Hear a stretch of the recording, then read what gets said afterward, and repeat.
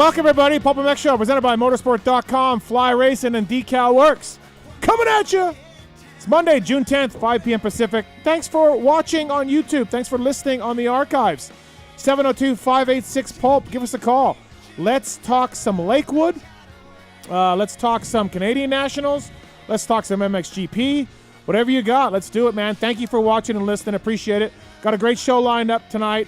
A couple of my dear friends in studio to talk Lakewood and more. And Chance Hymas will be calling in from Factory Honda. Hymas won the second moto at Lakewood. That's awesome. So we're going to have Chance Hymas calling in.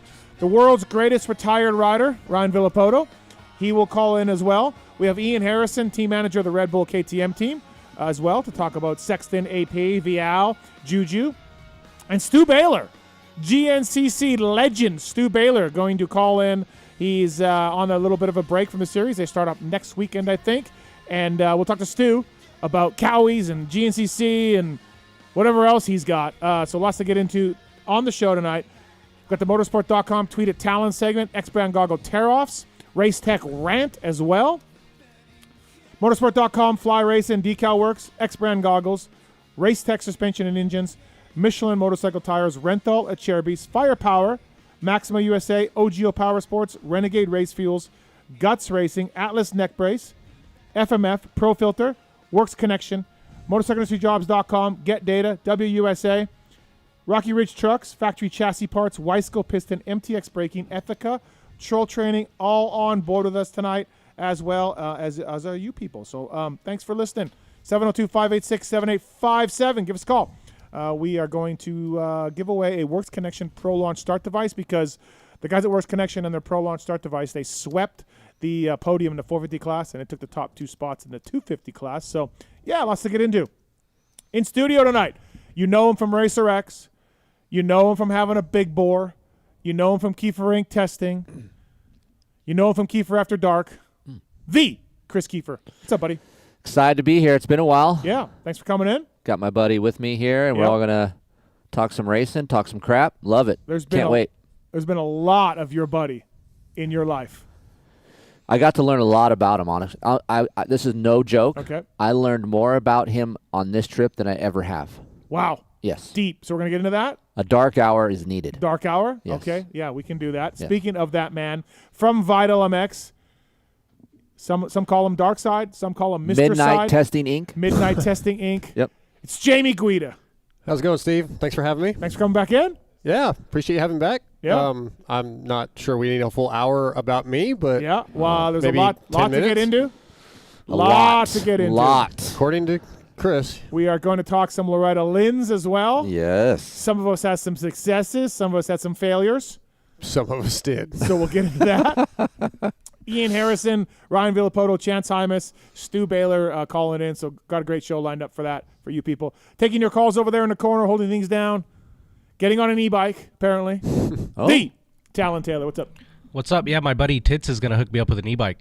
He's on vacation, I thought. He gave me his garage code. I have full access to his house. I think wow. he has a pool I'm going to Yeah. do some Keefer stuff in. I don't know. Yeah. It's going to be a good time. There we go. Also here, working the cameras, and Nick is back in. So Our I didn't know protege, about Nick. Nick until I walked in here. He's protege. Yeah. Yeah. He's like a Padawan. Padawan? Padawan. What's You don't know what a Padawan is? No. What is that? It's like an apprentice to a Jedi in Star Wars. Dark taught me something. Oh, yeah. The Travis Marks. What's up, Marks? How are you? I have no idea what they're talking about. Okay. Never seen them, but Okay. yeah, I'm here. Hi. All right. What's Thanks happening? Thanks Everything for having good? me. Thanks for coming in. Everything's good. And how do you feel about your Padawan? He's good. Yeah, okay. All right. Okay. I had to give him a look down to make sure, but yeah, All we're right. good. We are okay back there. All right, let's get into Lakewood. Listen, by the way, Lakewood Ride Day, PulpMX, coming up end of August, September. I was out near the track in the manager's tower watching the track, and I saw David Claybaugh. I saw Ben LeMay. And I said, this is the fucking prep we need right here. Yes. I don't want those jumps out there. We're going to knock those jumps down for guys like Mr. Side and I. But that track was prepped so great.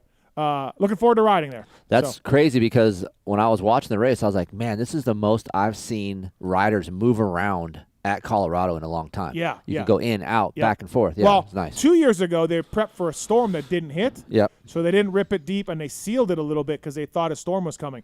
And that was the first time the riders were like, holy shit, it's not slot car Right. cross. But Keefer, you've ridden there. You go to Colorado. You have a vacation home in Colorado. And you've ridden Lakewood. Normally it's hard pack and Yes. not that much fun. It gets greasy. What the locals call Thunder Valley is the Glen Helen of Colorado. Right. So it's like they're so like, I don't gotta go. Yeah, Thunder it's not Valley. that great. But Yeah. I've been there Yeah. on days where they do a good prep. Yeah. And it's And some of the most fun I've had. We are going to have a good prep for the PulpMX ride. Yes. It is going to be great. Lots of elevation. It's a fun track.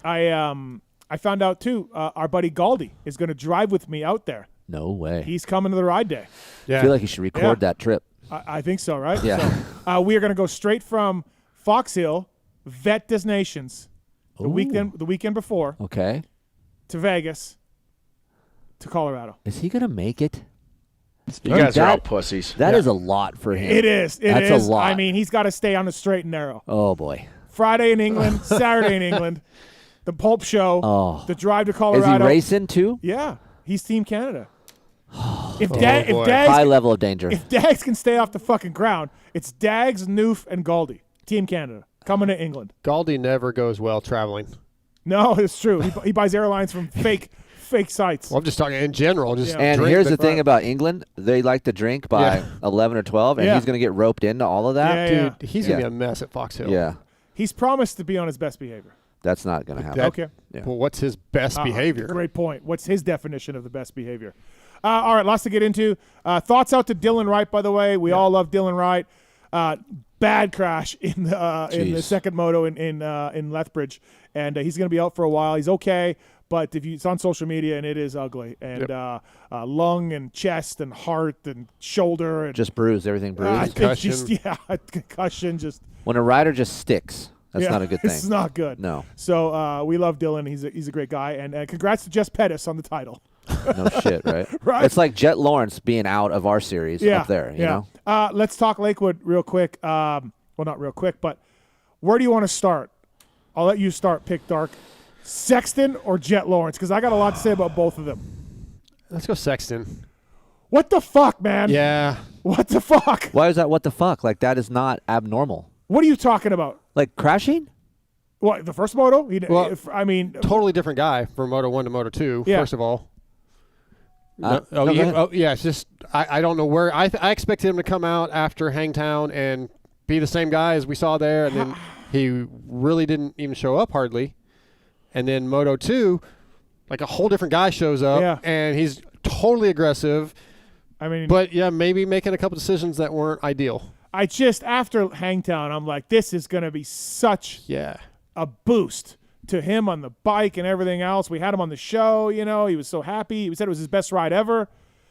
And like, look, did I expect him to go 1-1 at Lakewood? No. I mean, but how do 3 falls and 6.5 or 5.6 or whatever the hell he did. Like, God, that's got to be so depressing. Did you talk to him? And do you know, like, maybe he wasn't feeling well? I did not.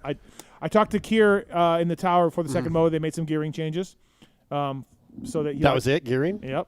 Okay. Was he on the same suspension spec as Hangtown? I assume. You can ask Ian Harrison. Yeah. Right. But yeah, man, that's got to be. He lost the red plate. It's got to be so depressing for him. Yeah, I would think he's angry, knowing how he kind of reacts. He had to be really mad at himself. Like that was just he's a little impatient. It was just impatient. Yeah, he was hauling ass. Yeah. And I think he just wanted to get off and get out front and take off. And he should have been a little more patient. It was frustrating. It's easy to say patience. Sure. But my view is like I watched Hangtown second moto. How many oh shit moments did he have? He didn't crash, right? He had a few. Right. Yep. So as riders, and most of them do this, okay, just being around these guys, there's degaff in these guys, right? Like I'm sending it down the hill. Okay, I didn't crash. So then now you feel a little bit of bulletproof, right? Like, hey, I'm feeling good. I'm just going to send it. And you're a little loose. You're a little careless. Maybe you don't feel the ground like you used to. And these things happen at time to time. And obviously, you guys know, Chase, we call him Giselle. Things slip, front end slips, does these call things. him Giselle. Yes, it's a beautiful thing to watch, and then it goes to shit at times. So there's nothing abnormal from what we saw in Colorado. It's just it kind of went back to, oh, here's that again, right? But, I mean, if you had said, hey, he's not going to do well at Lakewood, I would have said, okay, he goes 3-3 or something, you know? I mean, like that crash in the second moto, look, he was on it. It was great. It was really cool to watch. I would have bet on him winning that moto and gone 6-1 on the day, and then you would have been like, well, you know. Right. First moto, like, he's got to tighten it up again. Yeah. But, I mean, to crash the way he did, like, enforce it like that. And where he clipped that little double. Yeah. And then, I mean, I believe there was a little rut berm on the inside first moto to catch, and I think maybe he was thinking he could catch that. Well, it was gone from the track prep between, done whatever they did to the track prep. But he had a parade lap, of course. But I think sometimes, like when I was watching that, a lot of these guys, when they're going inside doubling up, they kind of landed on top or kind of stuck. Stuck it a little bit, right. And he almost buttered on the downside, and then he just lost it as he's going down, right? I mean, if you're Hunter, you're like, holy shit. And it was early in the moto, right? So it could have been a little bit wet. Yeah. So. Yeah. It's got to be disappointing, though. Just absolutely. But to Chris's point, and Michael Lindsay and I were talking on my show last week that all those oh shit moments, a lot of times he would have had a crash, right? And he kind of got away with a bunch of them. So maybe it was, I don't want to say luck, but it was kind of lucky that he didn't eat shit last weekend a few times. You just stole Mr. Keefer's point. Yeah, guess so. That's just it. These guys, they're so good, and what makes them so good at times is they don't care, right? Yeah. Most of the guys that are just down from that, they care a little bit more, and they back it down. Or if you're older. Or if you're older. Yeah. And you are not up to par about thinking through things when you're that fast, and I think just shit happens sometimes. When you're going that fast, shit just happens. Yeah. And he got lucky, honestly. If that wall wasn't there, the crash would have been worse than what it is. Would have kept going. Yeah. It's got to be. I mean, whatever money you want to put on him making at least a podium at Lakewood, I would have put the money down. 100%. I just would have been like, this is it. These guys are such mental, fragile little flowers, these riders, that I'm like, this is going to give him so much boost. Yeah, he needed that last weekend, and I thought it would roll over. And honestly, I don't think this hurts him that much as far as mentality. Yeah, I mean, he has the ability. Yeah. Like, because how many times has he done up and down, right? Mm-hmm. Yeah, but I'm just saying, like, just points, losing the red plate. Like, like that part of it. Like, how many is he out? It doesn't hurt him from winning High Point. No, like he could easily go win, but you can't lose points like this, and Yeah, last weekend was a big opportunity with the way Jet rode and getting that points gap. Yeah. And, then kind of. But then, okay, so flip the conversation to Jet, which is what I said off the top. Even if Chase does do what we said and goes 1-1, it looks like Jet would have went 3-2. Yeah. Do you know what I mean? Let's just say that Chase had a perfect day. As wounded as Jet was, from what I heard during the week, he didn't really show that this week. I actually bet $20 that he would not win Lakewood. Lost $20. I'm going to try to collect it off Chase. Okay. But I thought, just from what I've been hearing, he had to do some riding, he had to do some testing, but it wasn't great. And later in motos, I was told that shoulder is going to hurt. Okay. Well, look what he did. Yeah. I mean, whatever percent you want to put on him, he wasn't 100. No. Whatever number you want, and this is what he did. He won. He's good, man. But barely. Yeah, but okay, so he's just going to have another week of healing and then another week off after High Point. But it's motocross. You never know, just like what we saw in Hangtown, right? I guess. And that just keeps building his confidence, too. He's like, well, I'm hurt, and I'm still like, right whatever time was in the moto, 20 minutes in when he went from third to first, say it was around 20, I think. Yeah. Maybe a little longer. That shoulder was barking, it was sore, whatever. And then he's just like, I got to get Hunter, and then I got to get J-Coop, and I'm gone. And, he barely held off Hunter, but I mean, again, we've seen Jet. He does what he has to barely get the win because it's all the same. Right. I was so impressed by him. Just that's the bottom line, I guess. I was so impressed by Jet. I mean, we've all been impressed by Jet, but fuck me, man. Yeah. Somebody emailed me recently and said, you're like all the media guys, like you're the hardest on Jet or the most negative about it. And it's not that I don't like Jet or like watching win. I don't want him to be that good. Like I don't want him to dominate. I don't want to see that again in our era. Yeah. And he just keeps proving that he really probably is the best guy out there. You got to just amazing. You can tell, like, just the way he was riding was a little bit different, just the way his body posture was on the bike. It looks like he was sitting down a little bit more. He was not aggressive, right? He was kind of just – yeah. But to do that, to not be aggressive and to sit down more and still just be riding in third – like, it honestly, no problem. And I'm sure you can ask all the riders that are around. It just doesn't make sense. Maybe you can ask Chance this. Like, he's around him a lot and watches him ride, and you can tell Chance has adopted some of the stuff that he does. But like, it doesn't make sense when you watch him live or on TV. It doesn't look faster, just what he does. Mm-hmm. And then you look at the times and the segment times, and it's faster, and you're like, I don't get it. It's unbelievable. And like the thought of them changing the bike, what we rode from Washougal, added parts or tried some new parts. Dude, that bike is amazing. Well, I was going to ask you that. So they went back to the old components. Yeah. Lars told us they couldn't. Then they found them somehow. You know how that goes. They probably looked around the shop or whatever. Yeah. It's probably gonna cause some ripples with Showa, because all these suspension. And I went through this at Yamaha. We took our good working KYB stuff off, and then went to these bell bottom KYB forks because I think they were the new and the greatest thing, and everybody hated them, and then we couldn't go back. Kudos to Showa and Honda for able to go back, but whatever, they just basically put on last year's suspension, and both Hunter and Jet said loved it, way better.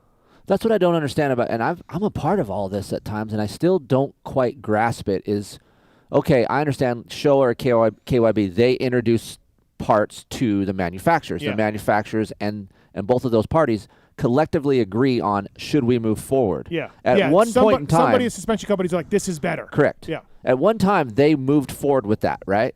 But why are they they're pigeonholed to certain things? Why are those older parts moving away? Why don't we keep those around just in case? And why is it a pain in the ass to come back to that? I don't know. When the bike itself had not changed. We had these KYB bell-bottom forks at Yamaha. What do you mean? Like, what is a bell-bottom fork? Don't you remember? You were around. I don't remember you're that. Old as fuck. The bottom. I don't remember that. The bottom of the upper tube was flared out at the bottom. Oh, I do remember. Okay, that's what they called them. I didn't know what they called them. Exactly. So, One. So we had these forks. Somehow somebody at KYB said these are great, and we put them on, and no one liked them. And the riders are like, hey, can we go back to the old forks? Because there's, 10 sets sitting right there in the suspension room. No, because it will look like you went to older stuff. But they're not for sale. I know. It's the stupidest thing ever. Right. So we had to run these forks. I think Chad eventually got his way. The Showa or the company saying, it makes us look like we don't know what we're doing. We tried to improve things. Yeah, and but we said it was better. Now it's not. But even that the example, that's on the exterior. Yeah. Whatever they're doing, they're on interior. The Lawrences, Right. you're not going to know anyway. You're not going to know any difference. So I don't know, but both Lawrence brothers are like, yep, great, we love this. And to be fair, like I talked to Lars a little bit about it. They tested before the season, and they did think this stuff was pretty good. It wasn't like they tested the new stuff and was like, oh, no, it's no good. Yeah. And Honda made them put them on anyways. They said, yeah, we can live with this. This is good. This is the direction we want to go. That's what I'm saying. Collectively, you have to have an agreement to go forward at one point. Yeah, but then I think you get deep into the outdoors and deep into motos, and you're like, Yeah. Or maybe it's better on the East Coast than out here on the hard pack. True, yeah. And they were saying it was a little bit more rigid feeling. That's what they're complaining about. And now they went back, and it's a little bit more compliant. Yeah. So and which makes sense now that I said the bike didn't change. What they're riding with is basically the 25 spec that we're all going to get as consumers, right? As far as the frame goes, I feel like they're adding that material that we talked about from the backbone. So maybe that's something they went to. Oh, did they do that production? Yeah, well, Ish? in essence, yes. Yeah. So maybe that's what they're trying to forecast later on. Hey, we should put these parts on for next year's bike. Maybe that was something. I had a deep discussion with Trey Kennard and Lars about starts. Okay. And I need to remind me later. Okay. I want to get into this with you. Can I if either of you know what this magic bolt is that Jet and Hunter were talking about? Did you hear any of that? No, I did not. Okay, so when Lewis interviewed Jet and Hunter about setup, they were talking about they found some magic bolt that they went back to, and I don't know what that meant. I didn't know if that's some secret code for something. Or That sounds like they were fucking with Lewis more maybe than anything, right? But like I said, they went back to their old suspension. Yeah. And Their old forks. Yeah. I know magic bolt, whatever, but there are different tapers of bolts and things that Yeah. could actually change a lot on the bike. There are, yeah. Yeah. There are. Especially if they're going through the engine and the frame. Yeah, but nothing just stands out to you that this would. It'd have to be a lower mounting bolt somehow. The thickness of it or the taper or something has to be that way, and that could give a rider more feeling. Okay. I feel like they're fucking with Lewis. It may be. I didn't feel that way. The only thing I know is they went to the suspension. These riders, after I did all these factory bike things, Yeah. and, us idiots want to know a lot of things. Yeah. And so these factory mechanics and these riders like to fuck with us. Yeah, but- because they know that we want to know all this shit. That sometimes the riders don't know exactly what they're riding because they're so used to riding such cool shit. They're just like, I don't know. right. Like, why do you guys care? Yeah. It's because we care. We want to know about them. Nobody's fucking with Lewis. Lewis gets all the respect. Okay, have you checked in with Lewis lately? Yeah, I talked to him today. Heat stroke? I didn't mention it. Said he was good. Okay. He's not actually. Yeah. You know Elevation? what? He's not feeling great. I know. Heat stroke. He's struggling. He's down. He's got this water in the media tent. It's 5-gallon jug of water, and he's just drinking it like a gorilla to try to hydrate. Like, he's really worried about himself going forward. Is this his every round, or it's just at elevation, or where? He had it at Paula too, and it wasn't even hot. Said he was. I think he was hot at Paula for sure. Fox. He's a pasty person. He's going to get burned. You can't blame where he's from. Right. Heat stroke is going to be a real thing for our guy. He's not feeling. My understanding is he wasn't feeling very good today during the Vital review show. All right. Chance Hymas. Oh, Chance is good. Keefer, you know Hymas really love well. Super Chunk, yeah. And got a first career moto win. Gone 7-second margin basically the whole time. Yeah. No problem. See you later. He led laps there last year. This year he finished the deal. Good for him. Yeah, it's unbelievable, man. especially where he kind of came from Supercross, kind of having an up and down year there, and from having good starts, being up front, to going all the way back to 10th and 11th with guys beating him at Supercross that should not. So arm pump, diet, all of that stuff kind of got fixed from what I've gathered. Mm-hmm. And, yeah, I mean, it doesn't hurt riding with the two best riders out there right now every day in and day out. And if you figure some of your small things out with your body and things, I think now we're just starting to see it. Chance Hymas coming up here on the show. By the way, 702-586-PULP. You got a question, give us a call. And like I said, we're going to give away a Works Connection Pro Launch Start device later on. I'll let Dark figure that out. But speaking of Dark, brought to you by the folks at Acherby's. At Acherby's USA. I believe they're sponsors of the Pony Pod? Not anymore. They Okay. don't advertise with Vital. Actually, they used to be. I do love Tallon and Brian Fullerton. Good people. You didn't bring it over to the show? Man, that's on Vital's ad department, and no, Acherby Tallon didn't really want to spend Lots any of more people money. want to advertise with Vital, and they're not getting back to them. Okay. At Acherby's USA. Easy. I'm not getting into that. Yeah. At Acherby's USA. Great company. Yep. And they sponsor a lot of teams and riders out there. They got a whole 3D bike build on their website where you can pick your bike and then pick the color of plastic you want and what it looks like and everything else. Super cool. Check it out at Acherby's USA on social media. Great plastic. And, yeah, man, whenever I build a project bike, I try to get Acherby's all the time. Always fits Great perfectly. stuff. Yeah. So Love their stands. Fork lug protectors can go fuck themselves, though. Chris hates my Acherby stands. You know I love Acherby's, but fork lug protectors can go fuck off. No, those are great. Those are fantastic. If they had been purple, they'd be on my bike right now. And I'm tired of Randy tagging me in those stupid fucking things that he does. Well, welcome to him tagging you more.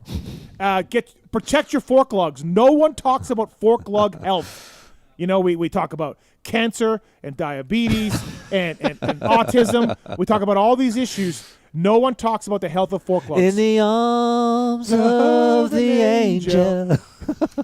You can get fucked. Protect your fork lugs. Please do. With the Acherby's fork lug protectors. They're great. I've got a set. Keefer got so mad when I showed him up with them one time. So at Acherby's USA bringing you Mr. Side. Nice. And also Decal Works, speaking of Kris Keefer, Decal Works bringing you Kris Keefer. If you want some graphics that Kris, I mean, you must go through a lot of fucking graphics. At your house. do. Yeah. Yeah. Sean, Ron, and all the boys at decalmx.com. Use code PULP24 to save. My guy Nick at Decal Works. Okay, yeah, Nick, too. Nick Wright, yep. He's a big listener of the show. Why you got to do that to Sean? Huh? Why you got to do that Why to you Sean? fuck Sean? I'm just because Nick's my guy. Why you got to fuck Sean over? I love Sean, but Nick's my guy. Okay. DecalMX. I thought you were a berm lord. Not at Vital. Oh, the Lord doesn't like it. Hey, man. What do you mean? You switch Not brands. the guys at Berm Lords too, I am the Lord. You know, the show is now So part you're of not a Vital. berm lord anymore. The Lord doesn't Decal like Works. this. Because I'm at Vital. So, you know, we use people who advertise with Vital. Okay, decalmx.com. Decals it is. Decals, yes. PulpMX24 is the code to save with Decal Works, bringing you Kris Keefer here. We're going to talk some more Lakewood. Deegs, 3 in a row. Oh. Almost a moto lead now in the points. Deegaf Deegs. Yeah. Deegaf Deegs.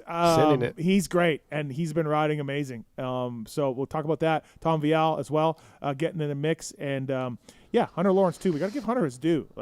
Dude. Now, he hasn't responded to the last 3 texts I've sent him to call in to this show. Yeah. So maybe we'll just move on without him, but he's got the red plate. Fantastic. Good job for Hunter. Doing a good job. We have Robert on one. What's up, Robert? You got a question for Kris Keefer? Yeah, hey, big fan of the show. I've been listening for a long time now. Thank you. So I worked at a dealership here locally in Washington for 15 years or so, and back in the early 2000s, I saw on sport bikes they started putting radial-mounted front calipers on sport bikes. And I always thought that was something that I would see transfer over to motocross. I was kind of curious if Keefer's ever tested anything like that, or saw any hints of that, or maybe knows why that didn't ever make its way over to motocross. So that came across one of our tests at one point, and it just got shot down before it even got put on just because of weight. Yeah, I think Yamaha had some too. Yeah. Same idea. They were worried about the crash damage, maybe? Are they more vulnerable to crashing or something? I didn't know that. They just, from what I gathered, they said the weight wasn't what they needed. So. I thought it was a crash damage thing there was talk of it with Brembo, somebody. I would assume be Brembo. Yeah, and it was, they said it would be, crash damage, I guess. Robert, this was years ago. But. Yeah, that makes sense. That was kind of my thought. That I don't think they stand up to bent rotors as well as a floating caliper does. Yeah. So. All right. That was kind of my thought. Thanks for the call, man. Thank you. All right. Thanks for. Cheers. 702-586-PULP. Give us a call. Darkside. Kris Keefer in studio here. And don't forget, if you have a question, email about Dark. I didn't get any. Oh, nothing. No one had anything. See, everybody's tired of it, man. No, they're not. Just move on. They're going to skip get this something segment. When are you moving to the high des? Is that part of the hour, or do we want to talk about it now? No, yeah, okay. We got to wait, all dude. right. There's so much to break down. We got a lot to get into. Holy shit.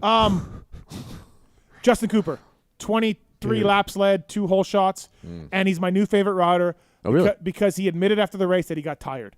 Yeah. These fucking guys never want to admit they get tired. I got tight. I got arm pump. Setup was off. Setup was off. Whatever it is, no one wants to admit they get tired. Right. Justin Cooper's like, yeah, man, I was feeling it by the end, and he needs 5 more minutes, which is fine. He can get to work at that and at the Goat Farm. So I appreciate him being honest, because Ouija and I do these re-raceable pods, and we go back and read cycle news stories. And dude, the old guys, Jeremy and Stanton and RJ, they're like, dude, I got so tired. Jeff Ward, I got so tired. Like they're just like, it's fine. Shit happens. Yeah, I mean, you're human. But not now in our sport. Ross, so superhuman now. Props to Justin Cooper for admitting he got tired, and Keefer, props for his riding. Absolutely. He's been doing a great job. They mentioned that in the broadcast that they talked to, I don't know, it was Coker or something, saying that, hey, man, he is getting about 24 minutes in. He gets a little bit gassed, and we're going to work on that. And then what was impressive for me is they said that the first moto, it was right around the 20-minute mark. Mm-hmm. For whatever reason, the second moto, he lasted about 26 minutes, so he was even better the second moto, which I would have thought would have went the other way. But it actually lasted longer, and if there was 4 more laps, he could have had it. He's trying to get that week off. That Coker talked about. The battle with Hunter, who's got the red plate right now, and was better than Cooper in Lakewood. The battle between Cooper, Hunter, and then we talked about Jason Anderson and AP. It's going every which way. Yeah. I'm kind of like, we know Jet and Chase are the guys. Well, fucking think Chase is the guy. And I'm kind of watching and feeling like, who's going to emerge here? And so far it's Hunter, but Cooper's pretty damn good this weekend, and AP was good at Paula, and Something to be noted too. I think he's getting some of the Gilly effect, and we always mention him from KYB, but Tomac's out, Webb's out. Gilly has some time to help Cooper a little bit more than what he normally does, and I think some of that is directly affecting his bike setup, which is, making him last a little bit longer, and how the bike reacts. And you watch the bike.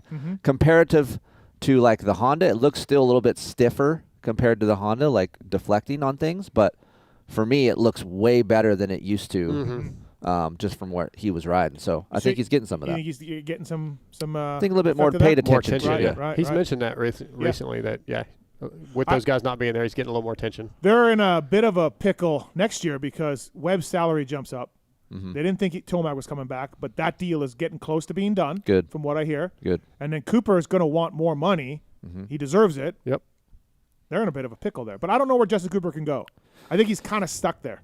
You don't think Cowie could have a 3-man team? No. No. I mean, have they ever shown any inclination yet to have one, right? They got Prado and they got Jason, right? Yeah. So. And I mean, we've heard how much more can Star take? Because I don't know, man. Yeah. We've heard other people maybe coming over there, too. Pierce is there. Max is there, right? They're losing Jordan to Triumph. They're losing Romano's just getting let go, we believe. Bennick's staying. Thrasher's staying. I heard another Star rider signed with Triumph, too, as well. I can't say that, but that's what I heard. Oh, you did? Yeah. Jordan? I'll tell you later. You hear this? I know this also, but yeah, it's not out there. I mean, you could listen to Moto X Pod show last week when we asked Jordan. Oh. Or recently. Well, no, recently when we asked Jordan's Jordan. going. I know that. Yeah. But he's saying another guy. Oh, another guy. Yeah. All right. Decal MX bringing you Kris Keefer. Cherby's bringing you Mr. Side here on the show. We do have the X-Brown goggle tear-offs later on. Marks, did we get those yet? Did you see? No, not yet. All right. That guy's slacking. Yeah, he's slacking. Typical. We'll get there when it's time. Mm-hmm. Talk a little bit about Loretta, as I talked about. Ian Harrison coming up right now. So Renthal, Red Bull KTM guys, use a Renthal along with Kawasaki, along with Honda, renthal.com. Get at your local dealer. You know the sprockets, bars, chains, grips. You're a Renthal guy now. I am. You are. So 672, Ben. 672? 672 cut to 802. What do they stock? 811. Oh. Too wide. Dude, ape hanger boy over here. I'm on 672s also, but they're not cut down. His bike's parked in my garage, and it takes up half the fucking garage. But, so yours are stock? Yeah. Yeah. So 811? What's wrong with 811? It's too wide. I mean, okay, I'll give you that. Like all of our, forever as a mechanic, I don't think I have a rider ever use anything wider than 805. 800s, 805s, that was in the mix there. Most of Renthals are 811, but they're over 800. There's a couple that are 800. Okay. But, all right. Yeah. Okay. All right. So thanks to the folks at Renthal. They got an inventory locator on there. If you want those purple limited edition, I bet you they're all gone. Actually, no, Motorsport's getting some in. Yeah, if you want the purple limited edition, motorsport.com is getting them in real soon. They're bringing you our first guest of the night. Speaking of Renthal, this team uses them. This gentleman's a championship-winning mechanic, now team manager. Ian Harrison. What's up, Ian? How are you? I'm good. How are you guys doing this evening? We're good. Thank you for calling in. And look, Ian, it didn't go well for you at Lakewood, but I swear to you, I went by in the morning before the race to ask you to come on tonight. It wasn't like, oh, hey, Sexton and AP had shitty days. Let's get Ian on. I swear to God, Ian, it's not that. I promise you. All right. Because it was, I wanted to get you on anyways. But hey, let's start with the positive. Tom Vial. Yes. Supercross title. He's right in the mix for this outdoor title. It's only the second year here, and things are going great with Tom. He's really reached a new level, and you got to be stoked with that, Ian. I am. You know, when I look back, I didn't know Tom too well until we started working with him just over a year and a half ago now. But, you know, when you look, and he really only started racing in the GPs in 2019, it's relatively short. To his rise in winning 2 titles and then winning a Supercross title. So he's a stealthy one, you know. He doesn't quite look the fastest all the time, but he definitely gets the job done. So it's been nice dealing with him, and I've seen his progression, and he's a really low maintenance guy, easy, and so I'm pleased with him so far. Did you? I didn't really. I didn't do any research on this question. Did you and Greg race his dad? Was he around then?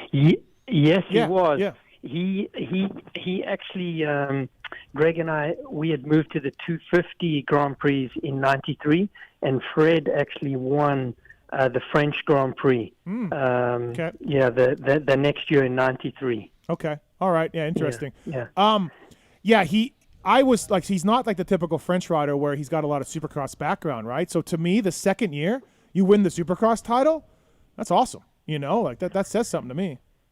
Yeah, I completely agree. I mean, it was quicker than what I thought, actually, and especially the way it started with him getting tangled up in that first turn and barely scoring any points. I honestly thought it was over, and I thought, okay, well, this will be another good learning year. But man, things change quickly and for the better, actually. Yeah, he's and he seems like a nice kid. I don't know him that well. I've only done interviews with him, Ian. Like not any, never talked to him like hanging out. But he seems like real friendly, really nice guy. You know, seems like he's easy to work with. Yes, no, he's definitely easy to work with. He knows what he wants, and and they keep to themselves. You know, it is always tough when you move to a country and the language is different and the culture is different and everything. So, but he's been first class with us. Awesome. 702-586 You got a question for Ian Harrison, team manager of Red Bull KTM. All right, Ian. Like you were on top of the world at Hangtown, and everything was great. And then this weekend, chasing the early in the second moto was impressive, but not great day for him or AP there. I guess Ian, you know better than most. It's the highs and lows of our sport, right? Yeah, it's definitely a roller coaster. But I always have to remember that there are a couple factory teams out there that all have good riders, and they're all competing for the same thing, to win. Mm-hmm. So you're not going to win every day. I know that Honda have been really good here for a while, and it's definitely frustrating for us to see them beating us every week, but they've been good, so we've got to get there. But overall for this weekend, I know things weren't perfect, but whenever you leave a race and the guys are healthy and they can race the following weekend and you scored points and everything, then I always take that as a positive. Chase has been open about his struggles, maybe more so than you guys would like over there at KTM with the media, and there's been some ups and downs obviously in his first year on the team. Have you been happier? Like obviously Lakewood's a different story, but generally speaking, Ian, have you been happy with the progress you've been making? Have you been seeing the light, let's say, and seeing things move forward and trending towards more positive? Yeah, I would say from about the last 4 rounds of Supercross, we seem to find something that would stick, and we've steadily built on that a little bit. And I'm sure there's a lot of people out there thinking, how can it take them that long to figure things out? Yes. But it's not as easy as what you would think, and you start in the off season and everything seems okay, and then just before you start, you ride with a couple other guys and you're like, oh yeah, we're way off. And then that's when you start redoing everything again, and it takes you a while to crawl out from underneath that. But and that's where you need strong people to really be able to handle it, because it's difficult at times. But I've got a good group of guys, and I was really proud of them. They never gave up. They kept fighting, and in the end, I think we were pretty solid, actually. Does he remind you of anybody you've worked with in the past at all, Ian, either as a mechanic or obviously in your crew chief role / manager role? Like, does he remind you of anybody?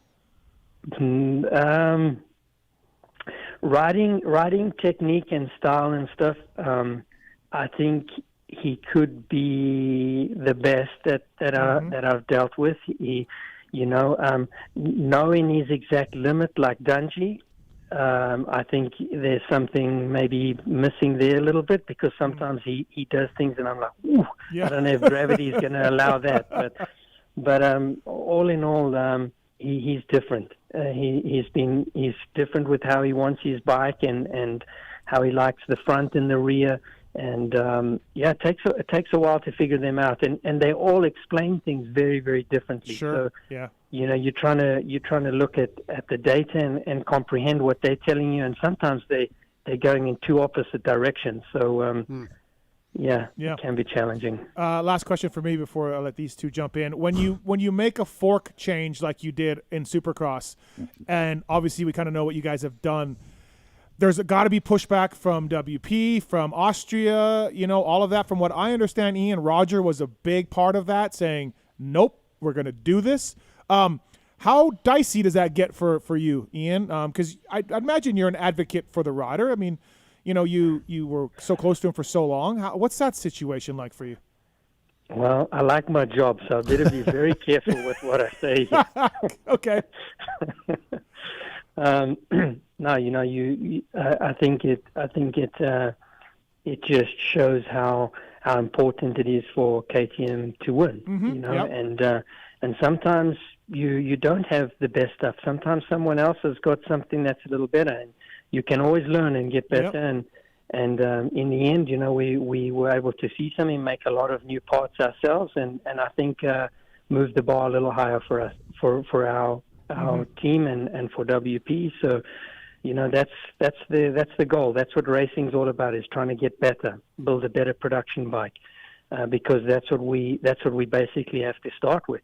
But luckily, in the 450 side, suspension is open, and you can try a lot of different things. So yeah, I was on I'll leave it at that. Yeah. Listen, I was on some teams where things like that just got shot down and never talked about ever again.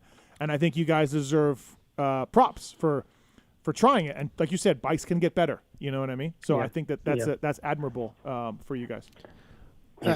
Yeah, I want to stick with that line of questioning, and I don't know how much you want to get into it, but last year it sounds like Cooper Webb wanted some things that he was told he couldn't have, and now this year you guys are more open to that. What changed? What allowed those options to come available? Well, with Coop, I wouldn't say we didn't allow him. You know, with Coop, we tried many things.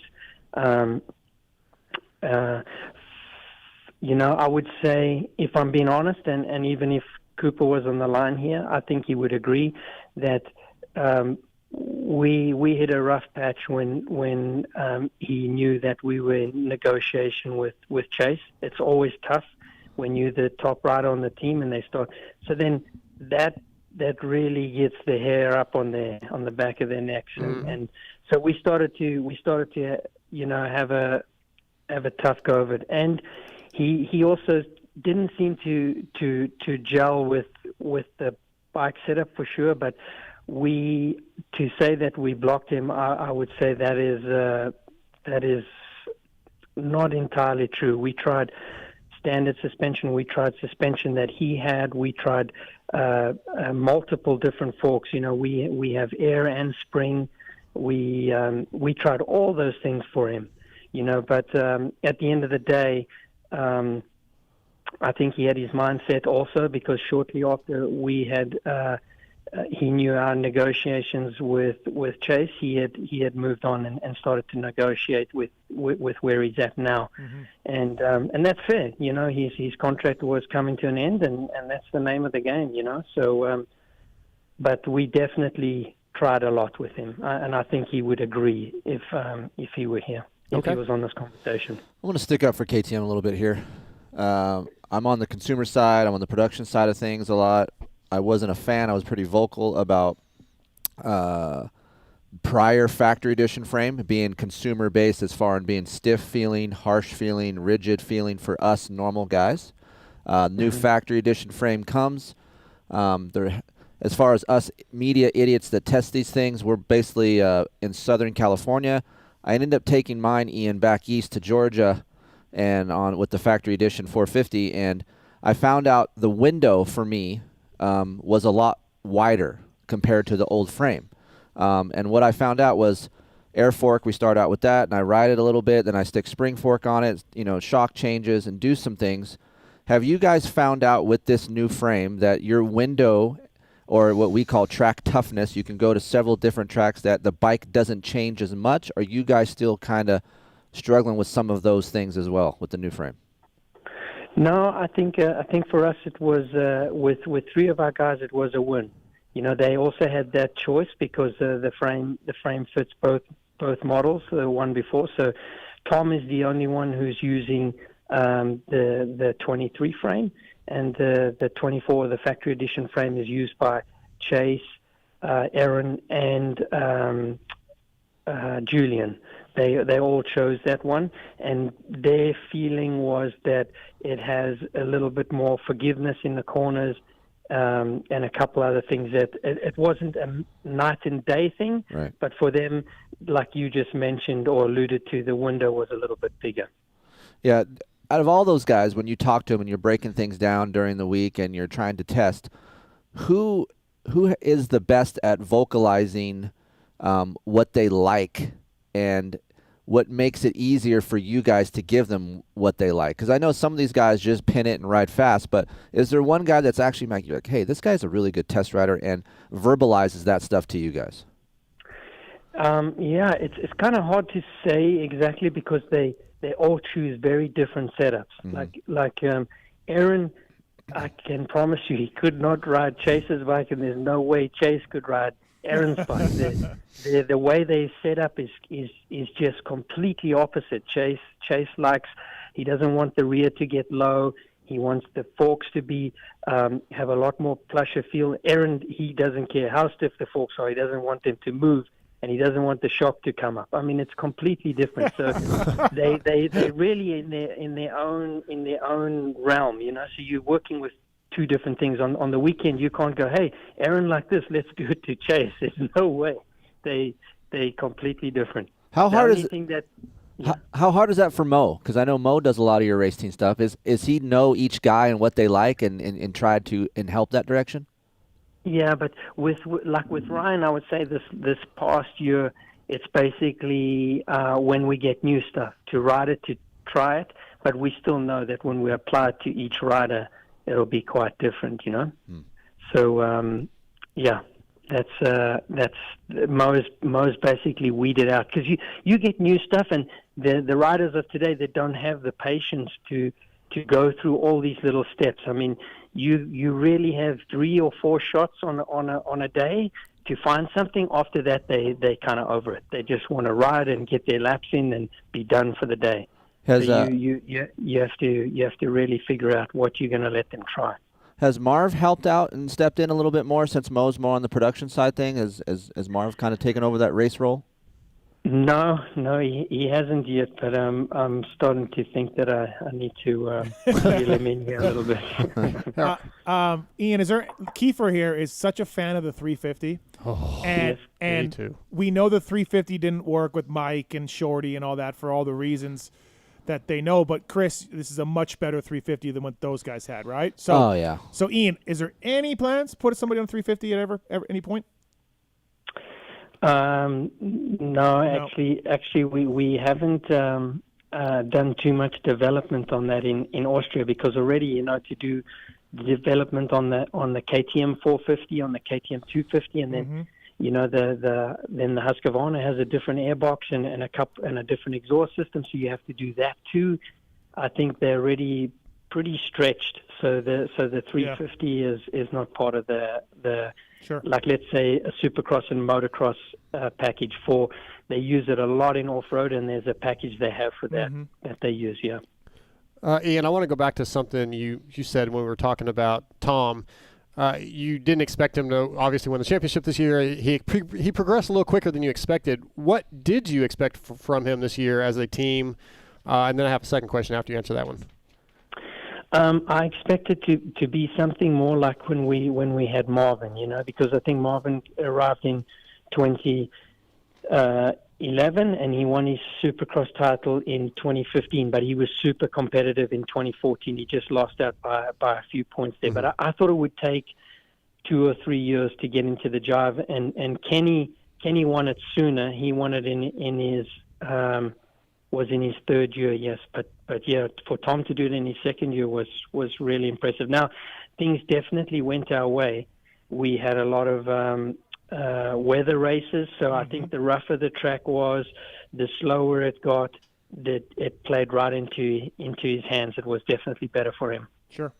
And then you also mentioned when riders come over from the GPs, it usually takes them a while to adjust. And I've kind of noticed that Tom and Chase have a very tight friendship. Do you feel like that relationship and that bond they've developed has helped Tom adjust quicker? For sure.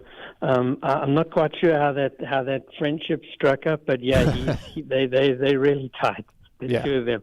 But it definitely helps if you ride with someone that's that good, and you watch them and you're seeing what they're doing. You can only learn, So definitely a big help for him. Renthal.com bringing you Ian Harrison on the show. We got a question for you, Ian, from caller line 5. Luke, what's your question for Ian Harrison, Luke?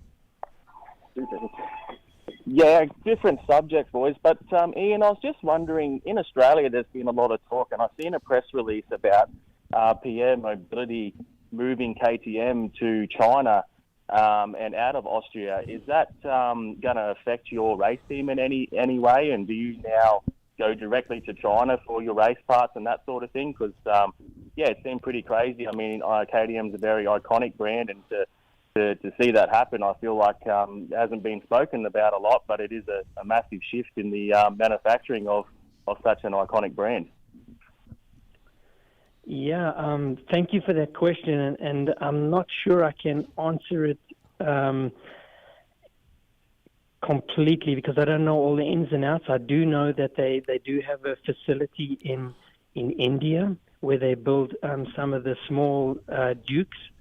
And I know that they do have a plant in China that they're doing some work on, but I'm not sure exactly which models are getting done there. But I know in Austria they were pretty much maxed out for the amount of bikes they could push through their production line. And the facility in Austria is quite unique because it's in this little town, and as the company has grown, they kind of buy farmlands out around the little town. So it's not all together, like you have to drive from one spot to another spot to another spot.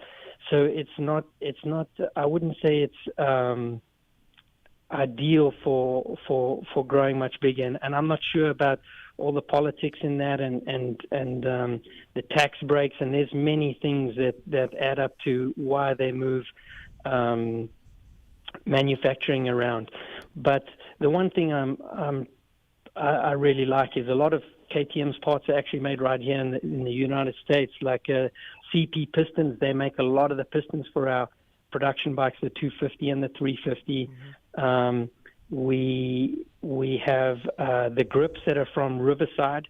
So yeah, they have some pretty cool things that are even just made right here in the United States. Thanks for the call, appreciate it. Ian Harrison on the line. Ian, how much longer do you want to do this for? You've done so much in the sport. You obviously championship winning mechanic with Albie and the GPs. You move here, mechanic / crew chief. You moved to Suzuki to KTM. Now you're team manager. How much longer you see yourself doing this? Yeah, that's a good question. I don't know. It's been my first year was 1991, so man, it's a long time ago. I was just a little kid, but I suppose I've been super blessed to be able to do something that I really love, and to start at the very bottom and then and move up and have Roger as a mentor who really helped me to the position I'm in today. It's been amazing, but I don't think I'm going to go as long as him. I'm not going to be 80 years old and still going to the race. Yeah, it's incredible. Raj is I talked to him at I saw him this year and I said, Raj, how many air miles you got? And he's like, oh, I fly different airlines now all the time. I don't really know, but he's like, I lost millions when what was that old airline? TWA folded, Raj said. So. Yeah, but Raj used to fly Pan Am and all kinds of things that have been gone for 30 years already. Yeah, exactly right. Hey, Ian, what did you make? I got a couple questions about the tracks in general. What did you make of the 9-whoop, no dragon back thing instituted in Supercross? Kind of like to a lot of riders' surprise, and many riders I talked to weren't happy. And then what do you hear from MX Sports and on track prep, and where do you stand on that? Like Keefer was talking about how we've seen some great prep to start the year at Hangtown and Lakewood, like able to move around and not so wet and ripped. So I guess give me your thoughts on that, and then also the 9 whoops in Supercross. Okay, I'll start with the 9 whoops in Supercross. I think that for teams, it's nice to have something that you know is going to be there, like a triple jump is, whatever it is in feet. For 9 whoops, I think it's good, but I think it should vary. I think they should have it like 11 to 9. So sometimes you can't just jump it evenly every single time. Yep. And so I think there should be a little bit of a variance, but it's nice to know what it is for when you're testing. I think you can definitely gain. Everyone can, and then in some ways it does help guys that aren't as good in the whoops. Like I was astounded about how many times Justin Cooper would jump through the whoops and have the fastest lap time. Yeah, it was pretty impressive. So it opens the window a little bit for other guys. Like guys that can't or struggle to blitz them a little bit can jump them and just be as quick, but I don't think it should be the same every race. Okay. And outdoor track prep? And outdoor track prep, I think this year what I've noticed at the first 3 is not as deep, quite dry, and pretty fast, I would say. Yep. So do you like that? That would. One thing I do agree with Roger on is they seem to have removed most of the off cambers, and I think off cambers is such a difficult turn, and it really needs rider skill and ability. So I think we should have them. That's what motocross was about, more of a natural terrain. But we've moved away from that and more to building a track, But that's just my opinion. Sure. Ian, we haven't really talked about Aaron Plessinger a ton yet. He also has made a big step this year. Having a rider like that, I would think any manufacturer would love it with the fan base and his personality. But then now he really seems to be improving his results and becoming one of the guys. So just, talk about having AP on the team and what a rider like that brings to KTM. AP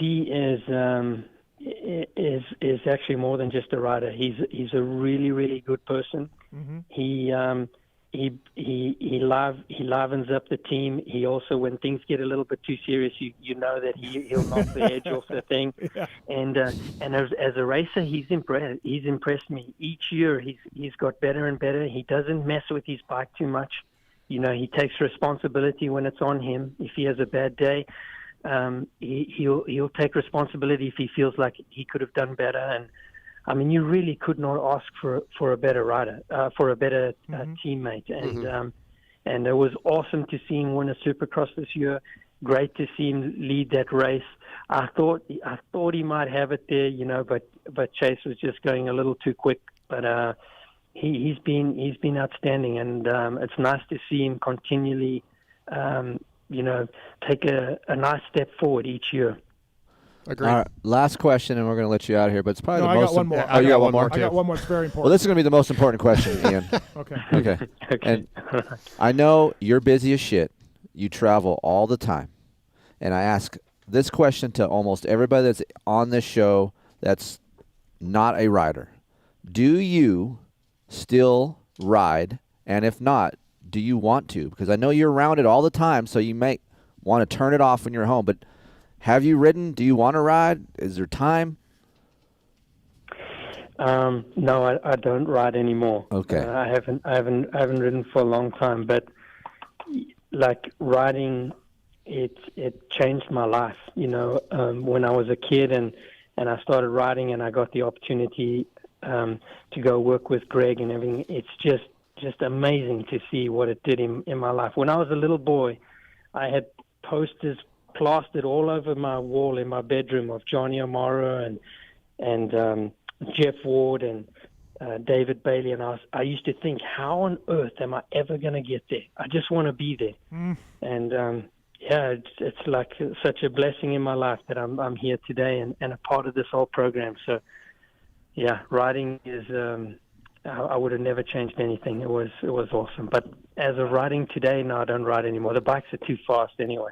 Well, there's a man that next to us in the studio that riding has changed his life, I feel like. You know? Yeah, I agree. Yeah.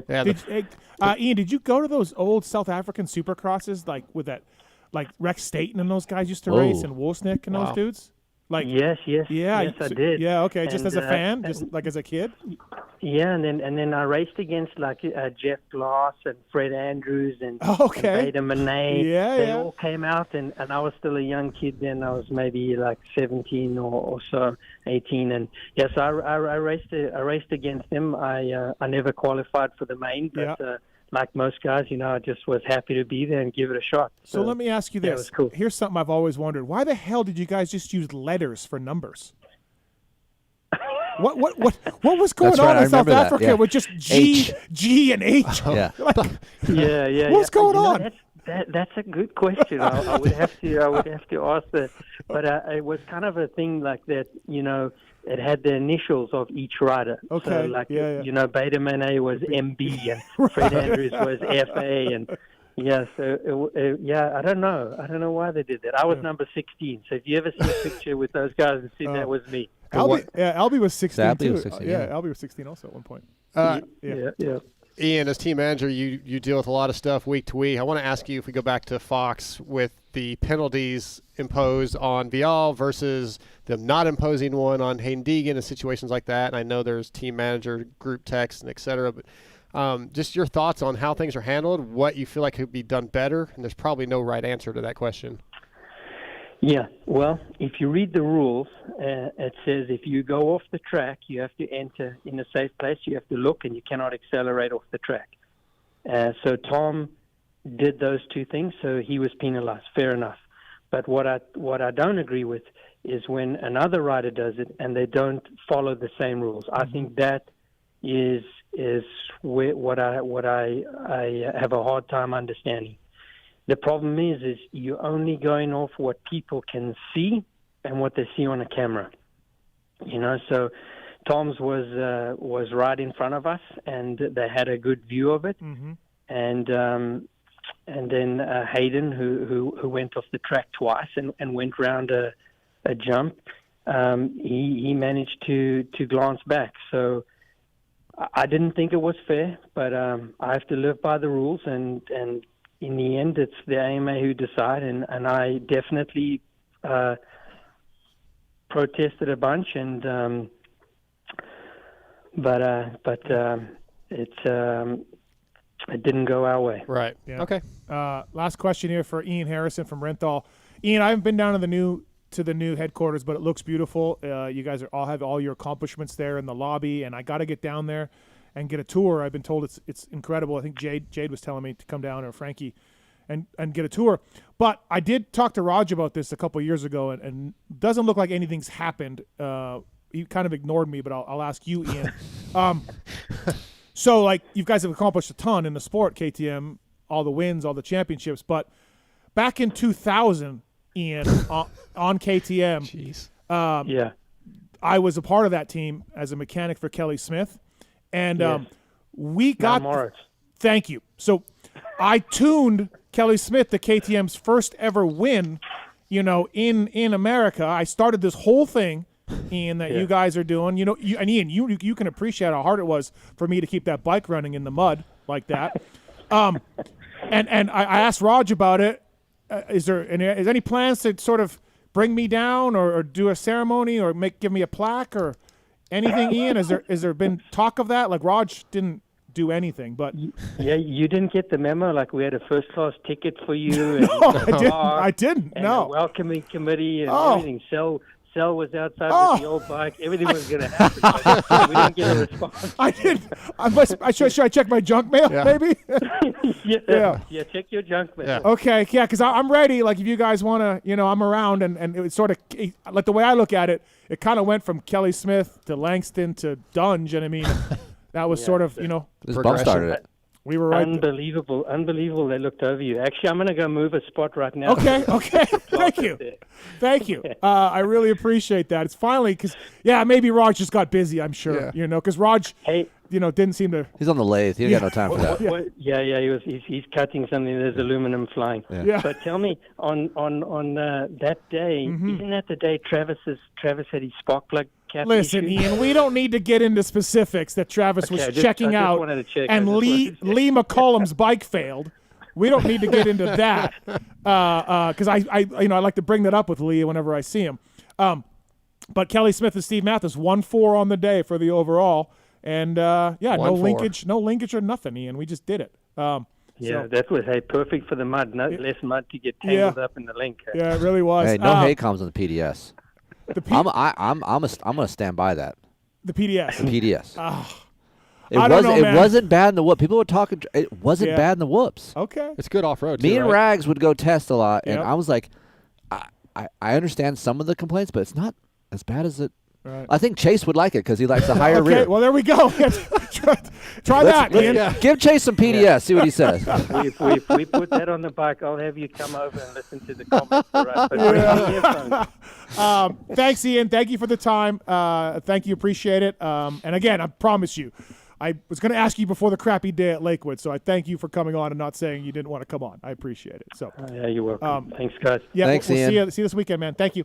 All right. All right. That's Ian Harrison, everybody. And Stu Baylor coming up right away here. And quick question for Keefer from Mike. Mike, go ahead. What's your question for Chris Keefer?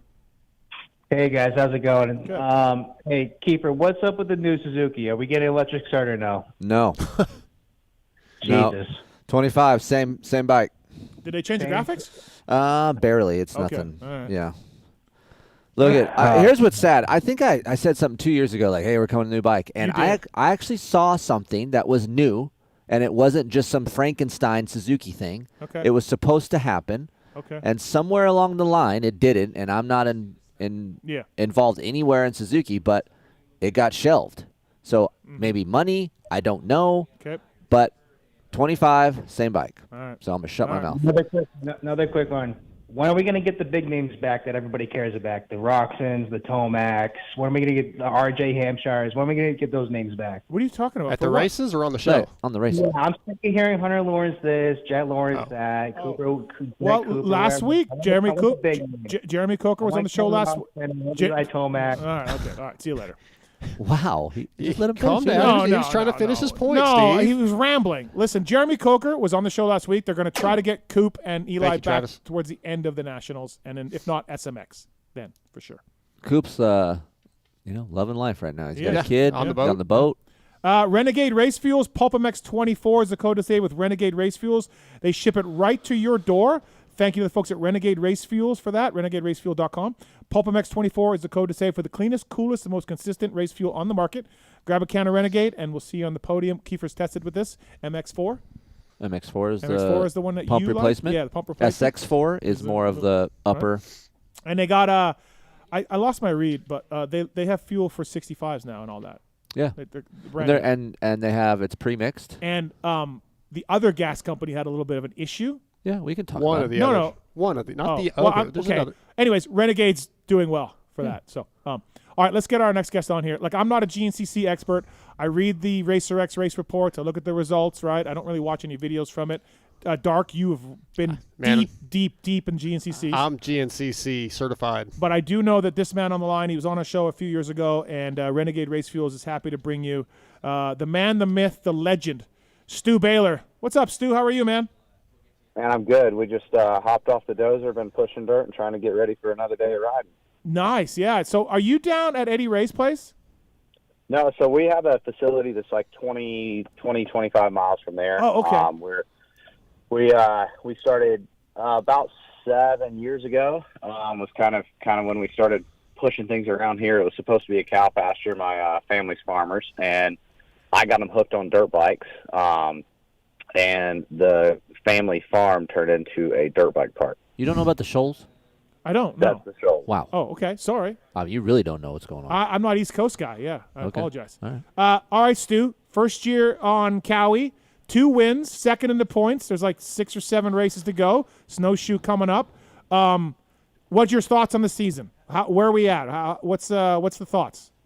Man, it's been good. Obviously, my plate's full. You know, between the Shoals, running the race team, and still trying to race, the plate's full. But I've always been the type that whenever you bite off more than you chew, you just keep on chewing, and sleep's for the weak. So at the end of the day, I think for you know the racing aspect of it, given all the other circumstances, I feel like I'm having a really good season. Okay.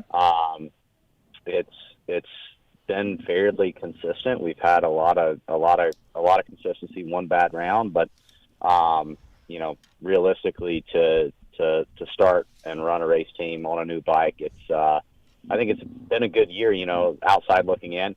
Me personally, I feel like I could be better. Mm-hmm. You know, I've just missed the mark a few times.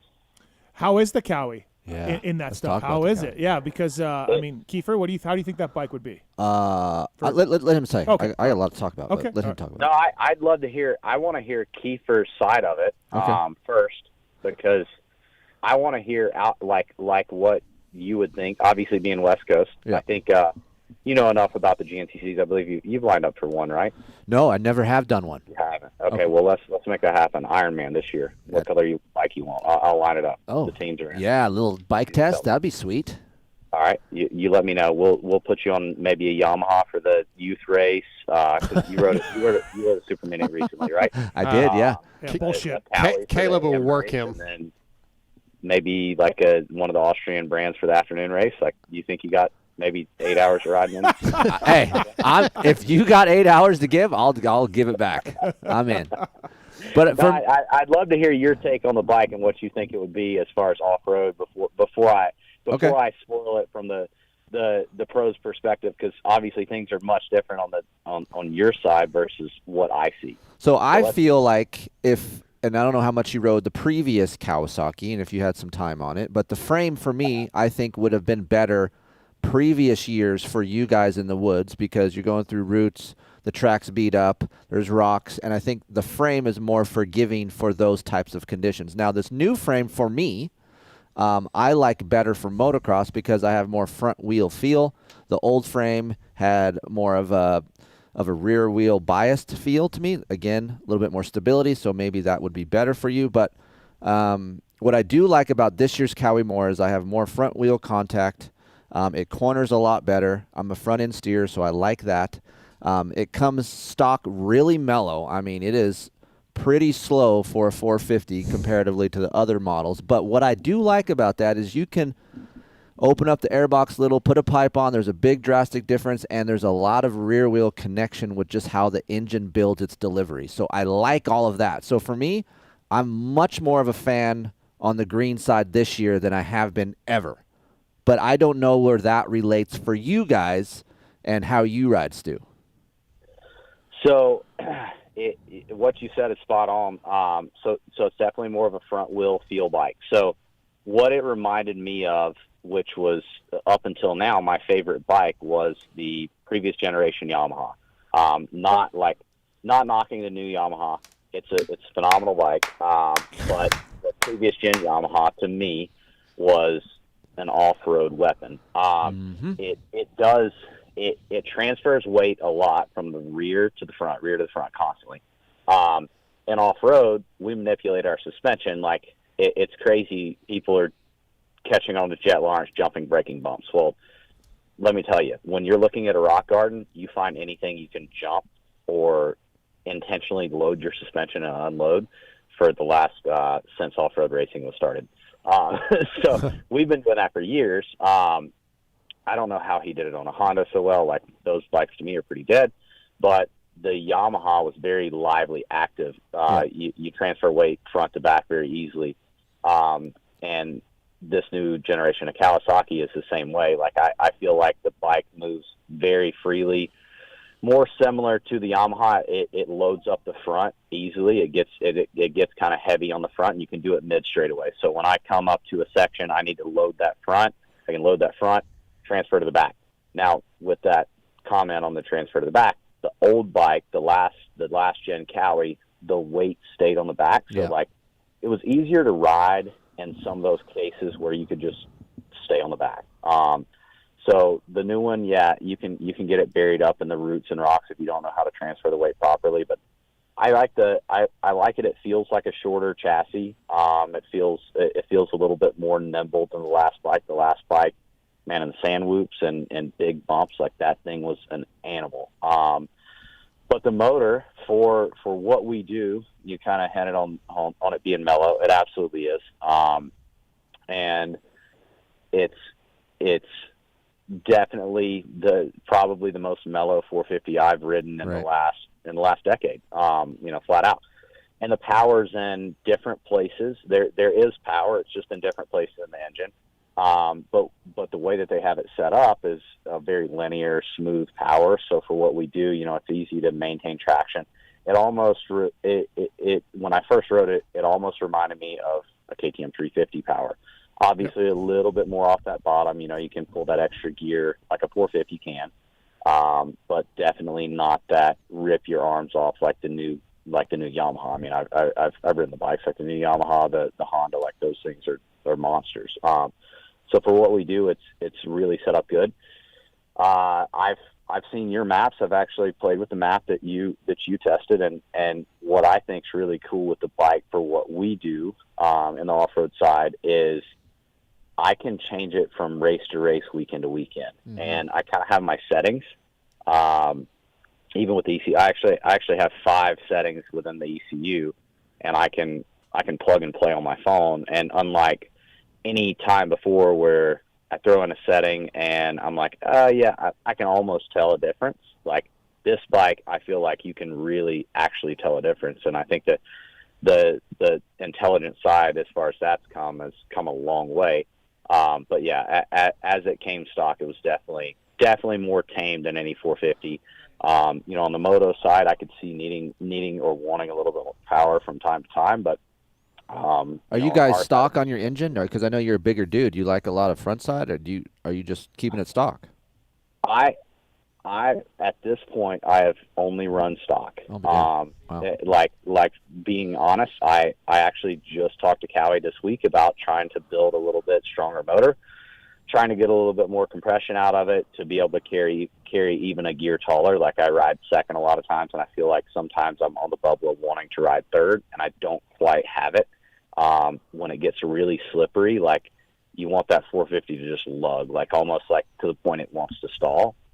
And this bike just won't quite carry it like the old ones in certain conditions. But I want to try it. Like, not that I'm not happy with it now, just to, if nothing else, eliminate it. But the power for what we do, like even being a bigger guy who's definitely a power hungry guy, like even on the Yamahas, I was the guy that wanted more power. And like, we all know how strong those engines are. Like I was that guy, like give me more. So, this bike is completely polar opposite from that. And I've been happy with it and just kind of wanting to play this summer when we have a few weeks off to just see if a little bit more power would help or hurt. But overall, and this is not me just saying like, hey, I'm on a Cowie and they're helping me out.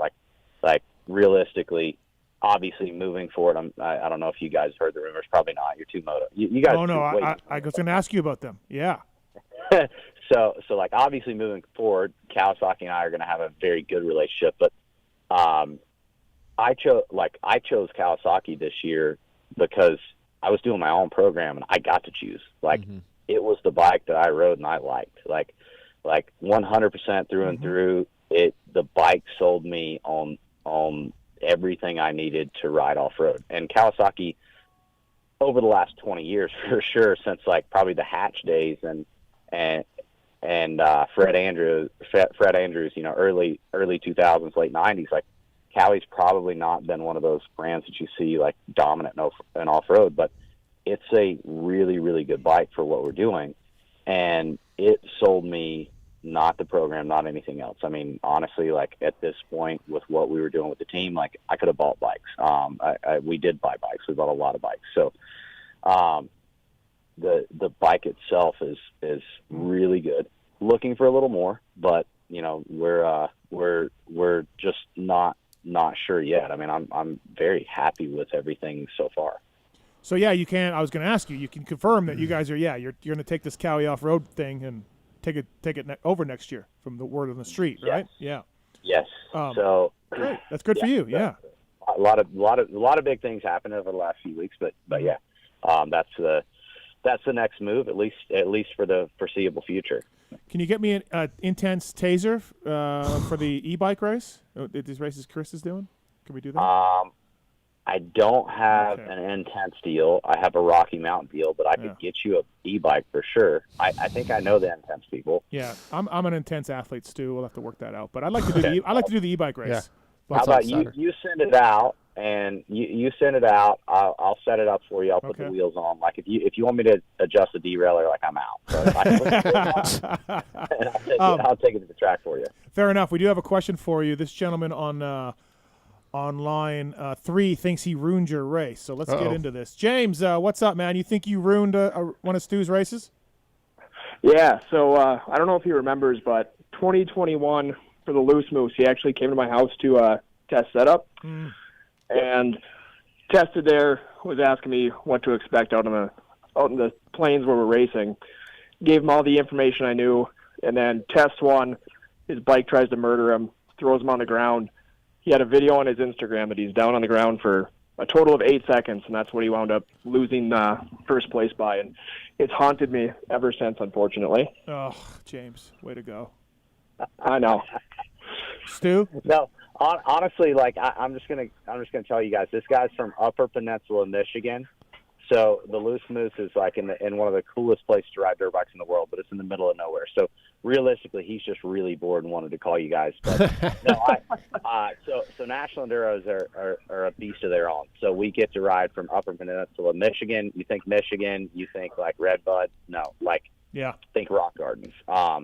So where they are, it's rock gardens. You also get sand. You might get black dirt. You may have swamp. You may have mud. So we with the National Enduros, we always try to find somebody local, and not that was all on me. I miscalculated. I'm just stoked that it was on video, and yes, I did lose that race, but I'm just happy that you let us come over and ride.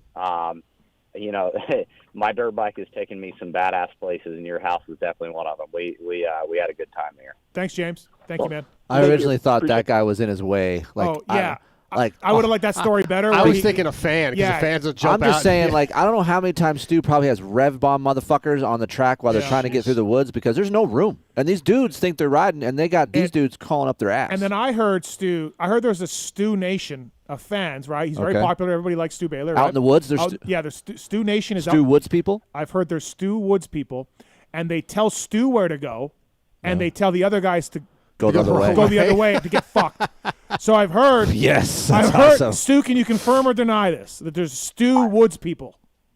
I'm not going to deny that. Okay. But I can confirm this. Yeah. Okay. All right. I did. That was not on air at least. Yeah. Thank you. I heard. Yeah. There's a whole like, they come out of the woods and they're just. That is awesome. They're there for like Stu. the What Monster. If I was ghillie suits. If I was this. Go ahead, 2 sir. or 3 beers in their back pocket and a beer in their hand, and that's my people. Yeah, those are your guys. I feel like if I was a Stu fan, I would wear like Johnny orange shirts to make them think I'm a Johnny fan, but really I'm a Stu fan and help Johnny, but actually hurt Johnny and tell him to go the other way. Okay, all right, fair enough. Go ahead, Dark. You just open up a can of worms. Like I'm just saying, if my fans, and I know my fans are listening in right now, like. They are currently printing shirts. That's awesome. Stu, you mentioned first-year team with the Rocky Mountain Red Bear Kawasaki team and getting factory support next year. But when this thing started, I don't think your expectations were for it to happen this quickly. We talked about this recently for Vital. But just I guess all the things that you had to learn, all the different responsibilities, you talked about having to juggle those things. You also mentioned needing to get a team manager for next year and some new mechanics. And first of all, I was just thinking, Steve. Oh, I mean, you're available. I mean, you hadn't done GNCC. You're a former mechanic. I did. You want to help? I rode 2 GNCCs. I never want to go back. Oh, so you don't want to wrench for No, Stu? it seems like it would be really, really hard to do. Okay. Wrench or ride. Yeah. But actually, my question is though, I think when this team started, if I understood right, like you really just kind of wanted to have a 3-member team and ended up with 7 members, counting yourself. Damn. How did that happen? Yeah, so it was kind of crazy. Like, obviously with the support of Rocky Mountain comes contracts. Contracts mean you got to have certain people. So, we started out trying to do our contract obligations, and then it was kind of just luck of the draw. I had some guys come in and say, hey, like, we're interested in running the GNCCs. Is there any interest in support? And kids from Missouri and New England that hadn't run the GNCCs before, and I'm just trying to find, the next Ben Kelly or Josh Toth or Johnny Gerard, like, kids that came in kind of late, honestly, and when they got to the GNCCs, they bloomed after a few years. So, it grew a lot faster than we expected with some really good riders. We've got kids that are top 3 in the A classes across the board, and leading some championships, and it definitely grew differently than we saw it happening, and even taking this place with Kawasaki moving forward, like. This was something that I hypothetically had in like a 5-year plan, not a 1-year plan. Right. So, yeah, like, you mentioned the team manager. Like, I've been racking my brain on who it could be, and like really evaluating these guys and trying to figure out like who can it be. And like, I've got at this point, I'm like between 2, and one is I have to say it. Like, it's weird, but I'm going to say it the way that I know it. It's Ryan Cepez. It's Ryan Side. So. Oh, yeah. No, that's cool. From all the ISDs, they call him Ryan Cepez. So I'm going with it. But so, like Sipes, I feel like the dude ran his own program. He's a current racer, which, you know, like, nothing against Steve. Like, he's old school. And old school is badass. That's how I am. Old school worked. And Ryan, I think, is the same way, where it's like you just get gritty. And I think everybody probably on the show is the same way. But we are dealing with a generation of pussies. Yeah. Well, you had mentioned to me that you felt like the GNCC was kind of stuck in the past with a lot of team managers being ex-riders that are – everything's been done the same for years. So I was wondering if you would want to find somebody, it would make sense, that would maybe go about it a little differently. Yeah, I feel like being a current racer right now, like with all the changes, I mean, because like obviously Ryan and I have talked about this, like what made a great racer 5 years ago even, or, you know, especially 10 and 15 years ago is not the same as what it is today. Like now it's like, how much can I tailor my program to you? Like not can I give you the best bike, not can I make sure you've got the guys in the woods, not can I have the best pits, but how much can I tailor my program to you? And it's the way of the world. Obviously, you know, we can talk about it till we're blue in the face, and I can't stand a lot of the things that are happening in today's world. But the reality is we have to change racing, and it's kind of happened with Supercross. Like, you know, practice bike mechanics have been a thing of the past in Supercross. Like, we don't have those in off-road. Caleb Russell's crew does. The Ranch Russell, the KTM group, between Husky, Gas, KTM. So, like, to me, it's how can we tailor to you? And that's some of the stuff that yes, there's major benefits. So you know, obviously being a part of the Shoals X, being a co-owner here, I've got a 2,200 square foot gym. I have a shop. I have the riding every day. I have 50 campsites. I have tiny houses. I've got all of that. What I don't have is the practice bike mechanic, somebody to feed these kids and essentially wipe their ass.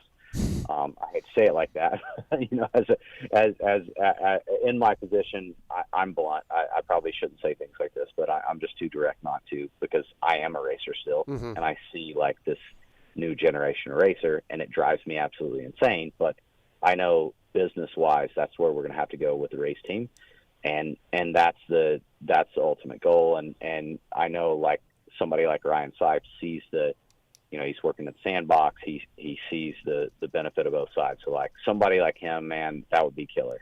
You know, the other name that keeps crossing my mind is Mohead. I know. Oh yeah. Obviously, some of you guys know him. So Daniel, like he came down, hung out with us this weekend. Like, you know, super good dude, knowledgeable on the Supercross motocross side, and you know, same thing with Sipes. Like I'm looking, to be honest, I'm looking at people from the Supercross motocross side that have been recent racers to take what is happening over there and implement it here in the off-road, because that's the way things are going. I mean, dude, these guys, we all know it, but the top 15, 20 guys have their RVs are getting driven to the track. Like, it's just to me, like think back like 90s motocross. All you guys remember, like guys rolling up in box vans, probably driving themselves or riding with their mechanic. Like, that's how off-road is like today. Like it's still a thing. Yeah. But it's going the Supercross motocross route, and it's definitely coming through us. So, you know, I'm trying to figure out like who's going to be a guy that can manage that and kind of take that along with the team to the next level. And, you know, I love racing. I want to go back to focusing on racing. The team's badass. Like, I think we've got it off the feet. And now at this point, it's find the guy to kind of take it to that next level and put a little Supercross motocross spin into it. Renegade Race Fuels bringing you Stu Baylor here on the show. PulpMX 24 is the code to save. Get some fuel. Justin Brayton, Will Hahn, many guys winning championships races with Renegade Race Fuels. One other thing that you had mentioned when we talked was, or you just mentioned a minute ago, is kind of tailor making setups for the bikes. Like you say, hey, if you bring a rider in and their suspension guy, they trust their suspension guy and it works for them, you'll try to make that happen as long as it's working. Will you be able to continue tailor making suspension changes or, tire choices, et cetera, whatever, when you go factory Kawasaki Sport, or will it get a little more regimented? And also, will he continue to like shotgun beers and stuff? And ghost ride bikes? And ghost ride bikes? Yeah, I think they know what they're getting with Stu. Yeah. I think to be honest, and I hate to say this like openly, but the Kawasaki guys, when I ask questions like that, they're like, listen, what you're doing is working. We're not KTM. We're not we're Kawasaki. Like, we're happy unless we tell you otherwise. And you might have to dial some things back, but we're here to ride and have fun. Like, so overall, I don't think there's going to be a whole lot of change. I think, it kind of goes back to like when KTM hired Aaron Plessinger, we all wondered, would he cut his hair? And I think there's a place for everything. And I think Kawasaki kind of sees where I am, and my riders don't necessarily have to be like I am. But no, at the end of the day, as far as the suspension and tailor making a motorcycle, like if they come to me and they say, this guy's working, I've worked with him for 10 years, like, unless there becomes a problem with it, I am not going to question it. Unless I know that they could be better with what we're doing. Like, I'm FC. Those guys are good as gold. I mean, I'm going up. I'm actually going to New England. I'm going to High Point, going to New England, going to Tess. I will stay in Ziggy, the owner of FC. I'll stay in his house. Like his wife's going to cook me dinner. Like, to me, those guys are as good as gold. I'm with them till I'm done racing. Other guys, if they have their guy that's like that, then I'm not changing it. To me, I want to be able to add to a rider's program, not change a rider's program. There's a reason I'm hiring them. If I take a Rachel Archer, there's a reason that she's winning. If I take a Grant Baylor or a Josh Toth, or these guys that I'm looking at to hire, like, there's a reason I want them on my program, and I don't want to change their program. I want to add to it. So, and I feel like going in-house is definitely like, after running this team for a couple of years, it is way easier to go in-house. I mean, you guys have been around the industry long enough, like, you understand, like, the parts are there. Everything is in one hub. It makes more sense to stay in-house. But to me, results are something you just can't put a number on. Dark, you've done some Ampro Yamaha team races. Are you going to defect over to Team Green, Stu, or like? I mean, we're gonna have a battle for your services here. I'm still Blue Crew, okay, but Stu is definitely one of my favorite people to talk to. He's always very welcoming. Right. So I'm gonna still stay Blue Crew. I don't think Stu wants my lack of ability on his team anyway. Okay, all right, fair enough. Dude, I can make blue graphics. I'll spray paint the All right, we'll talk then. Maybe we could do something. Yeah. I mean, if it's the color, that gets you, like, we'll figure this out. Yeah. All right. Yeah. All right. Mr. Side does a couple GNCCs a year. I always go by and say hi to Stu. Have you shotgunned a beer at the GNCC yet? No, I need to do that, don't I? Yeah. Ironman this year. I'll come. I feel like it's a rite of passage. I did see Stu get on stage and sing, though, at Ironman last year. Sing what? Was it Kid Rock or Skinner? I can't remember. Places, and Garth. That's what it was. Okay. I'm pretty sure I was not informed to sing or really do anything at that point. About Stu, I know we got to wrap this up, but we got a call, a very important call. Okay, go ahead. No, go ahead. What's nice about Stu and what he was saying is, like, he's not a polished person. I think that in itself is what America is, and people that ride in our sport. We're not polished people. We're outdoors people. We ride dirt bikes. The things he does is relatable to most of us, which makes him attractive to all of us. Like, when you talk about a brand, I tell this to Dark all the time, I buy in on the person first, and then I want to be attached to whatever he's attached to because he seems normal. And normal is so rare these days. Like, he just seems like a good dude that I can sit on the back porch, bullshit with, talk shit, and drink a beer and hang out if I drank. But he'd be the guy. The only thing, if I was Cowie, and I don't think you've been doing this, Stu, I don't like the ghost rides. Yeah, he hasn't done that in a while. I don't Right. think. Yeah, I don't like that, Stu. So I'm glad you're not doing that as much. I haven't done one of those in over a year. Okay, good to know. We do have a gentleman on line one. You want to talk about successful Loretta Lynn's. You talk about Kris Keefer. You do not talk about Darkside. And then you talk about this man, Randy Richardson from Michelin. What's up, FMIP? Hello, how's everyone this evening? Congratulations on the Loretta Lynn's. Whoa. Sorry. What? I have signed, Steve, thank you, but I have signed, no questions on that. I've signed an NDA for an exclusive Keefer-tested Southeast Regional Loretta Lynn's qualifier wrap-up show. Okay. That we'll be doing. We'll be doing that probably tomorrow afternoon. It'll drop later this week. That is unless he backs out like he and you did on Live Swap. But anyway, so look for that coming up soon. We're probably going to get Matt Walker on the phone too to find out how the event went. But anyway, enough about that. Enough about my successes. Enough about me accomplishing goals. So, Stu, buddy, I wanted to call you and call in because you're on the line. I'm a huge fan of Stu Baylor. I've known Big Stu, which is his dad, Stu and Grant, since they were on 80s and 65s racing GNCCs. And thank you, Stu, for letting me ride on your lease property, that sand track over the past few weeks, man. Greatly appreciate it, buddy. Was that the difference that you needed? Absolutely, man.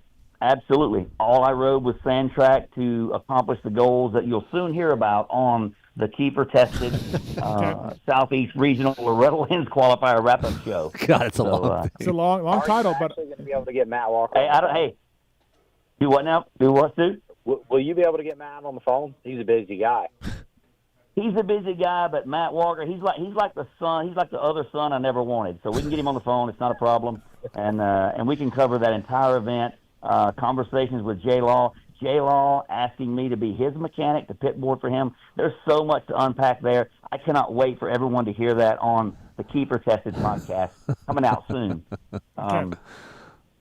Hey, and before I go, Stu, congrats on a successful season. You, Rachel, Caleb, you guys are all kicking ass, that's for sure. I will be at the ranch this summer to pay you back, buddy. All the beer in the beer garden is on me, which I will most likely pour on you like I did in 2022. So good times over lap times, buddy. We'll see you there. We all love you, Randy, and I wish you the best at Loretta's. I will be there, and I will listen. J-Law doesn't have to hold a pit board for you. You don't have to trade off something you don't need to. I will hold the pit board for you. Yeah. Nice. All right. That's commitment. Hey, Kris. Yes, sir. Steve, listen to that. That's what's called commitment. You guys can do that with Live Swap.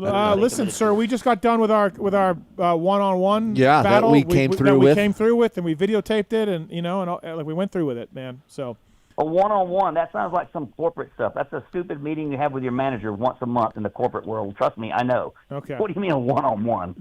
I raced them on an 80, on a 125, and on a modern 125. That's not Live Swap. But it was a commitment we made that we followed through on. Yes.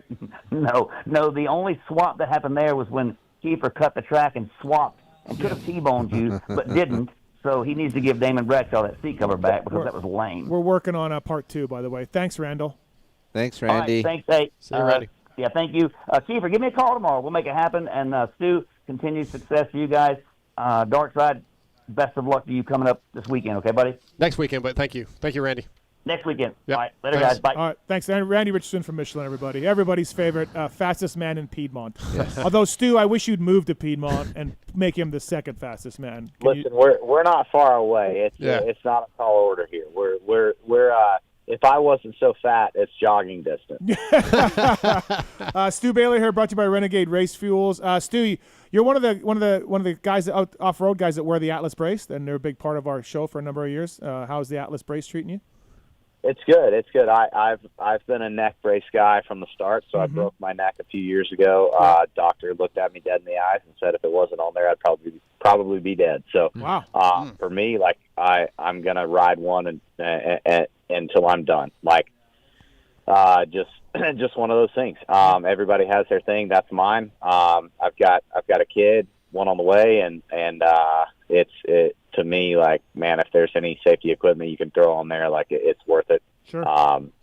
and Atlas is new to the program. I was with Liat for a number of years, and Atlas came on this year.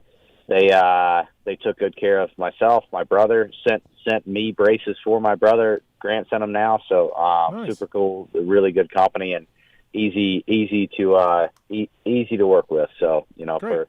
for me in my position, man, that says a lot when a company is very easy to work with. Yeah, we got Owen on 3. Owen, what's up?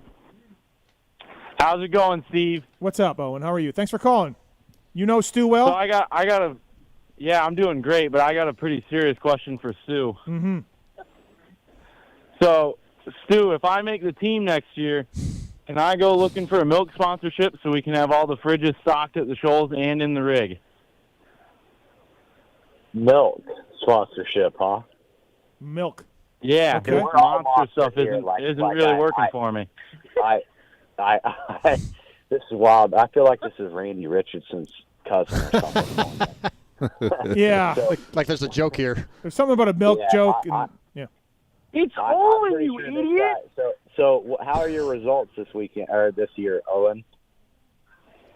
So far, they've been pretty rough, but we haven't had any milk in the rig yet. So I think once we change that up, we're going right to the top. So we're going from monster to pet milk. Yeah, I mean, you can say monster, but I'm probably going to need some milk. Milk. Oh, is this Olin or Owen? It's Owen. Owen. Daniels. Okay, so yeah, he's one of your riders. Yeah. This is actually one of my riders. Yeah. Oh, so we got Tallon says Owen here. That's what I heard. Okay, So yeah, I yeah. didn't All right, click all at right. first. Olin. He is sitting. I'm in the facility parking lot, so he's like probably Okay. walking distance, which he's not going to walk because he's probably got a glass So- of milk. Hey, Olin. Dude, we're Does at Owen? Redneck Does Hot Dog, Olin? dude. Does he have Olin. milk in his camel pack? Is he milk?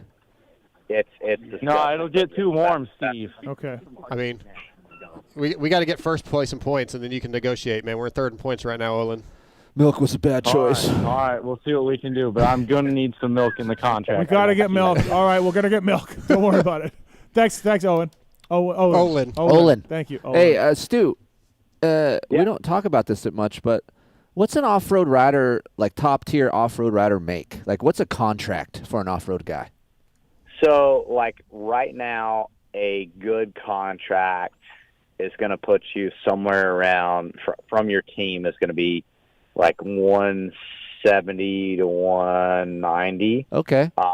Kind of for the let's say like the Craig DeLong, the Johnny Gerard, the Ben Kelly contracts, and then you can get some additional sponsorship. Usually, boots, helmet, goggles are open, and a private sponsor too. So, like I know Johnny and a couple of other guys. You look on their jersey, they have one or two deals that are slightly different. Like Bicon, I think it's on Johnny. So, you can make $200 to $250 base for most of the guys. What's a win bonus nowadays? A win bonus right now depends on the manufacturer. So, like KTM Group is a little bit less than the rest, and they I mean honestly they kind of have a chokehold on the industry because of what they can offer outside of racing.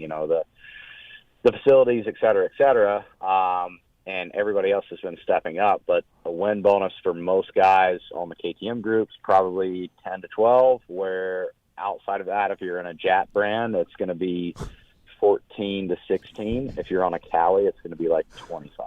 Wow. Okay. Oh, okay. So, I mean, you can make $250,000 Yeah. riding off-road if you're Yeah. you're a good off-road rider, top 3 guy. If you're a good off-road rider, so one of the contracts that I looked over recently on a Kawasaki would if you won a GNCC championship and you won 7 races would put you over $500,000, like 550. Nice. Caleb Russell absolutely rolling in it, probably. Yeah. Caleb just crushing. Millionaire, right? Caleb. Oh yeah. Has to be. Oh, easy. All right. Caleb had some really good deals. Caleb was very smart, very good with the negotiations, and he also had people in his corner that he could turn to for assistance on those deals and help him out. He was smart in that way to where he didn't try to do things himself. Like Caleb and I kind of grew up together, so I got to see the backside of that. And like Caleb would call people. Caleb wasn't like a lot of these kids where they just sign a deal. Like, oh, you got 10 days to sign it.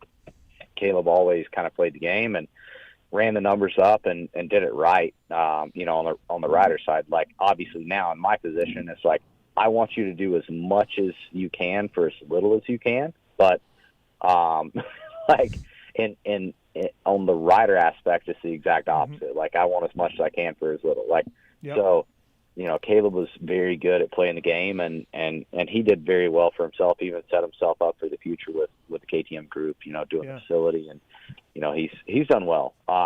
Not many riders have done quite that, and obviously, he's got a record that'll probably stand until we're all dead and gone. What about XC2 guy? XC2 guy, half of that, you think? So an XC2 guy, like the contracts I've been looking at, somewhere between 40 and 80K base, and then you get 1,200 a week in travel, or 800, 1,200 depending on the team. A race win is going to be, let's say, manufacturer's 7,500. Championship would be 40K, and after your other deals are done, you'll probably make anywhere from 10 to 12,000 for an XC2 win. Not bad. No, that's great. Thanks, Stu. Thanks for calling in. Appreciate it. Renegade Race Fuels. Good luck the rest of the season. Absolutely. Appreciate you guys taking me in. And, hopefully I'm the most direct phone call that you guys get all night, because the rest of the guys are probably going to BS you. Kind of like that Randy Richardson fellow. Yeah, he's as fake as they come. Yeah, absolutely.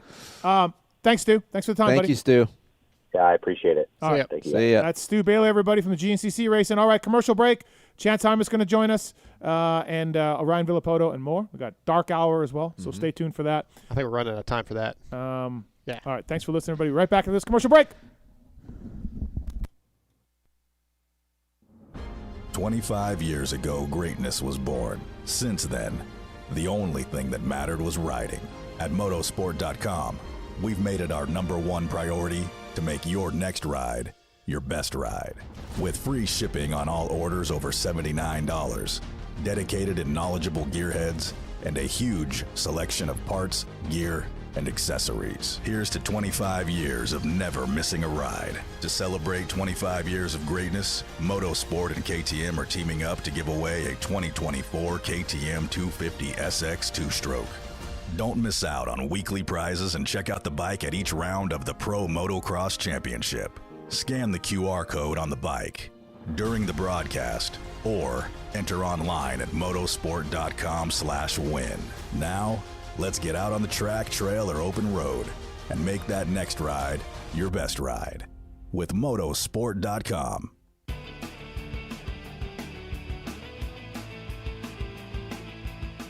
You likely know Racetech as the suspension and engine tuner of choice for the world's fastest privateers. But what you may not know is behind the scenes, Racetech is the trusted source for many OEMs and factory teams throughout the motorcycle industry.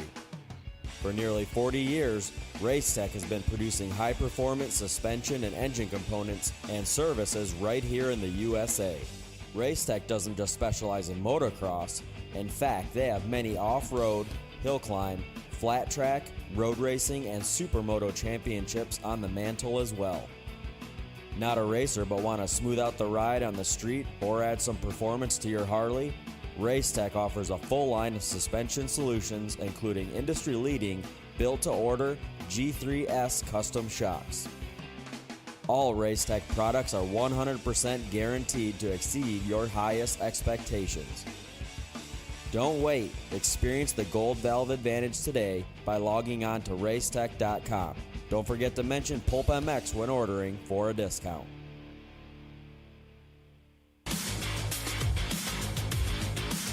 Established in 1989, Eric Phipps had the idea to manufacture factory-styled products for the everyday rider.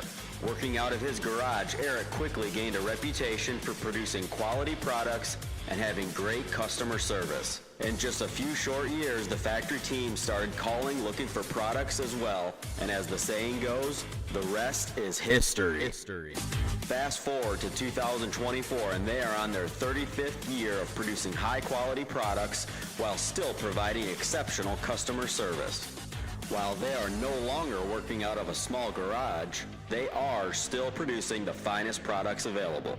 Teams like HRC Honda, Star Racing Yamaha, HEP Suzuki, Phoenix Honda, BarX Suzuki, AJE Motorsports, Solitaire Yamaha, and countless privateers still rely on the same quality products that are available to you too. Products like their Pro Launch start device, radiator braces, skid plates, clutch perches, and tons more continue to be a staple in the pro pits and amateur scene as well. Check all they have to offer for your ride at WorksConnection.com.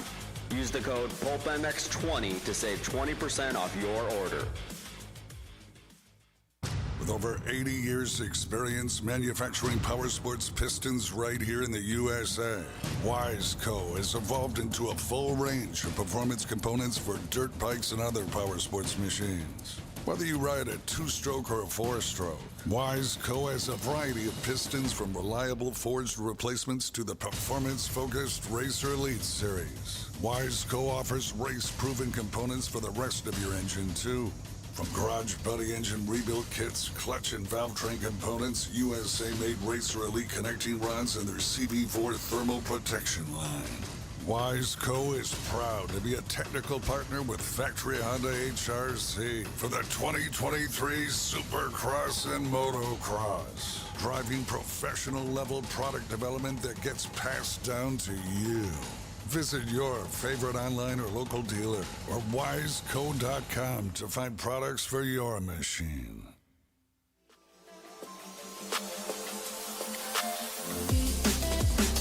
Rocky Ridge Trucks, your ultimate off-road vehicle capable of getting down and dirty. Rocky Ridge has a rich history and has been building custom vehicles since 1983. Proudly partnering with the finest OEMs including Chevrolet, GMC, Ford, Jeep, Nissan, and Ram, we bring you the ultimate turnkey custom truck on the market. Each vehicle is easily financed through your local dealership and, best of all, retains the factory warranty. Say goodbye to the hassles of DIY customization. No more waiting for parts, compromising ride quality, or risking voiding your warranty. Drive the vehicle you've always dreamed of today. Join the Built for the Bold family at RockyRidgeTrucks.com.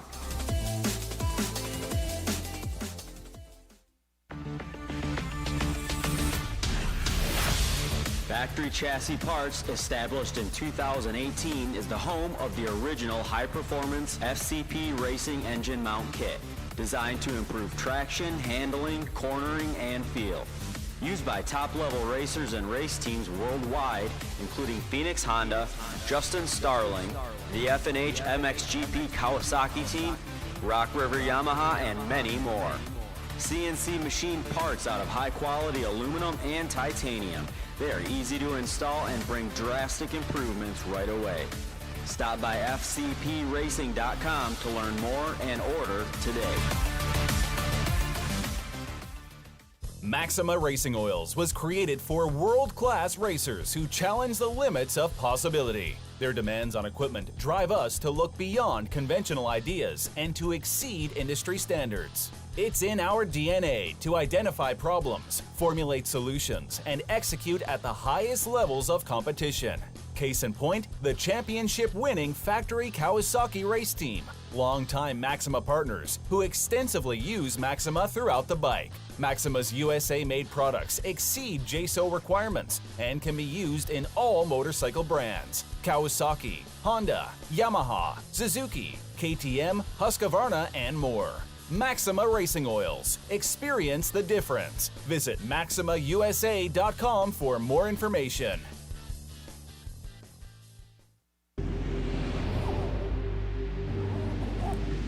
I'm Cooper Webb, and I choose OGO. I'm Christian Craig. I'm Dean Wilson. I'm Aaron Plessinger. I'm Jerry Martin. I'm Nate Thrasher. I'm Shane McElrath. I'm Hunter Lawrence. My name's Jett Lawrence. I'm Jordan Smith. I'm Tallon Hawkins. RJ Hampshire. I'm Hayden Deegan. I'm Colt Nichols, and I choose OGO. And I choose OGO. And I choose OGO. I'm Tom Biala. I choose OGO. And I choose OGO. And I choose OGO. I'm Jiren Ferranjit, and I choose OGO. In 1990, my dad, Jamie Gregg, started Guts Racing. Guts stands for Greg's Ultra Trick Seats, because I was just a little kid that wanted a trick seat. And if you're out there looking for a trick seat, go to gutsracing.com, your local dealer, or Motosport, and place your order. Support the people that support PulpMX. You can use Pulp 2024 for 20% off at gutsracing.com.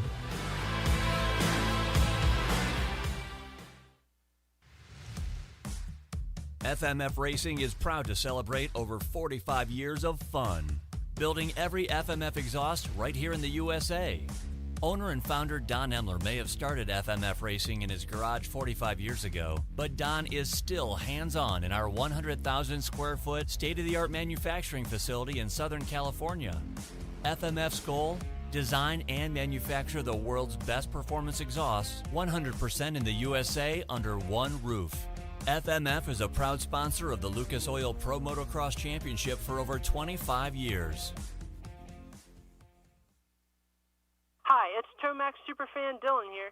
The only thing I love more than seeing Eli win... Whoa, wait, Dylan. Sorry to cut you off like Steve does his callers and guests, but a lot has changed.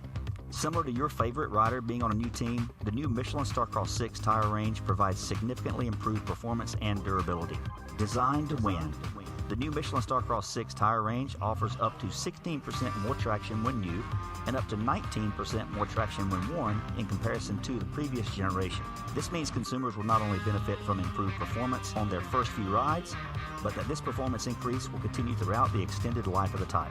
Michelin is a legendary innovator in motorcycle tire technology, and thanks to Michelin silica technology, the Michelin Starcross 6 tire range provides up to 11% more durability than the previous generation. This means consumers will enjoy the significantly improved performance throughout the increased life of the tire. Take it from me, as I too have to buy my own tires, this added value is great news. The new Michelin Starcross 6 tire range is available in 6 versions, specifically sand, mud, medium soft, medium hard, and hard versions, with the naming designation corresponding to the type of terrains and conditions where the tires were designed to win.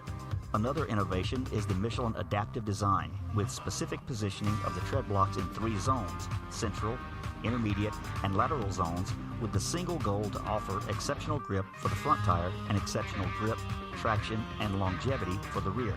To learn more about the new Michelin Starcross 6 tire line and all the quality products that Michelin offers for motorcycle segments that Steve cares nothing about, visit michelinman.com/motorcycle. And then visit your local dealer or online retailer to choose Michelin product to maximize your riding experiences. Also, too, make sure to follow @Michelin Motorcycle on Instagram and Facebook. Attention riders! Welcome aboard the all-new Atlas Vision. We hope you enjoy the added mobility, quicker flight time, and additional views. Please follow along as we outline the safety features of this revolutionary device. The first thing you will notice is the added headroom. The fore and aft positions no longer come with annoying restrictions, so feel free to move about the cabin. Quicker flight times can be achieved by unmatched comforts and unencumbered movements. Yes, we're built for speed and comfort. And now available to all customers is a 360 panoramic view. Go ahead and look around the cabin. These new angles are available at no additional charge. Located on the underside of the frame is the gold standard of impact absorption, D3O. In the event we accidentally take a trip to Indonesia, we suggest that you remain with your neck in the underextended position and allow this proven material to do its job by reducing the forces over 50% better than ever before. Although the Atlas Vision will not be noticeable, it will be there when you need it. If you are riding with a child or someone who requires assistance, secure your vision first, and then assist the other person with a Prodigy, Tyke, or Brole. We ask that you keep your brace on until your moto is finished. We remind you that Atlas makes flexible neck protection.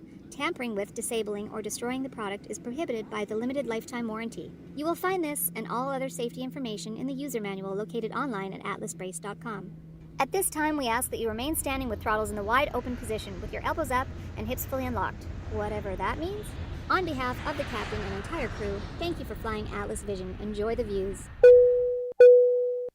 From beginners to seasoned vets, race teams, project builds, and magazine tests, Decal Works' mission is to cater to those who love to ride, upholding the true definition of quality, service, and knowledge.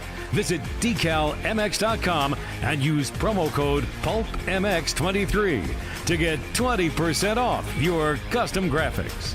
Decal Works, #1 for many reasons. 25 years ago, greatness was born. Since then, the only thing that mattered was riding. At motosport.com, we've made it our #1 priority to make your next ride your best ride. With free shipping on all orders over $79, dedicated and knowledgeable gearheads, and a huge selection of parts, gear, and accessories. Here's to 25 years of never missing a ride. To celebrate 25 years of greatness, Motosport and KTM are teaming up to give away a 2024 KTM 250 SX 2-stroke. Don't miss out on weekly prizes and check out the bike at each round of the Pro Motocross Championship. Scan the QR code on the bike during the broadcast or enter online at motosport.com/win. Now, let's get out on the track, trail, or open road and make that next ride your best ride with motosport.com.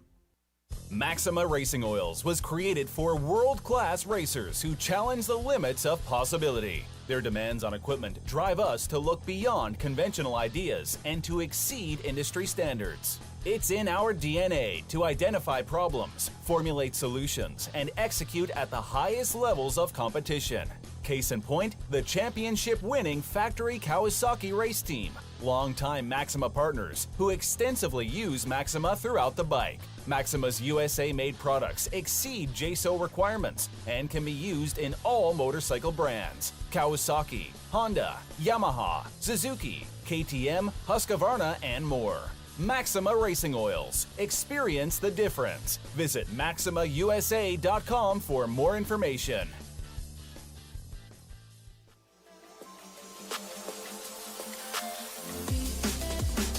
Rocky Ridge Trucks, your ultimate off-road vehicle capable of getting down and dirty. Rocky Ridge has a rich history and has been building custom vehicles since 1983. Proudly partnering with the finest OEMs including Chevrolet, GMC, Ford, Jeep, Nissan, and Ram, we bring you the ultimate turnkey custom truck on the market. Each vehicle is easily financed through your local dealership and, best of all, retains the factory warranty. Say goodbye to the hassles of DIY customization. No more waiting for parts, compromising ride quality, or risking voiding your warranty. Drive the vehicle you've always dreamed of today. Join the Built for the Bold family at RockyRidgeTrucks.com. Hi, it's Tomax Superfan Dylan here. The only thing I love more than seeing Eli win... Whoa, wait, Dylan. Sorry to cut you off like Steve does his callers and guests, but a lot has changed. Similar to your favorite rider being on a new team, the new Michelin Starcross 6 tire range provides significantly improved performance and durability. Designed to win, the new Michelin Starcross 6 tire range offers up to 16% more traction when new and up to 19% more traction when worn in comparison to the previous generation. This means consumers will not only benefit from improved performance on their first few rides, but that this performance increase will continue throughout the extended life of the tire. Michelin is a legendary innovator in motorcycle tire technology, and thanks to Michelin silica technology, the Michelin Starcross 6 tire range provides up to 11% more durability than the previous generation. This means consumers will enjoy the significantly improved performance throughout the increased life of the tire. Take it from me, as I too have to buy my own tires, this added value is great news. The new Michelin Starcross 6 tire range is available in 6 versions, specifically sand, mud, medium soft, medium hard, and hard versions, with the naming designation corresponding to the type of terrains and conditions where the tires were designed to win. Another innovation is the Michelin adaptive design, with specific positioning of the tread blocks in 3 zones: central, intermediate, and lateral zones, with the single goal to offer exceptional grip for the front tire and exceptional grip, traction, and longevity for the rear. To learn more about the new Michelin Starcross 6 tire line and all the quality products that Michelin offers for motorcycle segments that Steve cares nothing about, visit michelinman.com/motorcycle. And then visit your local dealer or online retailer to choose Michelin product to maximize your riding experiences. Also, too, make sure to follow at Michelin Motorcycle on Instagram and Facebook.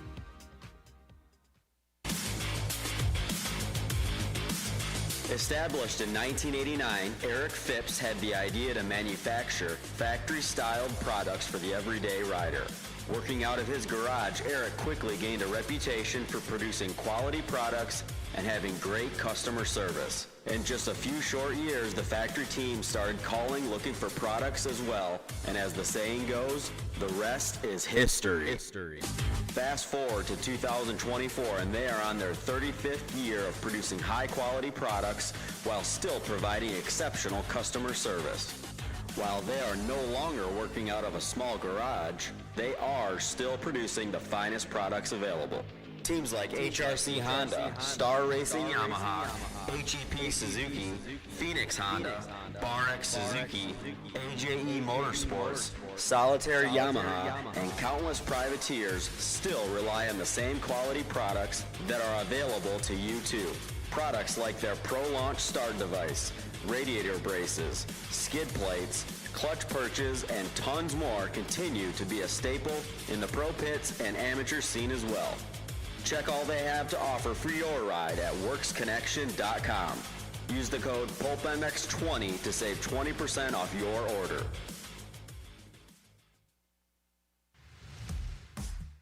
FMF Racing is proud to celebrate over 45 years of fun, building every FMF exhaust right here in the USA.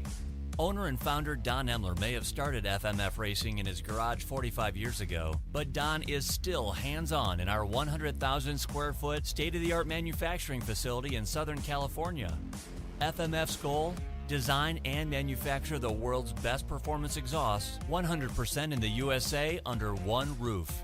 FMF is a proud sponsor of the Lucas Oil Pro Motocross Championship for over 25 years.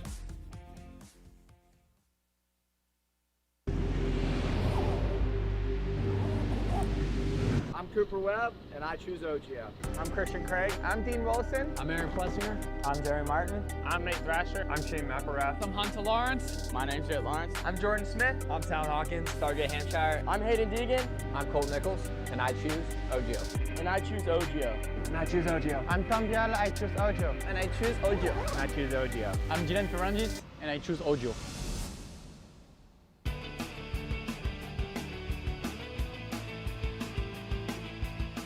You likely know Racetech as the suspension and engine tuner of choice for the world's fastest privateers. But what you may not know is behind the scenes, Racetech is the trusted source for many OEMs and factory teams throughout the motorcycle industry. For nearly 40 years, Racetech has been producing high-performance suspension and engine components and services right here in the USA. Racetech doesn't just specialize in motocross. In fact, they have many off-road, hill climb, flat track, road racing, and supermoto championships on the mantle as well. Not a racer but want to smooth out the ride on the street or add some performance to your Harley? Racetech offers a full line of suspension solutions including industry-leading, built-to-order G3S custom shocks. All Racetech products are 100% guaranteed to exceed your highest expectations. Don't wait. Experience the Gold Valve Advantage today by logging on to racetech.com. Don't forget to mention PulpMX when ordering for a discount.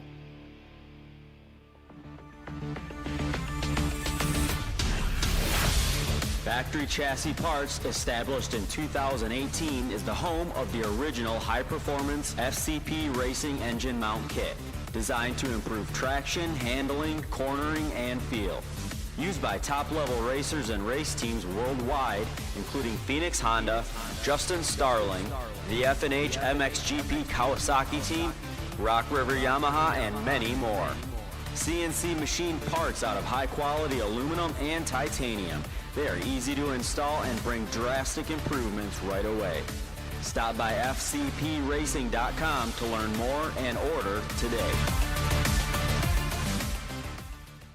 With over 80 years' experience manufacturing power sports pistons right here in the USA, Wiseco has evolved into a full range of performance components for dirt bikes and other power sports machines. Whether you ride a 2-stroke or a 4-stroke, Wiseco has a variety of pistons from reliable forged replacements to the performance-focused Racer Elite series. Wiseco offers race-proven components for the rest of your engine, too. From garage buddy engine rebuild kits, clutch and valve train components, USA-made Racer Elite connecting rods, and their CB4 thermal protection line. Wiseco is proud to be a technical partner with Factory Honda HRC for the 2023 Supercross and Motocross, driving professional-level product development that gets passed down to you. Visit your favorite online or local dealer or wiseco.com to find products for your machine. From beginners to seasoned vets, race teams, project builds, and magazine tests, Decal Works' mission is to cater to those who love to ride, upholding the true definition of quality, service, and knowledge. Visit decalmx.com and use promo code PulpMX23 to get 20% off your custom graphics. Decal Works, #1 for many reasons. In 1990, my dad, Jamie Gregg, started Guts Racing. Guts stands for Greg's Ultra Trick Seats, because I was just a little kid that wanted a trick seat. And if you're out there looking for a trick seat, go to gutsracing.com, your local dealer, or Motosport and place your order. Support the people that support PulpMX. You can use Pulp 2024 for 20% off at gutsracing.com.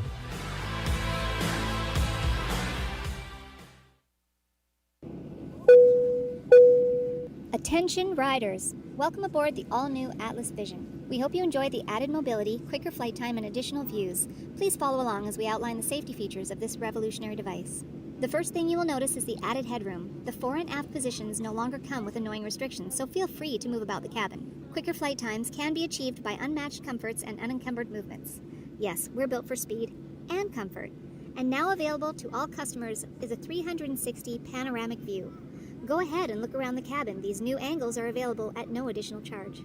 Located on the underside of the frame is the gold standard of impact absorption, D3O.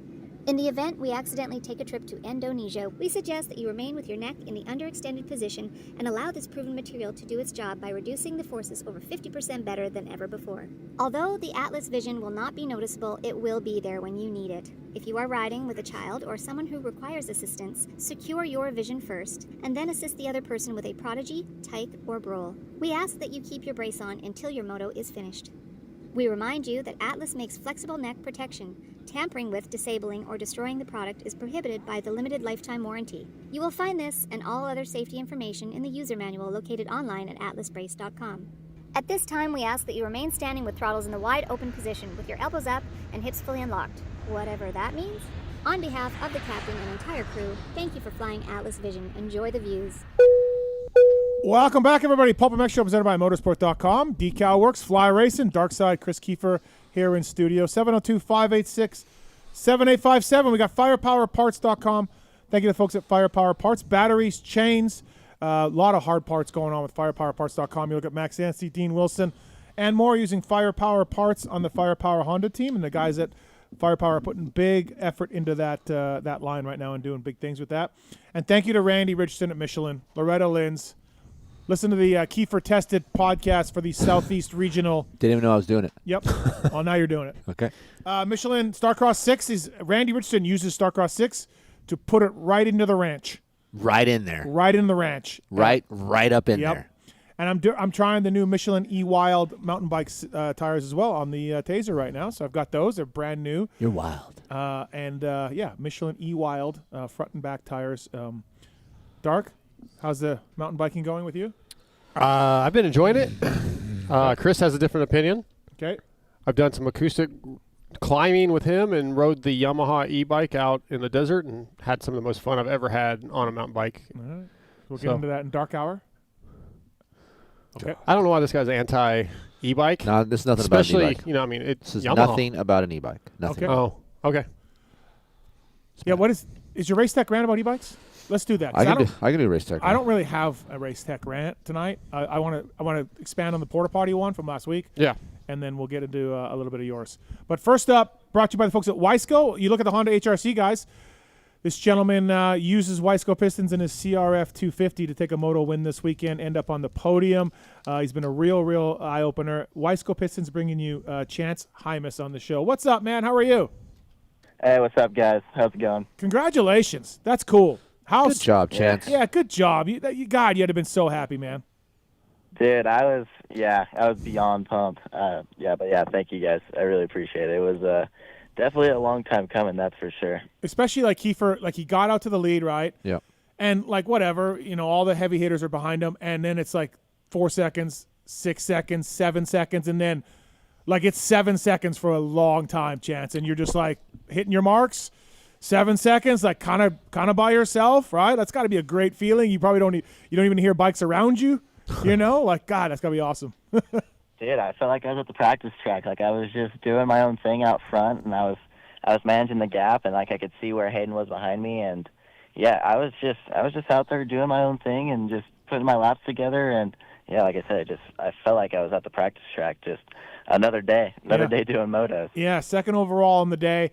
You led laps there last year, and obviously you're from Idaho.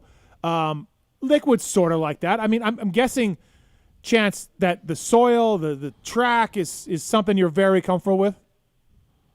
Yeah, like locally to me, like it's not the exact conditions like what I grew up riding, but I feel like just from being on the West Coast, like there's enough tracks that kind of simulate the similar conditions. Mm-hmm. So, and along with all the off-road stuff I did, I'm very comfortable like letting my bike slide around nowadays. Yeah. So like that little bit of rain before the moto, and where the track really wasn't ripped that deep, we were kind of sliding around, two-wheel drifting a little bit, and I just felt really comfortable out there. And yeah, I mean, honestly, like with it being at elevation too, and me being from elevation, I think that had a little bit to play into it. But I mean, yeah, overall, I felt very comfortable out there. Yeah, clearly it looked like it. Great work. Most people know that you're training with Jet and Hunter, and watching you ride nowadays. And I've watched you ride years, Chance. Like I've seen you ride. I've been with you riding.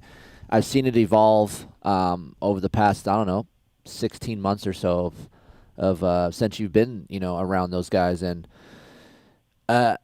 is it something you can contribute to? Like, hey, I'm just watching and learning, and then I just try to do what he does, or do they actually say, hey, you should change this, and maybe that will be better? Or is it just simply riding with them? I would say more simply just riding with them. I mean, they definitely said things that I should try, and they would think, or just to try, even if it's better or not for me, because obviously everyone's a little bit different. But I think for me, it's just watching and learning. I mean, I'm more of a visual learner anyways, so I think I've been there for almost 2 years now. So I was just, over time, I mean, obviously watching countless laps of Jet and Hunter put together. So I'm just, I feel like you pick up a few things here and there, and I mean, it's, watching them back to back, like I feel like I kind of look like Hunter when I'm out there riding. Yeah, I would say, like, I was going to say that. You look more like Hunter, and just the way your stance is on the bike, how much you stand up coming into the corner now and through the corner, and when you sit, looks a lot like Hunter. Yeah, and it's big and with my bike setup too, because I have to ride my bike like that for it to work right. Like I've kind of adapted that riding style. So if I try to sit down too much, like my bike won't work that way. So I mean, I do ride that way in general, but I kind of have to ride that way too. Chance, we talked last week, and you talked about your confidence coming into the season, and you felt like you could be one of the guys, and it obviously grew at Hangtown, leading, I think, 14 laps. And then this week, getting a moto win. Has there been a big step in just this week with confidence now that you have a moto win, or do you kind of still feel like you did coming into the season? I still feel like how I did. I mean, don't get me wrong, like I'm very happy about it, and there was a big confidence boost there, but I'm trying not to let it be too big of a high because it only gets harder from here. I mean, now it's the next thing's more podiums and an overall, and then just trying to be consistent there. So obviously I was stoked. I was really stoked till midnight, and then now it's back to work. Back to work and trying to figure out how to be better for the next weekend. So, I mean, I feel like the confidence is definitely there now, but just trying not to get on too big of a high over it. Yeah, you led laps at High Point too last year, right? We're going there this weekend. So you know, another place where you can build on something and everything else. I know you mentioned you know, you changed some diet, you figured some things out, and you're going to keep that one exactly. But is it physically late in motos that it helps you out? Is it during the week on bicycle rides? Like, making these changes, what has made you feel the most different? Yeah, I mean, honestly, it's just all of it. Like, all of it? Okay. I feel like I have a lot more energy now just to, my daily workouts or, my cycling. Like, it's been a pretty big difference for me. And then obviously, like, later in the motos, I feel like it's made me way stronger than I have been. Mm-hmm.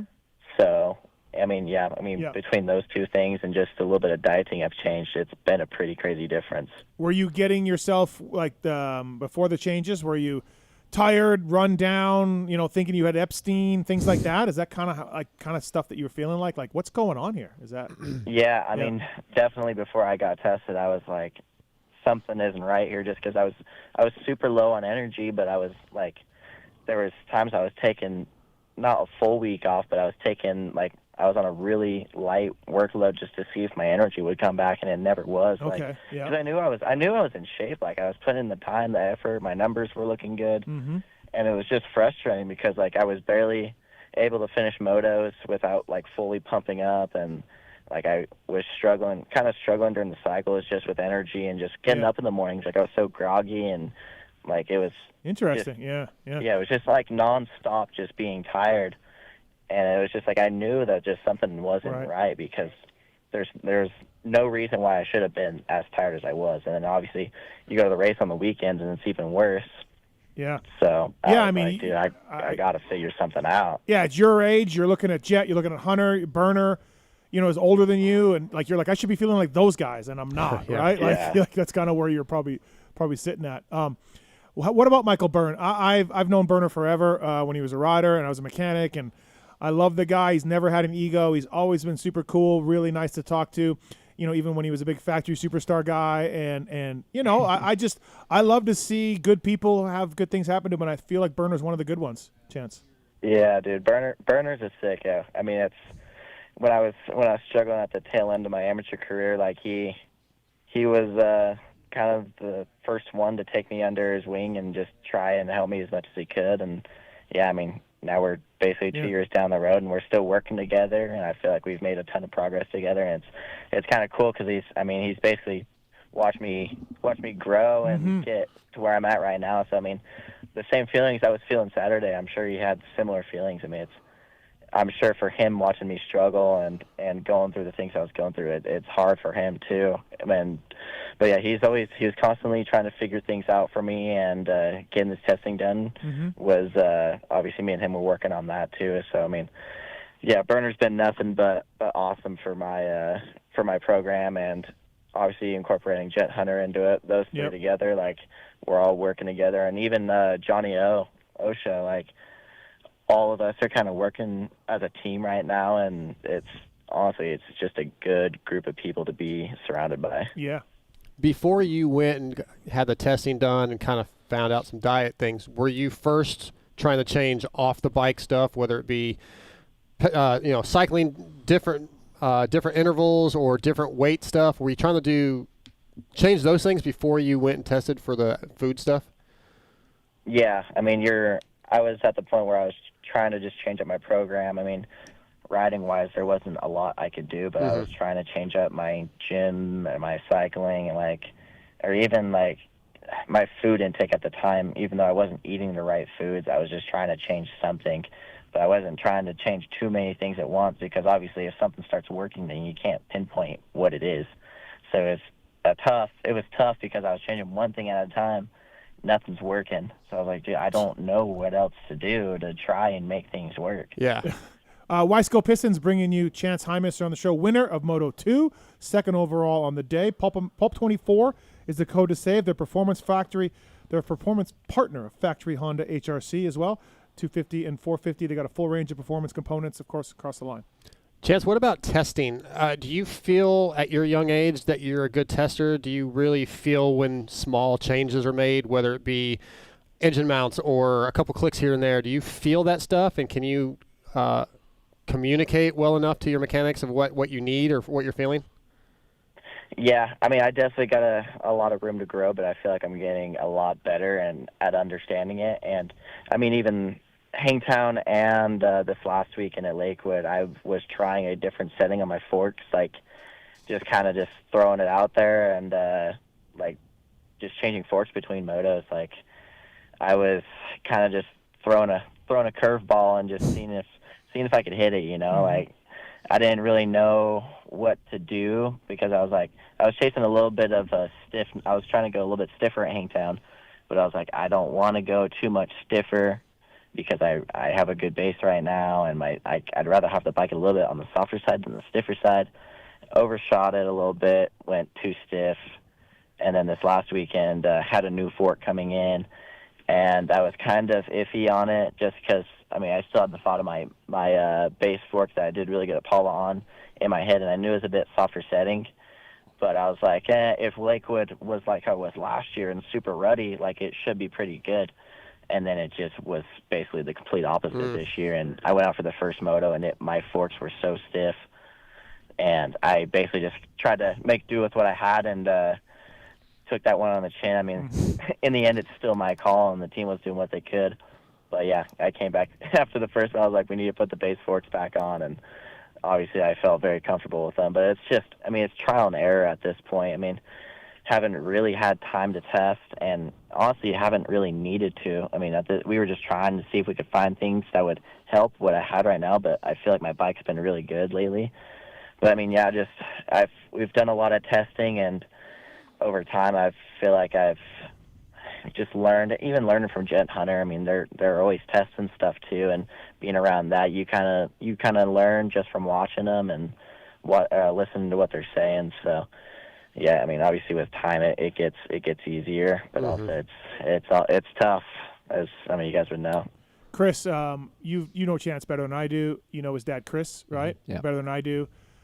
I've been around the sport a long time. I've met a lot of crazy mini dads. Kris doesn't seem that way. We had him on a show a couple years ago. Yeah. He's a great guy to talk to. Yeah. Is he crazy or no? No. So okay, he's very. I feel like the hesitation had me. No. I thought you were gonna go the other way. I'm just thinking just because I talked to him, a fair bit amount, and he's very mellow. Yeah. And it seems like when you talk to Kris, he's thinking before he speaks. At least to me, this is what I get, right? And I'm sure Chance can maybe say something different, but I just think he's the most even keel guy. When I write something about Chance, he texts me and says, "Hey man, thanks for having my kids back." Yeah. Like, he's just the most normal dude that I've been around, and the fact that he still helps a lot of current just riders that around the Idaho area, and just a lot of guys that I know that what he does, he's just a good dude. Chance, is he crazy? Can he go crazy? It doesn't seem like it. Seems like Dad's out of your mind, dude. Seems like Dad's pretty normal. Yeah, he's pretty normal. I Okay. mean, he's like, obviously me and him have our moments where he's chewing my butt, and I really don't want to hear it, but it's obviously I need to hear it. And no, I mean, dude, he's so good for my program. And I mean, you guys kind of know how Daz he is with Gent Hunter, and he kind of drives the program and makes sure everything's happening. I mean, it's basically what my dad's doing with my program. So it's I wouldn't be where I am without him. So yeah, I just think about all the miles that you guys did, right? Like, I've known you for a while, and you and your dad in the motorhome all the time, just driving to races. It's crazy. Yeah. It's just, and that's what I think. Like, when I see the podium video, right? Yeah. I don't know if you cried. It didn't look like you were bawling crying, but it just looked like you were like welling up a little bit. And then I see you talking to your parents, and it hits me hard because I'm in the middle of that shit with my kid, and I'm like, dude, do you flash back of when your dad put you on the bike where all this shit started, and then now look at you at the pinnacle of the sport, you're the elite of the elite? It's crazy to think about, right?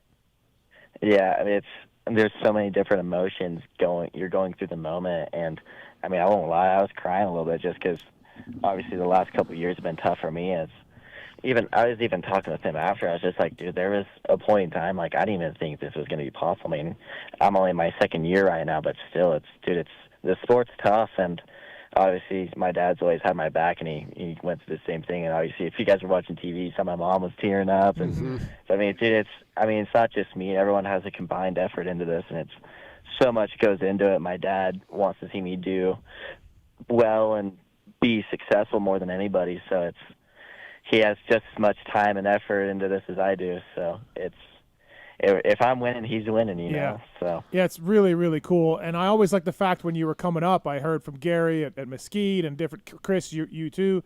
You did off-road races. Yeah, you weren't some sheltered kid that just raced 4 times a year.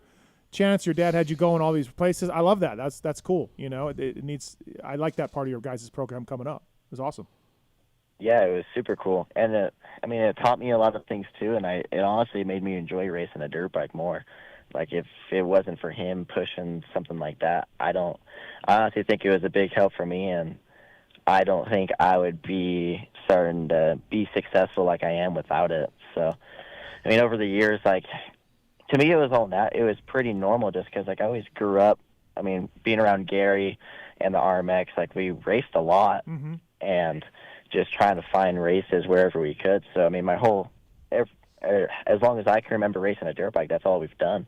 So, I mean, yeah, when I got on Team Green, some of those guys, they're only racing a handful of times. Like, they'll race like once or twice before they go to Spring Nationals, or like 2 times between Spring Nationals and Loretta's or Mammoth. Like, it's like I'm doing like six local races. I'm going here to do this race, this qualifier, this or that. Yeah. Like, every weekend we're trying to find a race. That's what I'm saying. Like, they traveled a lot. No, I heard this, yeah. And then I'm with the Bruffs, at Mesquite. Chance is there riding. Like, he's just, it's all. Speaking of that, we're going to have Lars on maybe later because we want to talk about the starts of these Hondas. And Chance, I don't know if you're busy. It's off season. You're in Florida, but I would love.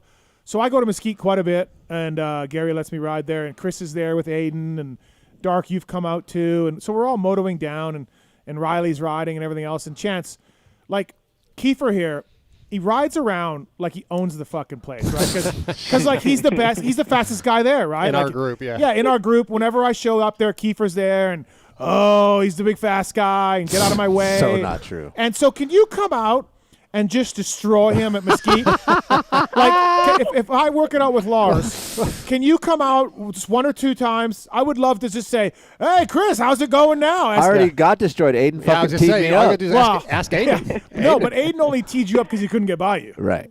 So, Chance, we'll work it out with Lars, but can you fly out? I'll pay for the ticket.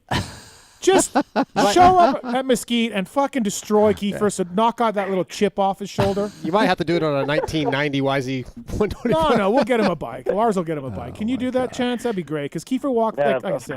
Of course I can. I mean, yeah, Kris, sweet. I love you, Comes out of that left before the I might have finish, and to. like wheel taps those doubles, and like, look at me.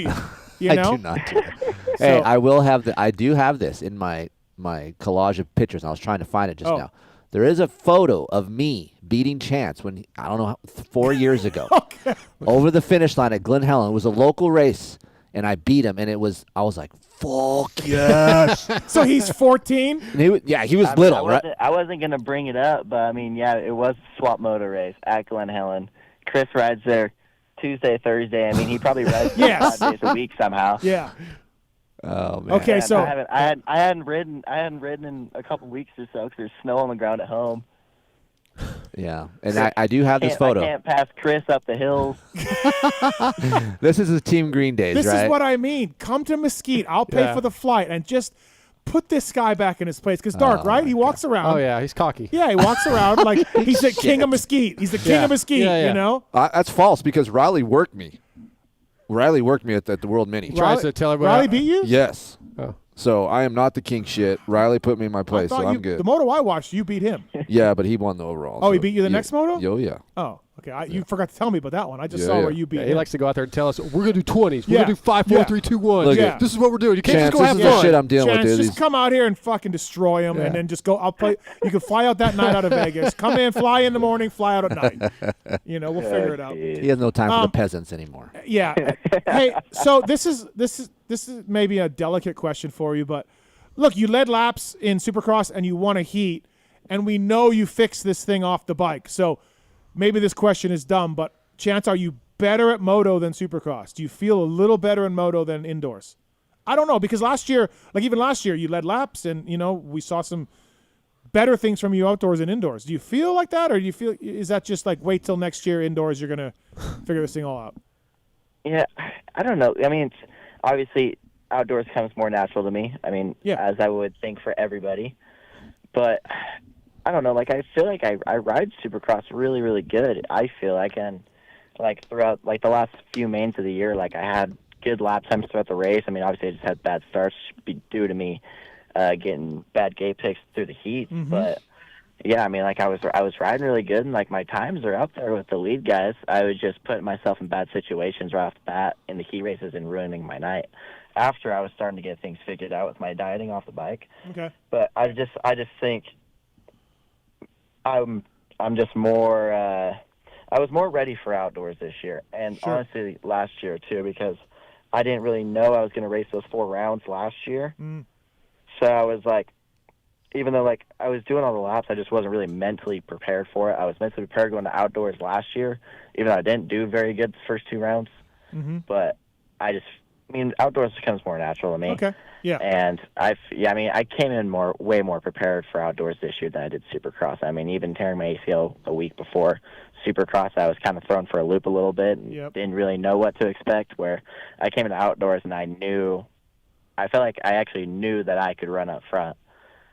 Yeah, I kind of heard through the grapevine that you've been going faster than Joe coming into the season, and Joe's a race winner. Joe's won multiple races and motos and things like that. So I don't know if you want to confirm or deny that that's true, but that had to make you feel good going into Paula, Yeah, I mean, every time I rode with Joe, he was always testing, so okay. I felt like it wasn't like an even comparison, but I mean, I was out there with people there was one day I was out there with Anderson, and I was hung with him for a little bit, and I was just trying to latch onto him, and you try to learn as much as you can being out of the public track with some of the pros out there. And where I'm out in Florida, I mean, I have Jet and Hunter, and it's tough because they're out there on 450s just in the get your sand. head beat in, yeah. They're I feel like I'm going as fast as I can, and they're putting 3-4 seconds a lap on me, but I can't go anywhere, But I mean,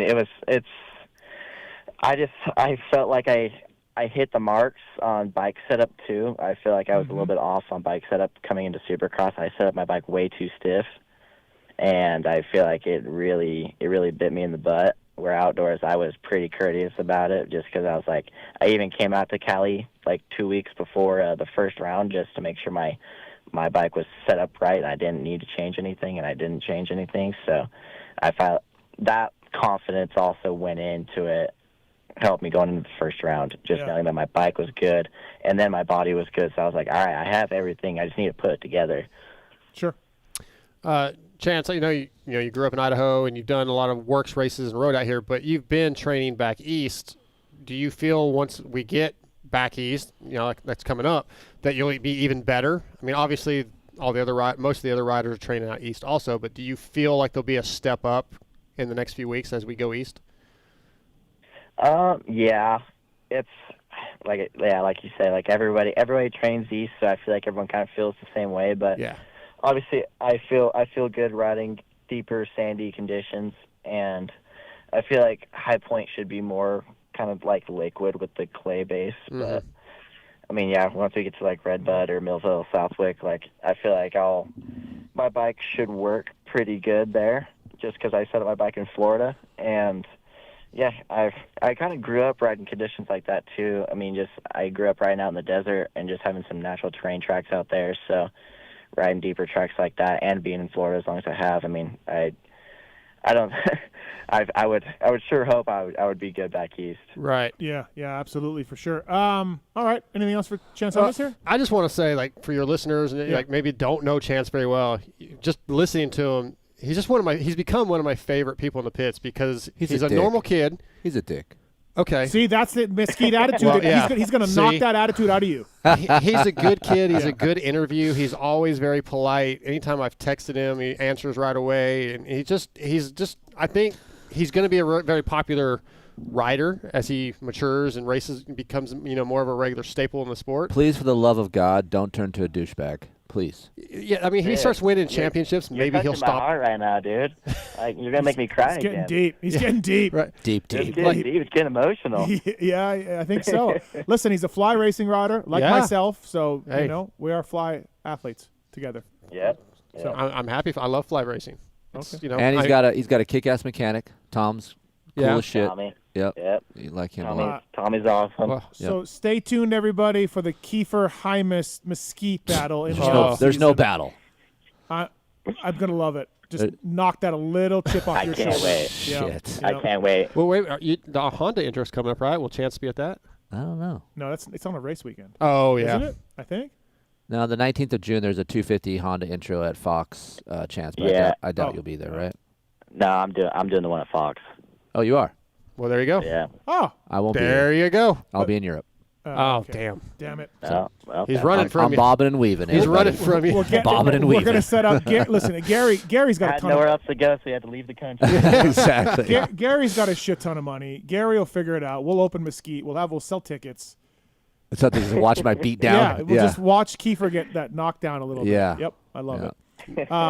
Thanks for the time, Chance. Great job. Congratulations. That's awesome. You are in this title fight for the rest of the summer, and that's awesome to watch, man. Thank you. Good job, buddy. Hey, thanks, guys. Thanks for having me on. You guys have a good one. See ya. Yeah, we'll keep her going. All right. Thanks, man. See you, brother. Appreciate it. That's Chance Hymas, everybody. Brought to you by the folks at Wiseco. Pulp24 is code to save with Wiseco. Honda HRC using Wiseco pistons. Yeah, super awesome story. Think about it. Yeah. First practice of the year, he was quickest. That was the first time I was like, whoa. Oh, yeah. Like, whoa. Yeah. You know what I mean? Like, he's got something here. Well, and the fact that he had good starts in Supercross and went back to 10th or 11th, you're like, ugh. Yeah, there were some Supercross moments that you were like, oh, boy. Yeah. I remember texting Lars at one point and being like, hey, what's going on? Lars, had his back and explained things and everything else. But then, like, yeah, look, change his diet. It's And we talked, I think you and I talked about this because we were talking about him, and all of his guys in his corner said he's going to be fine. Yeah. It's all good. Yeah. Don't stress. Yep. And then he's going to beat you down at Mesquite. Yeah, he will. Bad. Bad. He rides that track so good, dude. Well, yeah. I'm not scared. What's up, Nathan? What's your race tech rant? Oh man, these keyboard warriors, man, just always telling everybody to retire every time they have a bad race. Like, it's crazy. It is a little gnarly. Like, I don't follow NASCAR and IndyCar that closely or anything else, but like, if the driver just gets 8th, does everyone just be like, that guy sucks, he should retire? That's what they say. They do? No, Oh, yeah. no, I mean, I don't think so. What? I don't think so. It's just motocross, man. And Supercross, it's every time, like, mainly like this weekend, it was kind of like enough is enough when I seen the Chase Sex and stuff, like, saying that Chase needed to retire after all this is like, hang up the boots? Like, y'all have lost your mind. Or like, usually the last factory guy, which right now is Christian Craig, he's in a deep, deep hole trying to come back from injury. The last place factory guy is always like, take away his bike and give it to so-and-so. Freddie Norton. Yeah, like, I know. You're like, that happens every time. Yeah. You never want to be the last factory guy because everyone will call for your ride. Yeah. So. Or if a privateer rider, like last year, like or a Master Pool or a Harlan has a good ride, give them so-and-so's ride. Yeah. Yes. Yeah. Okay, we had one result, guys. Yeah, no, you're right, Nathan. Our sport's a little weird like that, man. Yeah. I'm with you. I mean, I've been around for a long time, and this has never changed. Like, this isn't something new. When the internet first started, it's take that guy's bike away. Oh, I know. Yes, Yeah. sadly. Yeah. Yeah. So, all right, man. Thank you, though. Thanks for the call. I appreciate it. Yep. And that's Nathan with the Race Tech Rant. We do have a Brandon on YouTube. Gave us $19.99. Wow. And he wants us to answer a question. Us? Us. Okay. He gave me the money. Yeah, but I'm not sharing it. Yeah, of course. All right. Chris and Steve. Doesn't say dark. But That's fair. I don't have an answer then. You can chime in. I want to know why you guys think wearing Fox boots with any gear but Fox is such a sin. You guys wear A-Stars, but they make gear too. Shouldn't you be in Garnet or CD with your FXR or Fly gear? And no, I am not being a smartass. I prefer Fox boots over the other brands. I wear Fox with FXR gear. I am curious for your takes on the topic. Yeah, I mean, A-Stars is a boot company. We've been over this. They make gear, sure, but they've made boots for They were 30 years. OG boot company first. Yep. Yeah. So they're grandfathered into the boot category to wear with Fox is relatively new to the boot game. Correct. So these are the kind of things that we need to have a flow chart with. And let me just preface all of this by saying, whatever. I've bended a little bit over the years. You have. Soul Rider, just ride your dirt bike, whatever you wear, great, I'm in. But if you want to look like you are professional or you want to be uniform, there are some rules within those things. So Alpine Stars with, I will say this. If you have Alpine Star boots, I don't think you should wear Alpine Star boots with Fox gear.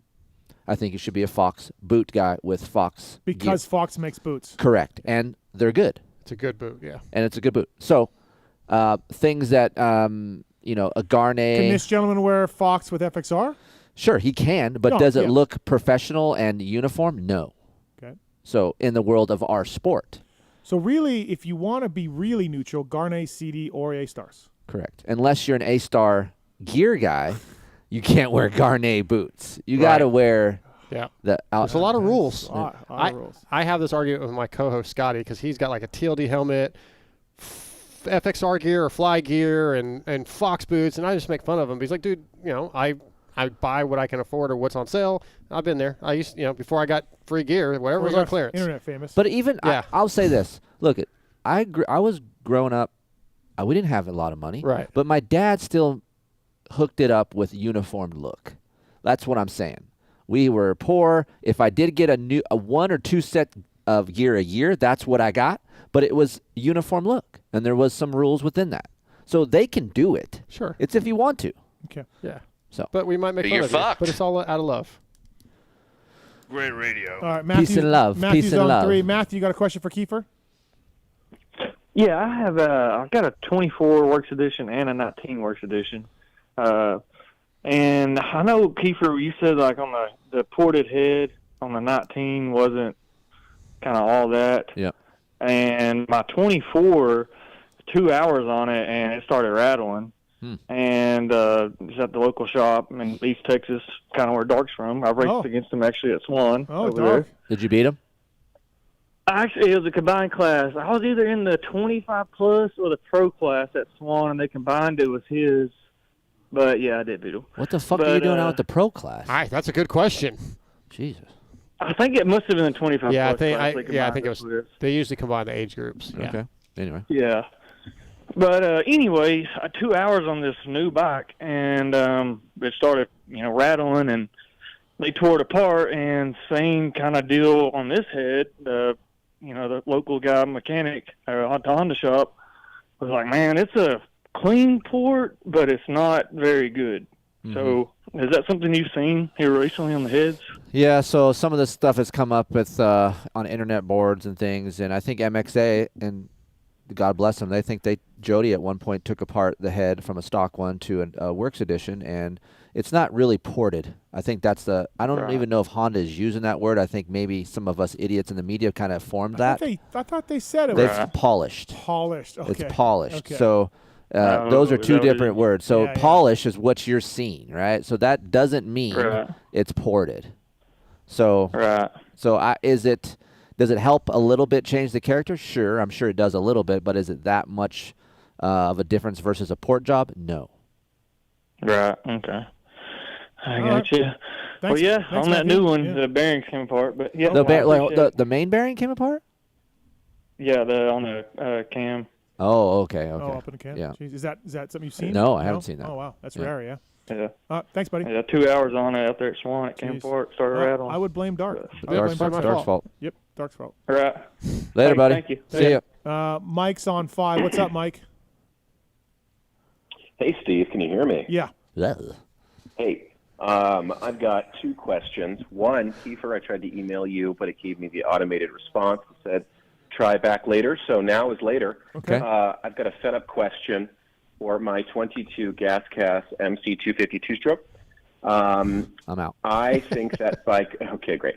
I think that bike feels super great, and I love it. But every time I go to check the sag, I'm like between 110 and 120. And when I try to put it somewhere normal, air quote, what I'm told is normal, Yeah. it feels weird to me. It feels kind of like, not twitchy, but like the front end wants to tuck. And I just can't really I don't have the same kind of consistency and feel on the outside. So my question is, Do I need to do a knuckle or a link or triple clamps to put this thing back into like a normal zone, or do I just run it because it's good enough? Well, I think we need to consider what you weigh, what the spring is on, what spring you have on there, and check your. I weigh 230. Okay. I weigh 230, and the spring is whatever Race Tech told me I should get, and then that wasn't enough, so I went up a little bit more. Correct. So what's your static sag versus your rider sag? Do you know? No, I don't. That's something that you need to take into account, and that'll kind of tell you what spring you may need to go to, or if you have the right spring. So if you're trying to get 105 and your static is super high or low, that will kind of tell you which way you need to go. A lot of these guys are cranking down their spring, and they go, okay, I got 105, and then their static sag is way off. Your static sag needs to be between 30 to 40 mil. Which is with you off the bike. Yes. Right.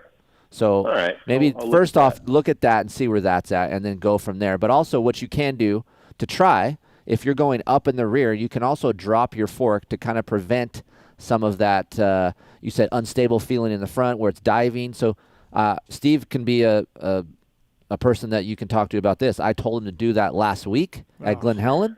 I told him to drop his fork. He came back and he says, I'd hate to tell you this, but you were right. You're such a dick. Because I don't understand how that made that big of a difference. I don't understand how 4 mils? It's like 3 mil. 3 mils? Yeah. Made such a difference in the feel in my hands. And even less harsh, right? Oh, dude, totally. Yeah. It was I was like out there going, fuck, my spring rate's off. Like, Yeah. God damn, I missed the rate on the spring. Like, it sucks. And you said, So, Glen Helen, you got to drop those forks down. Yeah. I appreciate that, Keefer. The one other comment I wanted to make is not particularly a Race Tech rant, but I certainly have a hard time sometimes understanding where Steve is at on this particular issue because, I will hear Steve very concerned, very angry about not knowing what the lineup is for Supercross for 250s because they don't tell you till the last second or whatever. Yeah. So this is like a major sin. This is inappropriate. It's unprofessional. But then at the same time, you're very dismissive about the validity of a 250 indoor title because it's, air quote, just a regional title. And to me, that's kind of talking out of both sides of your mouth. So on one side, you want to kind of give it less credit, hold it to a lower standard. On the other side, you want to be very itinerant and hold it to the same high standard as the 450 class or any other professional sport. So to me, that's a little bit of a dichotomy there, and I'm hoping you can help me circle that square. Well, one is the difference between meaning that you've accomplished, or one is meaning anything that you're going to accomplish in the sport in the future, and the other one is just knowing who's fucking going to race. Like, I don't understand how you can equate those two things. I just want to know who's racing what coast so that we can talk about it. It doesn't mean the title is any more or less or anything else. I just want to know who's racing. Like, I care enough about the class to at least want to know who's racing. Correct. Now, what I'm talking about in terms of the titles, it's like if you look in the history of the sport, a 250 Supercross title, like go back 40 years, look at the guy who's won 250 Supercross title. It doesn't mean you are on your way to greatness in the sport. You know what I mean? So when you talk very about nuanced within each category, well, in your opinion. I mean, I feel like wanting to know who's racing the coat, like just because I don't think the 250 Supercross title means you made it in the sport doesn't mean I don't care about the class or doesn't mean I don't want to see who's going to race the class, you know? So I don't know. Do you see that, Dark? I'm with you. I think it's a professional sport. We want to be held in the same regard, according to Feld, as NFL, NBA, and we know who's playing and who's not. I think. What's the caller's name? Mike. Mike. I think what Mike's trying to say is like, if you don't think it's worth a shit because it's kind of broken, right? Yeah. Like the class. Mm-hmm. Why do you give a shit of who's racing it anyway? Well, I mean, it's still something to follow and talk about. I know. I'm just saying. I'm just trying to get into Mike's mind right now. And he doesn't want it to be broken, so let's fix it. I mean, I'm still going to talk about it and talk about the titles. Of course. I mean, I have a but I understand what Mike's talking about. No, I see that. Honestly, I see that as two totally different things. I think they're separate. My feeling about the title and just wanting to know who's going to race. As a human being, when you rant about something, means you care a lot about it. Yeah. Right? I care about who's racing the coast, yes. Okay, but that's two separate things. I can't care about who's actually racing.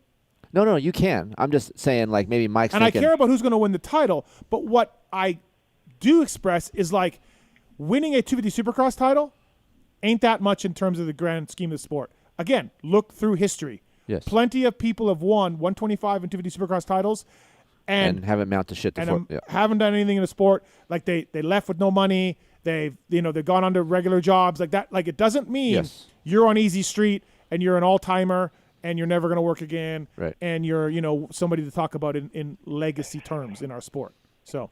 All right. Well, we'll have to agree to disagree. Sure. But thanks for taking Sounds my call. good, Mike. Thank you, man. Later, Appreciate Mike. it. Thank you. Bye-bye. MotorcycleIndustryJobs.com, job of the week.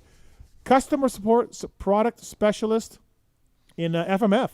Full-time job. If you ever dreamed of going to work each day and getting to be around motorcycles, talk about motorcycles, help people with motorcycles, that's Chris's dream. Well, guess what? Your dream starts today. FMF is hiring a customer support product specialist position right there. You got to have phone skills. You got to know how to use an email, computer entry as well. You can work with retail customers, dealers, distributors, all of that. Full-time job in Rancho Dominguez. How much? Yeah, does it say what the pay is? What's salary? Doesn't say. But Dark, that could be you. That's what I was thinking. Yeah, If Dark needs to move for Amber. Yep. MotorcycleIndustryJobs.com, job of the week. Little D, text me. If you want to get started in the industry, this is a great spot to do it, man.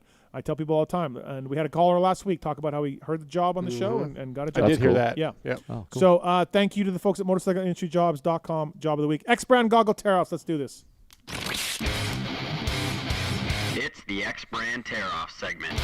15-second rapid-fire Q&A. X-Brand Goggles, the choice of champions like Mr. Side, Kyle Chisholm, Shane McElrath, Craig many DeLong. more. Craig DeLong, GNCC guy. Yeah. X-Brand Goggles. Pulp Show 24 is the code to save with X-Brand Goggle, EKSbrand.com.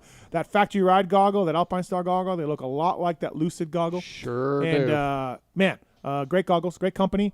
Thank you to the folks at X-Brand. These are rapid-fire questions submitted by Corey Moser. Mosier. Are you familiar? No, I'm familiar with Mosier. Mosier? Not Moser. Okay.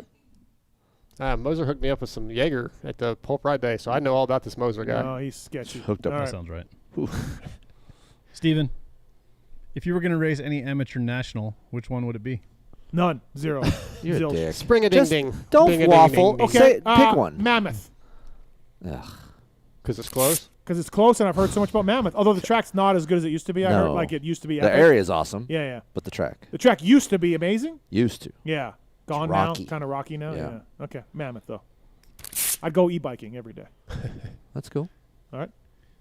Dark, what's been the best and worst advice Keefer has given you in the bedroom? Good question. Wow. Oh, in the bedroom. No, In in the the bedroom. In the bedroom. In the bedroom. Hey, man, you beating off? Have you given me advice in the bedroom? I don't feel like Don't you eat have. that dick. Hey, man, you beating off? Don't eat that dick. Worst advice, maybe don't have sex in my hot tub. It's terrible advice. Don't do it. Yeah. This is the Yeah, and if you're barebacking, be careful, dude. Yeah, honestly, I don't think he's really giving me any advice other than like mad at me if I didn't have sex.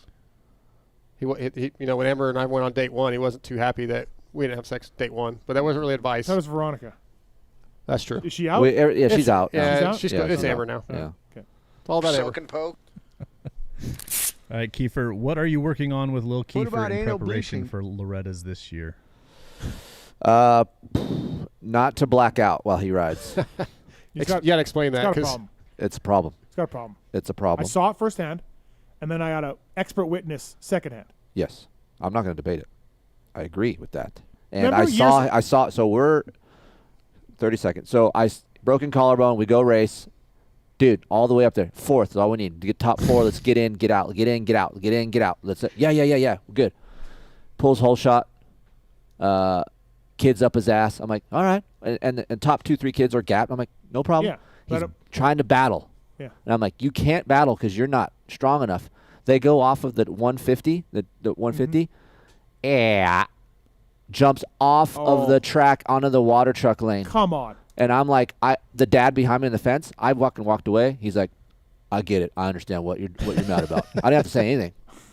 Yeah, that's crazy. Heather and I were on How's the that couch. collarbone, bro? Yeah. Heather and I were on the couch. She's watching the timing score. I was like, he's going to chill. I had no idea this was going on. He's fine. He's going to calm down. Apparently not.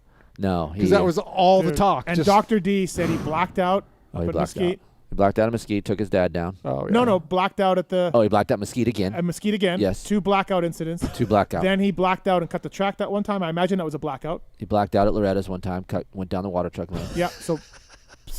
We need a... What's weird is That's all A&H, right? I That's think not you. Not me. That is not you. Because we I have a know you plan. well. We have a plan. No. And I'm a mellow dude. I know. But I've seen you spike. I saw you spike today. When? In the garage. Okay, but have you ever got seen punched him in the face on accident? Have I you didn't ever spike. Have you I didn't ever say seen? anything. Okay, but wait. Have you ever seen him spike on a dirt bike track though, or like riding? No, or, I like, have not. You know what I mean? Like he almost rides too cautiously a little bit, Yes. and like he's a very reasonable gentleman that way. So this is A&H. This is A&H side. The blackout. This Yeah. is not the Yeah. Kris side. Okay. Yeah. All right. Next question. Yeah, you like that? Steve, when's the last time the riders agreed on how a track was prepped, or mostly agreed? Never. Edmonton's pulling their goalie with 5 minutes to go down 2. Like, really? I mean, it's Skinner. It's like Dude, they haven't had a goalie the whole time. That anyway. is early. What is going on? That is early. All right. I will not tolerate this hockey slander, Tallon. Air hockey championships.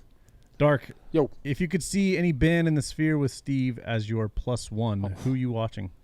Tool all day.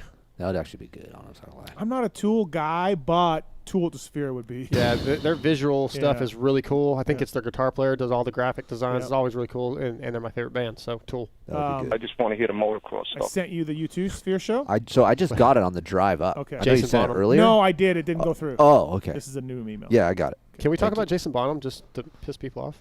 Dude, he was great. He called me the next morning. We talked for an hour and a half. It's awesome. He's my best friend. That's pretty sick, honestly. Yeah, it's legend. Yeah. He's a great guy. He is such a. When he called me, he's like, I just finished watching Toycental. Yeah. Nice. I'm like, holy shit, I didn't even watch Toycental. So you felt nervous because you didn't have nothing to talk No, about? I watched the highlights and stuff. I did watch. I watched the highlights and everything, but I didn't watch the moto. my God. Steve was like telling at DH. I don't know if you heard it. He was trying to ask music questions, and Jason wanted nothing to do with it. Just moto. Yeah, I want to talk about Sammy. They have to have a discussion of like, if we're gonna be friends, 50-50, buddy. Okay, that's what I'm saying. Will you ever do a pod with him? Yeah. Just We about. already some of talked the about stuff? that. And he will allow music questions Well, in the I pod? think we have to. Yeah, I'm gonna say, hey, I need 20 minutes, and you get 20 minutes, and Okay. yeah. Keefer, which manufacturer has the most exciting bike changes coming into Suzuki. production? Exciting bike changes for 2025.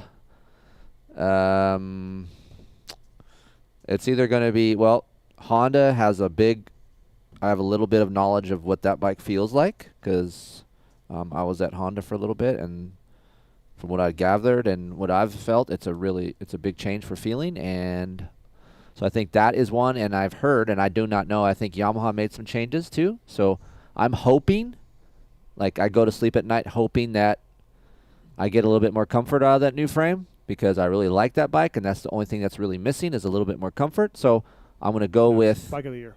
Honda and Yamaha, but KX250 is also all new. All right. Steve, who's a sleeper pick in both classes that will have a breakout ride soon? Time Master Pool in 250s and 450s. I don't know if it's a sleeper or not, but I think Jason Anderson's got some more in him. He looks good. He just got to put it all together. It's not really a sleeper, but yeah. Why no love for Jalik? Yeah, that's I take issue with this. Why no love for Jalik? He's solid. He's had a good year. Why can't we have him on the show? We can have him on the show. Okay. I had him on. The last time I had him on, he was playing a video game during the interview. And probably with Aiden. Maybe. And then gave 2 shits about answering the questions. Marcus, Really? you can vouch for that, Marcus. How long I can ago was vouch for that. this? You could hear the joysticks. How long ago was this? A year ago? Yeah, Oh, it was really? a couple- it was it 2 years ago? maybe 2 years ago. Okay. Yeah, it's been a while. He's a good interview. Is he? Well, Yeah, I mean, at the races he has been. On the show, he's too busy with the video games. Well, I'm a fan of track records, and I think Steve's track record with him is not great, so I understand. Okay, that makes sense then. Yeah. But yeah. But he's been riding well. Yeah. Look, he's doing better on a brand new motorcycle than he did on a KTM. His results So, like- in Supercross do not reflect how well he rode. Yeah, like this is impressive. It is good. Yeah. He's top 5 guy. Impressive for Triumph and impressive for Jalik. Absolutely. Hold on loosely. Hold on loosely. All right, let's get RV on the line. Can we get RV? How many more questions we got? 2 more. Okay. Dark. Yeah. Who's a bigger asshole, Steve or Keefer? Oh, that's a great question. I'm not. You guys want me to answer that? Yes. Yeah. When it comes to on the air and social media, Steve. But in real life, he's not as big of an asshole. So Keefer. As big. So in real life, I don't think Keefer. either one of you are assholes, honestly, off air. But on the air, you can be kind of a dick sometimes, Steve. I'm actually shocked because I feel like like we've had discussions like in human real life. Yeah, but you've never been in human real life. You're like, as you say, do the what? How do you?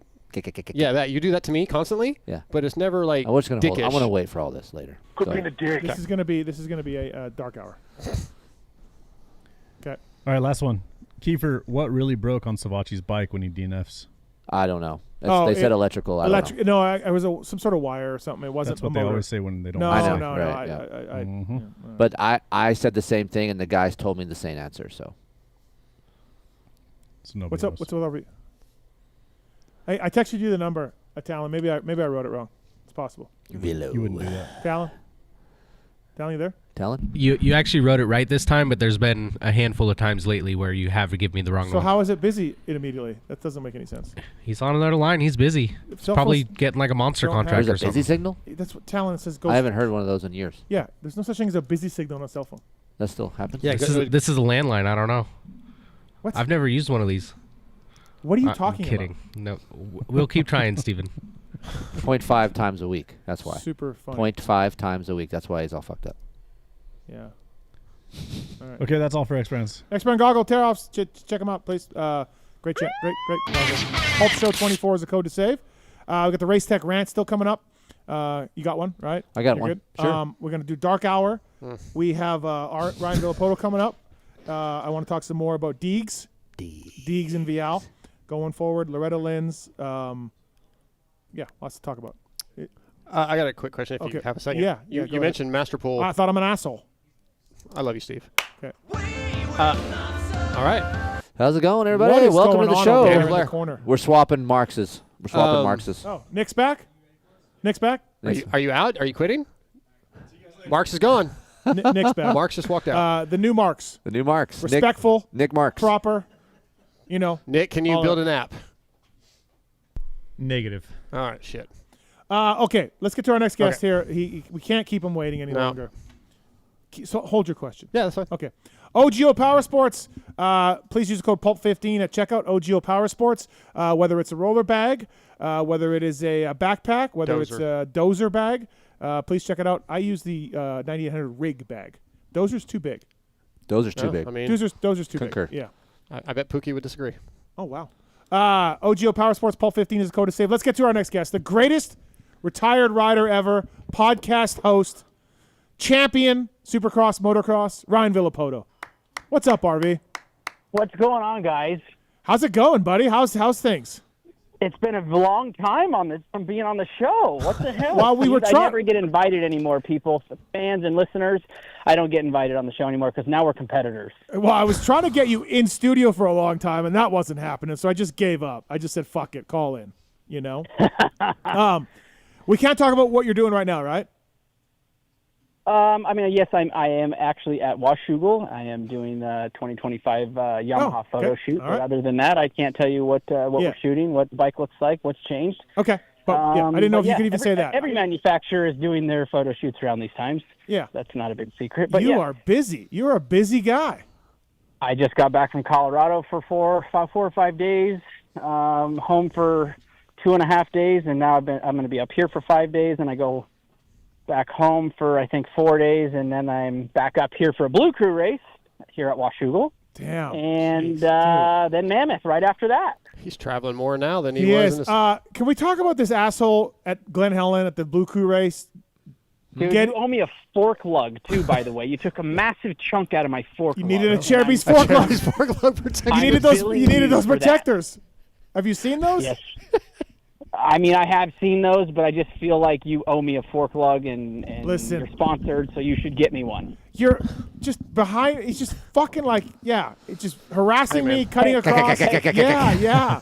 Like, and I can't. God, what am I What am I supposed to do? I can't get away from him. Like, he can do anything he wants to me. Like, I saw the GoPro. He did pretty much just mount you. Yeah. There was nothing I could do. Nothing I could do. Yeah. I wasn't really trying to take. Sorry, guys, I'm putting a sweatshirt on. It's getting cold. Mosquitoes are coming out up here, you know? I'm working. So, I wasn't trying to really take you out. Right. But that would have been kind of funny, too. But I did put some nice tire marks down the side of your bike, your swing arm, your number plate. Yes. Yeah. Yeah, it was a good time, wasn't it, Steve? Oh, it was a great time. I'm trying to race. Like, I'm racing, and this guy's just holding me up. And, yeah, it was. Yeah, what class did I jump into? That was the That was 40. plus? That was 40 plus Yeah, you jumped into, yeah. 40 plus. Yeah, yeah. Get a that was glimpse awesome. of what you got to look forward to, dude. I know. Well, I'm still never racing brownies, so I'm still never doing that. That's out. Speaking of racing, though, you are back at the Vet Fox Hill race. You sat out last year. You were just a man of the people, signing and drinking beer. And this year you're racing again, not the main class, but you're jumping back on the vintage bike. Yes, I will be riding. I think it's a '93 YZ250, but I'm not racing the Trophy Donations class. I told Wobbs, I said it's just too serious for me. I would like to just go over and race. I have fun still racing and riding. Like the two-stroke, what was the two-stroke World Championship deal that we did that Fast House put on at Glen Helen was. I haven't gone off of a gate and into a first turn that fast since I retired, so it definitely made my ass pucker a little bit going into Talladega, fifth gear wide open on a YZ250. But hey, I got to lead 2 laps and I ended up third, so I was stoked on that in Sakamoto. Yeah. But yes, I am going to go over and race. I don't know exactly what class it is, but I'll be over there behind the gate having some fun. Yeah. Those just did that. Honestly, Steve, you finally went, right? Yeah, you went last year, right? Yeah. It was great. It was a blast. It's a great race. Keefer, great race? Fuck that shit. Yeah. Well, yeah, but yeah, I mean, your bike broke. I don't know. Broke? I mean, you should have stuff. You just hit the back brake or pull the clutch in. Yeah, dude, he freaked out. Brother, I did hit the doesn't have back the brake. I looked like a skill. fucking swordfish coming out of the ocean off of this jump. Swordfish. Well, listen, we got Medaglia, Gald, and Noof for Team Canada, so we're coming. We're coming for the USA. Okay. Yeah. What does Team Canada expect to finish? Because I can tell you they're going to get waxed. Tyler Medaglia? You're not familiar with this guy? No. I didn't say team race. So Noof Team and race. Galdi are the ones you're worried about? Galdi may not even show up. I mean, I'm worried about those two. Yeah. Their blood alcohol level might be over 0.08 You when saw they're Galdi at the pit bike. RV's Steve, gonna. Steve, you saw those guys, dude. They're fast. They are. They're really fast. RV, all he has to do is invite Galdi over to the camper the night before, and he won't even show. Dude, Yeah. Barbashev was dude. gnarly, dude. No, all those guys. Searle, Barbashev. Dude, he was riding a CR500 there too. Yeah, fast. Yeah, it was something else for sure. Listen, it's fun to have you back around the sport. You're super busy, as we know, and then now you decided to do this fucking podcast. How's it going? Oh, we're competitors, bro. We are. I'm coming for all of your listeners. That's why I did this. That's why I came on the show. Is just to poach some of your listeners. Title 2-4. Check it out, everybody. As soon as you go there, come back to Pulp and realize what you missed. You know. Yeah, I mean, hey, guys, for the listeners, we give you everything you need to hear in an hour and 15. Now, do we have all of this banter back and forth? Not as much. It's also PG rated, which is okay.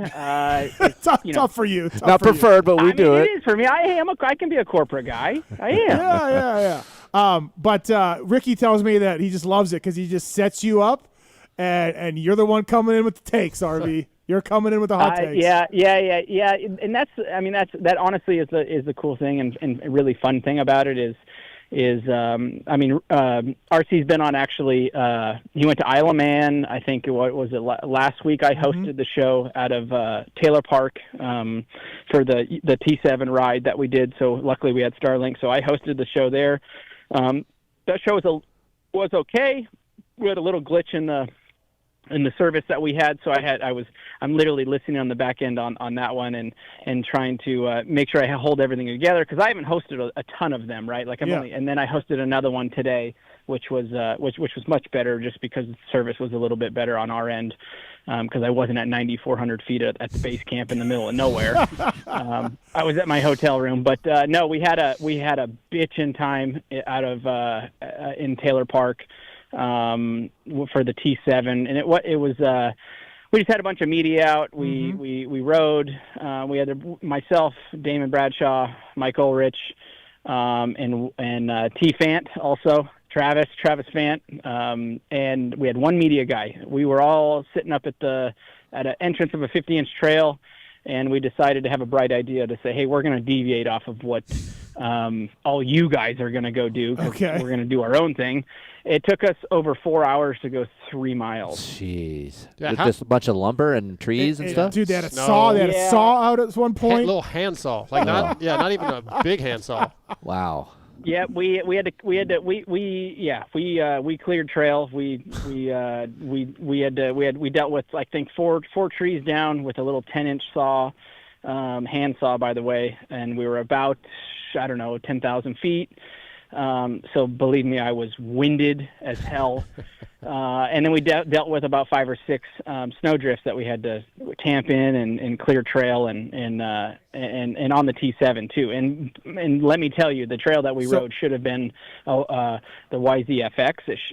That's the trail that not the trail the was made for those bikes. But dude, we crushed it, and we had a media guy with us that didn't have a ton of experience, but he had a ton of whitewater rafting, kayaking experience. So he knew how to read water, which I think is obviously harder than reading a trail. Huh. That's, so he did a phenomenal job, and we made it finally. So it took us RV sent 4 me a hours. video. RV sent me a video. 4 hours to go 3 miles. Okay. Yep. RV sent me a video in the trail.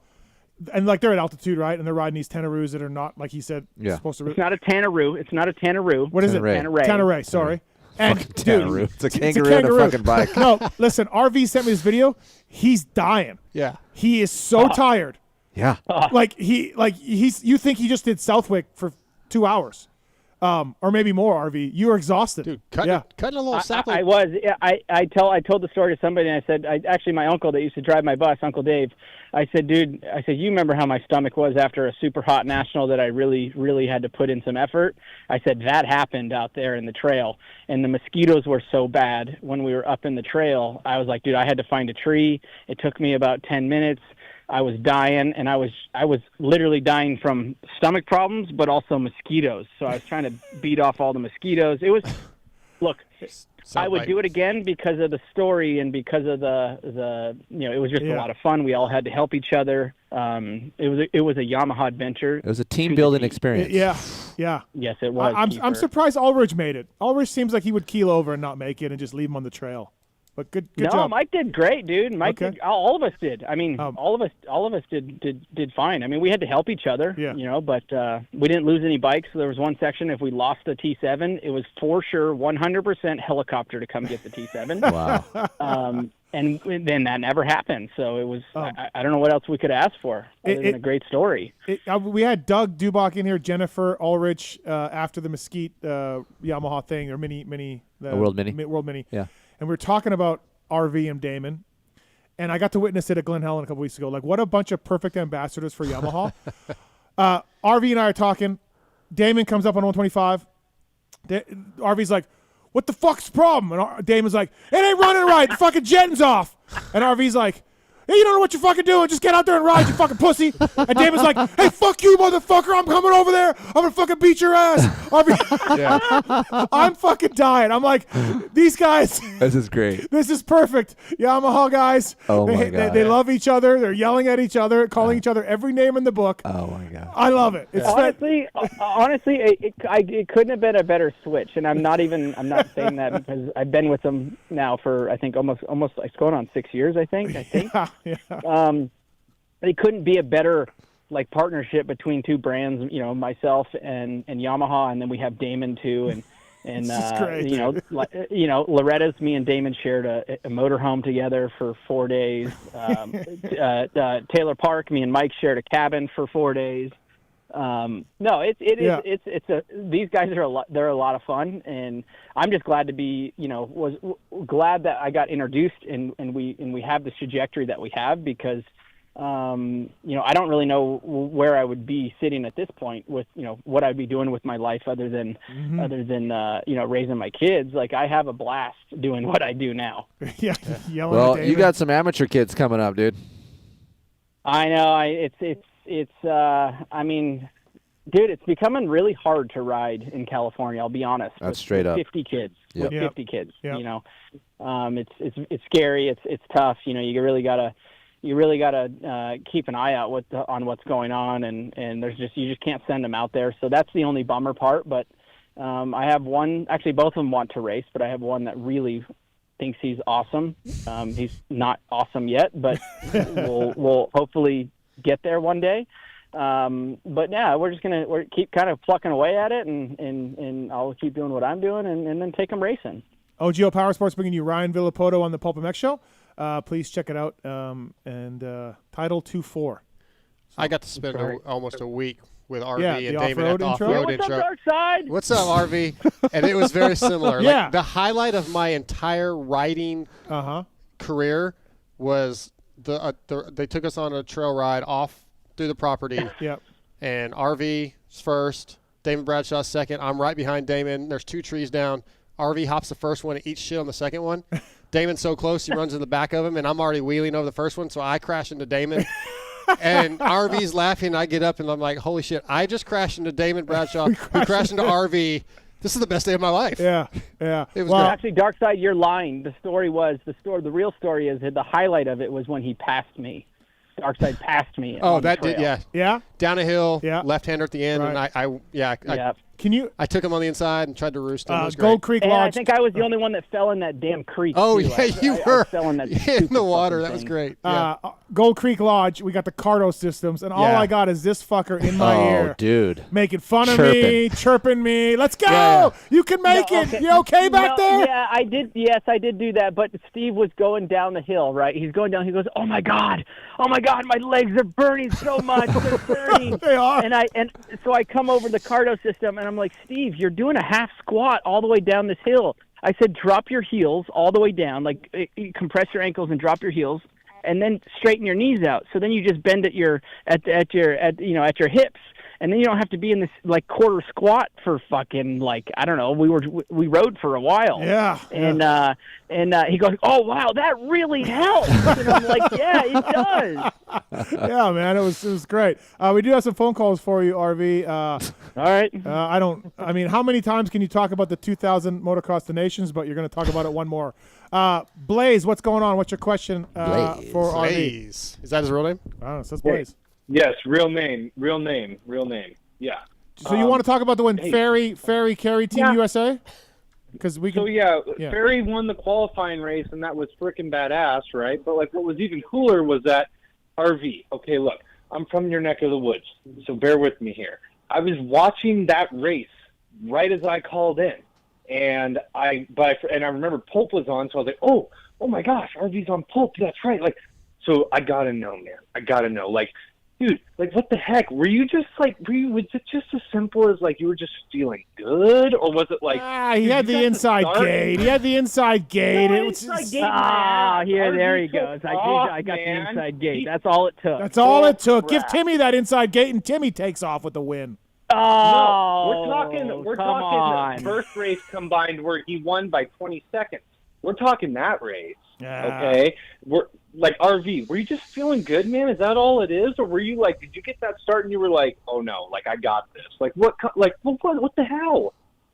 I mean, yeah, I was feeling good. I was on a good bike. We had a great team, myself, Ricky, and Timmy.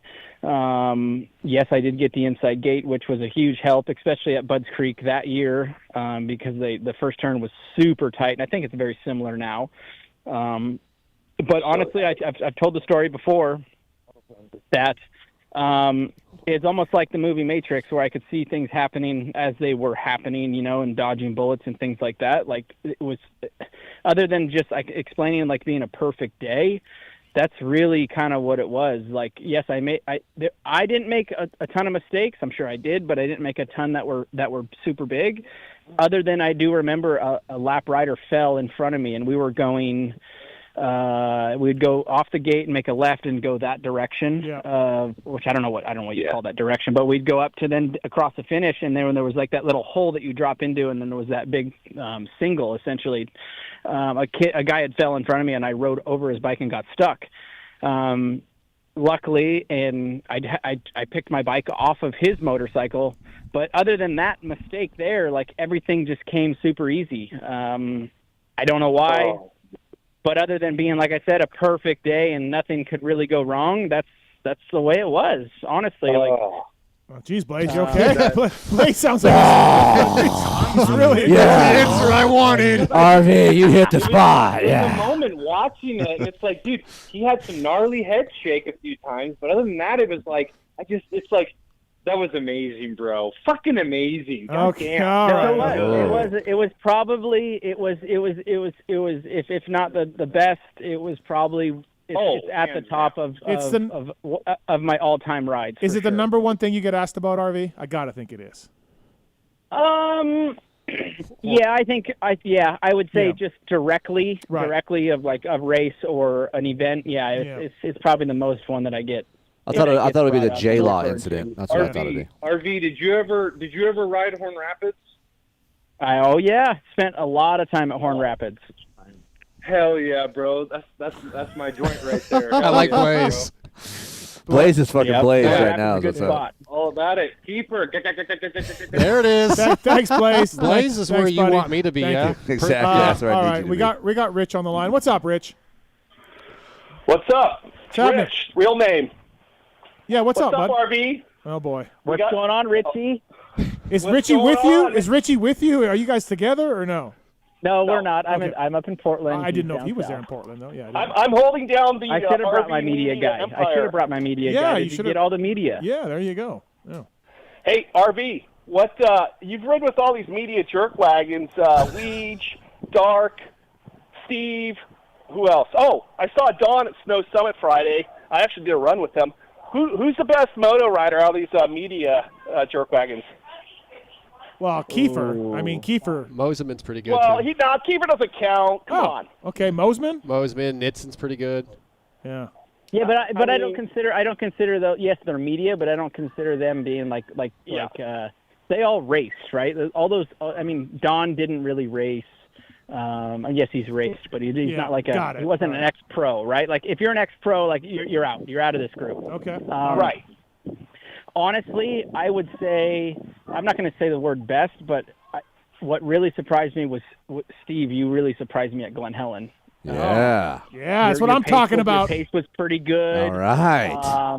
Like I don't think we could have maintained or even achieved that pace with our our previous weight, but we've definitely Yes, lost a lot. We've slimmed up. Yep. We've and actually we I thought like you made from the time that I saw you when you started training and riding mountain bikes and all that, like you dropped a ton, and then the most recent, which I think would have been Glen Helen, that I saw you in person, you even had dropped a bit more. So it's definitely the athletic. You're very athletic now. Thank you, sir. I appreciate that. Athletic. Yes. Yes. Oh. Okay. Well, yeah. No, I rode well that day. I felt good. Like Ulrich is like, dude, you're ripping, and I'm like, yeah, cool, man. And he's like, no, man, you're ripping. And I'm like, okay. You've been riding good. I've been riding better. No, he has. I mean, dude, yeah, you've been riding good. I'll be honest. Yeah. I mean, you still owe me a fork lug, but it's on you. Hey, RV, so Dark and Steve are out there, I don't know, last week or whatever at Glen Helen. And I was like, all right, you guys are going to match up. You guys got to go out together. And literally Steve just yarded Dark. And I thought Dark was a little bit closer to Steve, but not on this day. No, I would have. I'm sorry, Dark, but I wouldn't put you in that category yet. We need a little more seat time. I agree, Steve. We need a little more seat time. Yeah, Steve. I tell people all the time when we get in these Twitter wars or whatever, and like Dark's got him, and I'm like, no, Steve's got really good technique. He's got fast entry speed for our age, and I mean, people think. But at he was heavier. Mesquite that day, yeah, I feel like Dark was on your ass. But Steve hadn't been riding as much then. Doesn't matter. So, and I'd been riding more, and then I think people just say, well, because Steve was heavier, they think he's not going to be fast, and that's just not the case. Wow. Yeah, so who would have thought Steve would have been a Glen Helen specialist? That's kind of like me. Steve, I can lump you in to be a Glen Helen. Yeah, you were a like Glen I Helen am. guy. You took down the 800 there impressively. Oh, I took down everybody at Glen Helen. Other than maybe Josh Strand will give me a run for my money. Not current pro, not when I was racing currently. We just watched. for a few laps he would. We just did a re-raceables on the 05 Glen Helen RV. That was only your fourth race or whatever, and you went 2-2, I think, or 3-2. I did. Yeah. So you were. Yep, 2-2. Yeah, you were already good then too at Glen Helen. That was your third race ever. Hey, so. RV, on the old school rank of like tracks, was Glen Helen up there for you just like the track layout, or is it shit? Did you like it?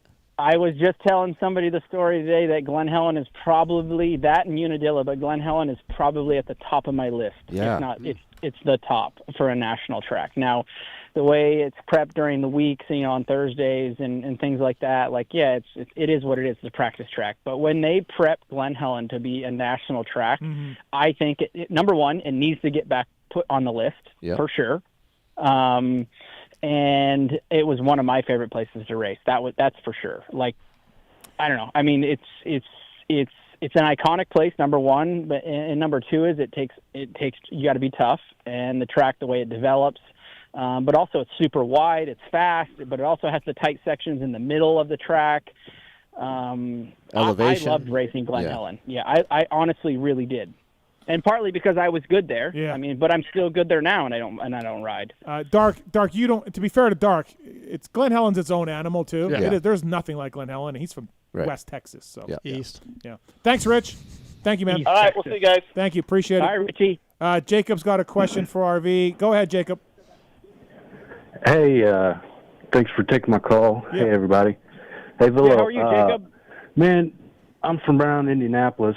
There was a track in the late 90s, early 2000s, northwest of Indianapolis.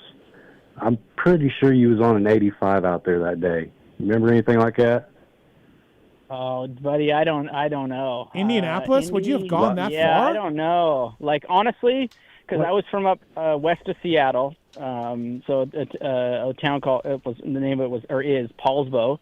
The farthest we would go would be Tennessee in the rig. And we would try to stop in Texas and ride for a couple weeks, and then so I don't think I ever made it to Indy on an 85 or a big bike. Yeah. If it came to going to Florida, I'd even fly there. I'd fly to Florida. I only went to Florida once I started riding for Team Green because they would end up bringing the bikes there. Because my dad's like, I'm not fucking driving to Florida. I'm not doing it. Oh shit! The circuit would drop off, and Wyndham. TP, Villopoto would come in sometime. Yeah. All right. I was just curious. I don't think I ever made it there. All right, go ahead. What's your other question? Go ahead, buddy. About the 250 class, why can't we do something like for the regional titles, keep them 1 to 3 years, and you're eligible for the regional class. After that, you go into the full 250 class, which is just like the 450. 17 races. So you're saying add a class to it. More of the older class, but let the rookies come in and run for the regionals. I don't think they have enough time, because I asked them about a B main one time, and they're like, there's not enough time in the Supercross program to have another Okay, class. well, Steve, here the easy way. I mean, look, we already deal with, we deal with, obviously, the tracks, right? And we hear the dirt works, or, they don't have enough time to prep the track with A, B, and C qualifiers, or time practices, and then they have the last chances and all of that. So yes, time is a big problem. I personally, I don't dislike the East and the West, but I do think that I think guys wouldn't try as hard or wouldn't think it would be so urgent to make something happen in 7 or 8 rounds if they were like 10 rounds. And you didn't have an East and a West, and you just did like say 10 or 12 rounds for the lights guys, then I think you'd have a little more time for these guys to look at it from a schedule standpoint and from points, from a racing standpoint, that they'd have a little more time to, if they made a mistake, to recover from those mistakes. But I mean, that question has been thrown out I don't know how many times. Like, what do we do with the 250 class, and how do we change it for the better? It's been East and West since I was born, and I'll be 36 this year. So I don't know. Thanks, Jacob. Thanks for the call. One last thing real quick. A certain podcaster from a Fly Moto 60 show helped me out with some goggles. Okay. My mother passed about 9 months ago. Those really gonna help me and the old man to kill some time. I appreciate that. All right, no problem, man. Thanks again. All right, well, awesome. Thank you. Yeah. See this podcast? This podcast gives back, RV. It doesn't just take like the Title 2-4 ones. We give back. We get Quad Lock, Dunlop. I mean, United Motorsports. I mean, you name it. We give it away. Save your sponsors for your own show, sir. So, hey, are you? I just did Dunlop, Quad Lock, United Motorsports, and Boxo. There you go. Are you going to do any race day live or anything for SMX, or are you going to be involved with SMX or any is Feld guys reached out at all? Any plans? They did early on in the season. Okay. It just didn't work out. But we'll see. I mean, if the phone rings and if it makes sense, I'll do it. It just kind of all depends on my schedule as of right now, but I'm pretty busy. So we'll see. Yeah, you are I busy. don't know. Yeah. Tenere. Yeah, Mike. Hey, Steve. Mike said, I'm pretty busy. We're busy over here. Mike. Yeah. Oh, is Ulrich there with lots of things, lots of ins and outs. Ulrich is right here. He's listening. My guy. Listening too. Leave my guy alone. Yep. He's busy. RV's handler over there. Yeah, I got one. How about Mike, Dark needs a shirt. Get him a new shirt. I got the same shirt RV wears because we're Blue Crew, baby. Oh, boy. That's right. That's horrible. It's a great shirt. Time you can race Florida at GNCC again. Liam wants you to race Florida Darkside GNCC. Is that Liam? We have Liam Draper listening too. Yeah. For the folks that are listening. Champion. Are you back in for? Well, Stu Baylor was trying to recruit him earlier tonight. I'm in for Ironman. I don't know about Wild Boar. Wild Boar kind of. Well, you know what? You know what? All right, hey, Liam, let's set it up. We'll do it next year because I need to redeem myself for. I need to redeem myself for almost dying. RV, year. you need to do a GNCC RV. Right. Ironman. Yes, I would like to do one. I just need to fit it into my schedule. Yeah. Ironman. We would give him shit, but honestly, his schedule is busy, so you can't really give him shit. Dude, he's super busy. Hopefully not a mud race. Good luck. Good luck. Yeah. Yeah, right? Industry class for sure, and hopefully I don't get beat by the girls. Yeah, listen. Yeah, a couple of those girls, Rachel Archer and Corey Steed, they're probably going to beat you. They're in the industry class? No, maybe but not. I think maybe not all out same speed, time. but they're going to have me in the longevity department for sure. Industry class goes is the morning, same time as the women. So Eddie does stuff for RV too. Okay. So we have Eddie. Eddie used to be RV's guy. Oh back Eddie Larrett, that's right. Yeah. And he's already. He's just waiting for me to fully employ him, so he doesn't have to work for your dumbass. Yes, he didn't have to help Aiden and Kris. This is what I get from Eddie. I get photos of or videos of RV flipping me off. It was like, I'm taking him to the top. What the fuck are you doing for him? You ain't doing anything for him. I got the whole story. I got the whole story on the way to where we were this weekend of how they met, how Eddie worked for him. I got the whole. It was good story. I worked with Eddie at Moto Triple X. Oh, okay. He was a mechanic at Moto Triple X when I was working for Nick. I feel like Eddie and RV are perfect for each other because they're both very boisterous and loud and in your ass. Yeah. So Okay. Works. You think? Oh, I'm not that loud. You get fired up. You're fired up. He can get you fired up, I feel like. In your ass. Yeah, maybe. In your ass. But so anyway, the story was so this is RV. Okay. He tells Eddie at the two-stroke race, hey, man, I don't give a shit what happens, but I'm leading at least a lap on this thing. He's like, after that, I don't give a shit, but I'm going to lead some laps. Okay. That's what So he did it. Yeah. And he did it. Hey, yeah. and I pulled the fucking whole shot, and I led 2 laps, and ended up third that moto. Yeah. So I was stoked. Yeah. Baby steps. Yeah, baby steps. Like Mike says, we're not doing this every weekend like we used to. So it takes us a little bit to dust out the cobwebs. The thing that's awesome about RV is he's got all these championships and all these wins and everything else. But he really doesn't give a shit. No. Like if he gets beat or Dude, that's impressive. Yeah, where do you find a champion that's like that? Right. You don't. You don't. You don't. No. Ask Bradshaw. He won't even line up behind the gate. We're scared of them gates. Yeah. He's like, I ain't racing. Yeah. No, he doesn't want to do anything to do with that. He just you're like, fuck it, let's go. Yeah, Let's race. Great. Thanks, We'll RV. race for a couple laps. Yeah, that's fine.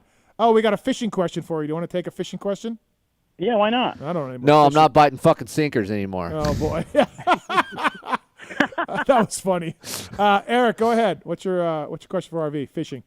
Hey, what's going on, guys? My name's Eric. Ryan, I know you like to fish. Have you ever heard of spear fishing? Yes, I have. Breath hold free diving and shoot fish underwater. Are you interested? We can go out of Southern California, shoot some big white sea bass and yellowtail. So I've heard about the sea bass and the kelp. I don't know how good the lungs are for going under, but Jeez, yeah. Yeah, Look, I'm a I think crappy it would diver, dude. I You think can it would still be shoot big fish. badass to do it. Yeah, I think it would be super sick. Do you use a weight belt, a little bit of a weight belt, or no? Just go under. Yeah, you got to use a weight belt. So we wear a wetsuit because the water's not too warm out here. It's Yeah, I know. summertime's like low 70s, and so we'll wear like a 3 mil, 5 mil wetsuit, a weight belt, and I got all the gear, and I got a big boat, Okay. and I'd love to have you out, man. Well, hit me up on Instagram, dude, and I'll see if I can find some time. I'd love to go do it. I'll give it a shot. Yeah. Yeah, are you in Southern California often? He lives there. In Newport Beach is where I live. Oh, he lives in the elites. Oh. He lives with the elite liberals.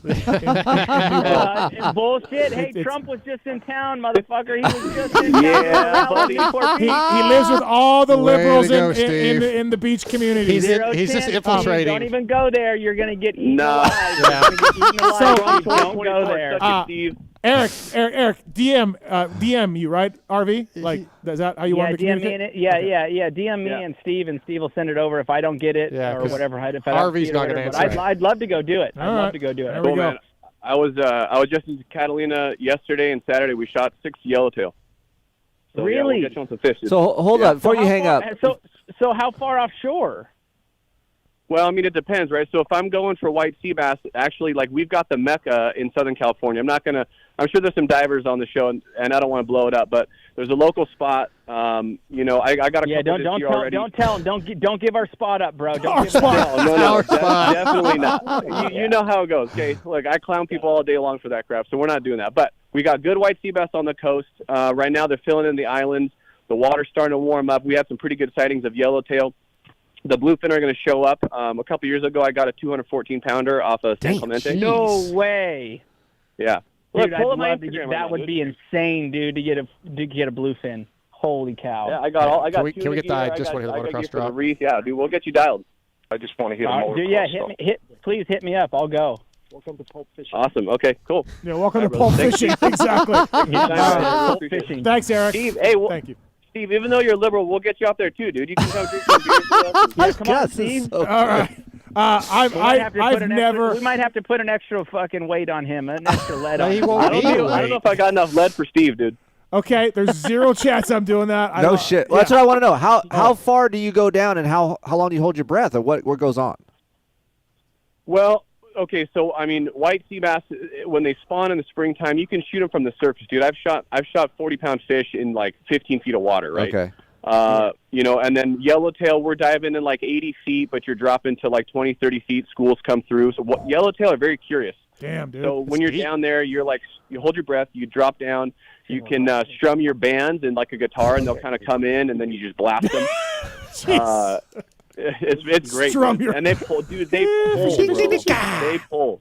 Big fin. And then like the tuna, you're diving out like off the outer banks.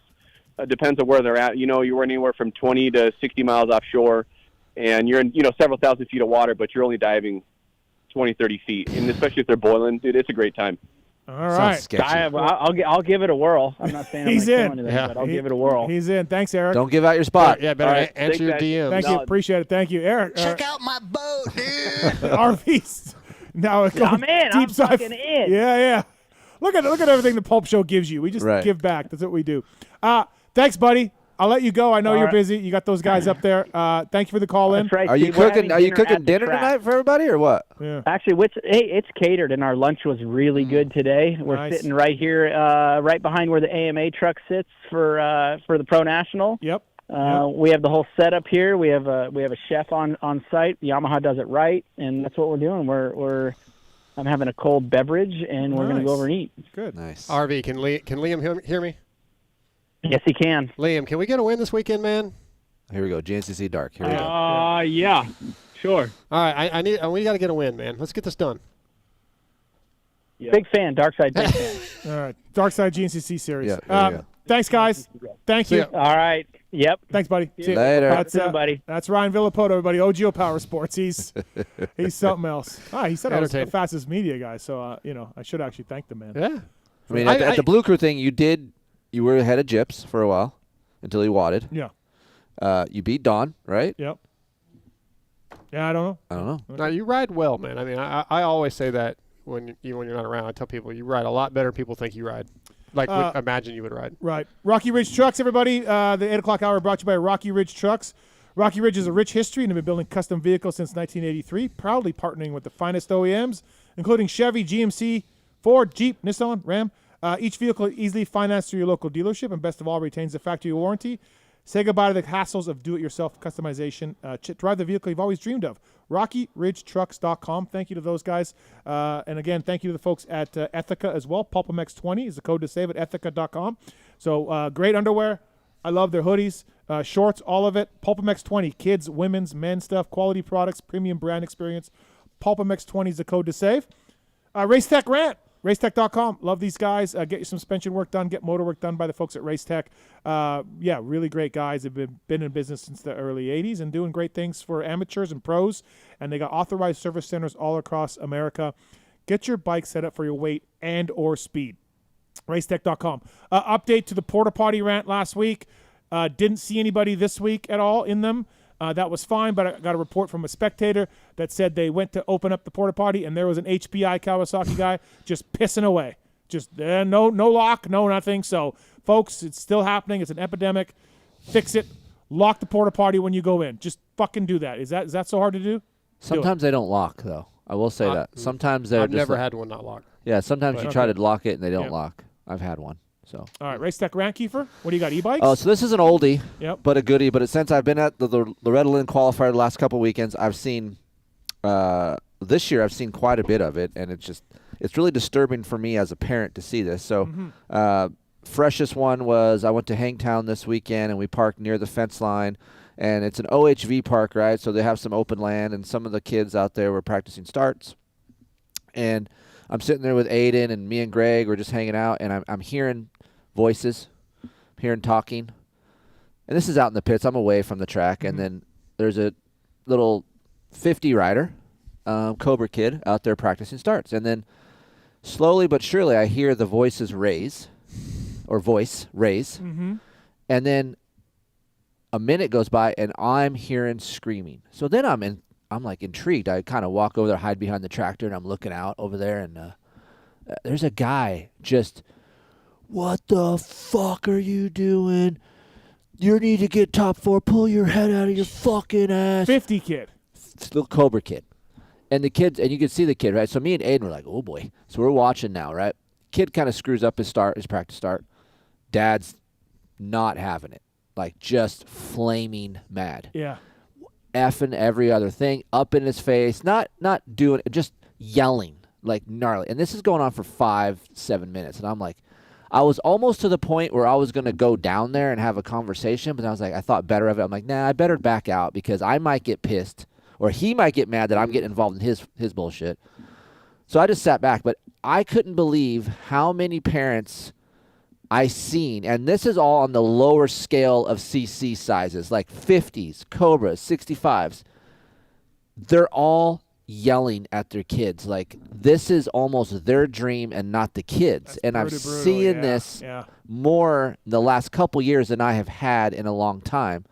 And I can understand to a point because I know how much money it takes. I know what it's involved to get to these races. I don't know the family's whole background of what got them there, if what they're financing or whatever. But in the grand scheme of things, if you're listening and you have a child racing, take a breath, take a step back. Yeah. Like, understand why you're there and what the reason is for your child to go, what the reason is to go racing, right? Use it as a tool for your kid to learn how to better himself for when he gets older. That's it. And if he does well, he does well. Of course, if he doesn't try and he's lollygagging, then you need to have a discussion with him. And look, I've yelled at Aiden out in public because I was pissed, but more so because of not the racing aspect of what he may have did thought process-wise, like doing something stupid or he said something or blacking out, stuff like that, because it's dangerous to himself and others. Never was I just yelling because he didn't have a performance day, right? So understand why you're there. Like, make it fun for the kid, or else you won't be there because your kid's not going to be wanting to go ride his dirt bike or go racing or even be around his mom or dad because you guys are assholes. Yeah.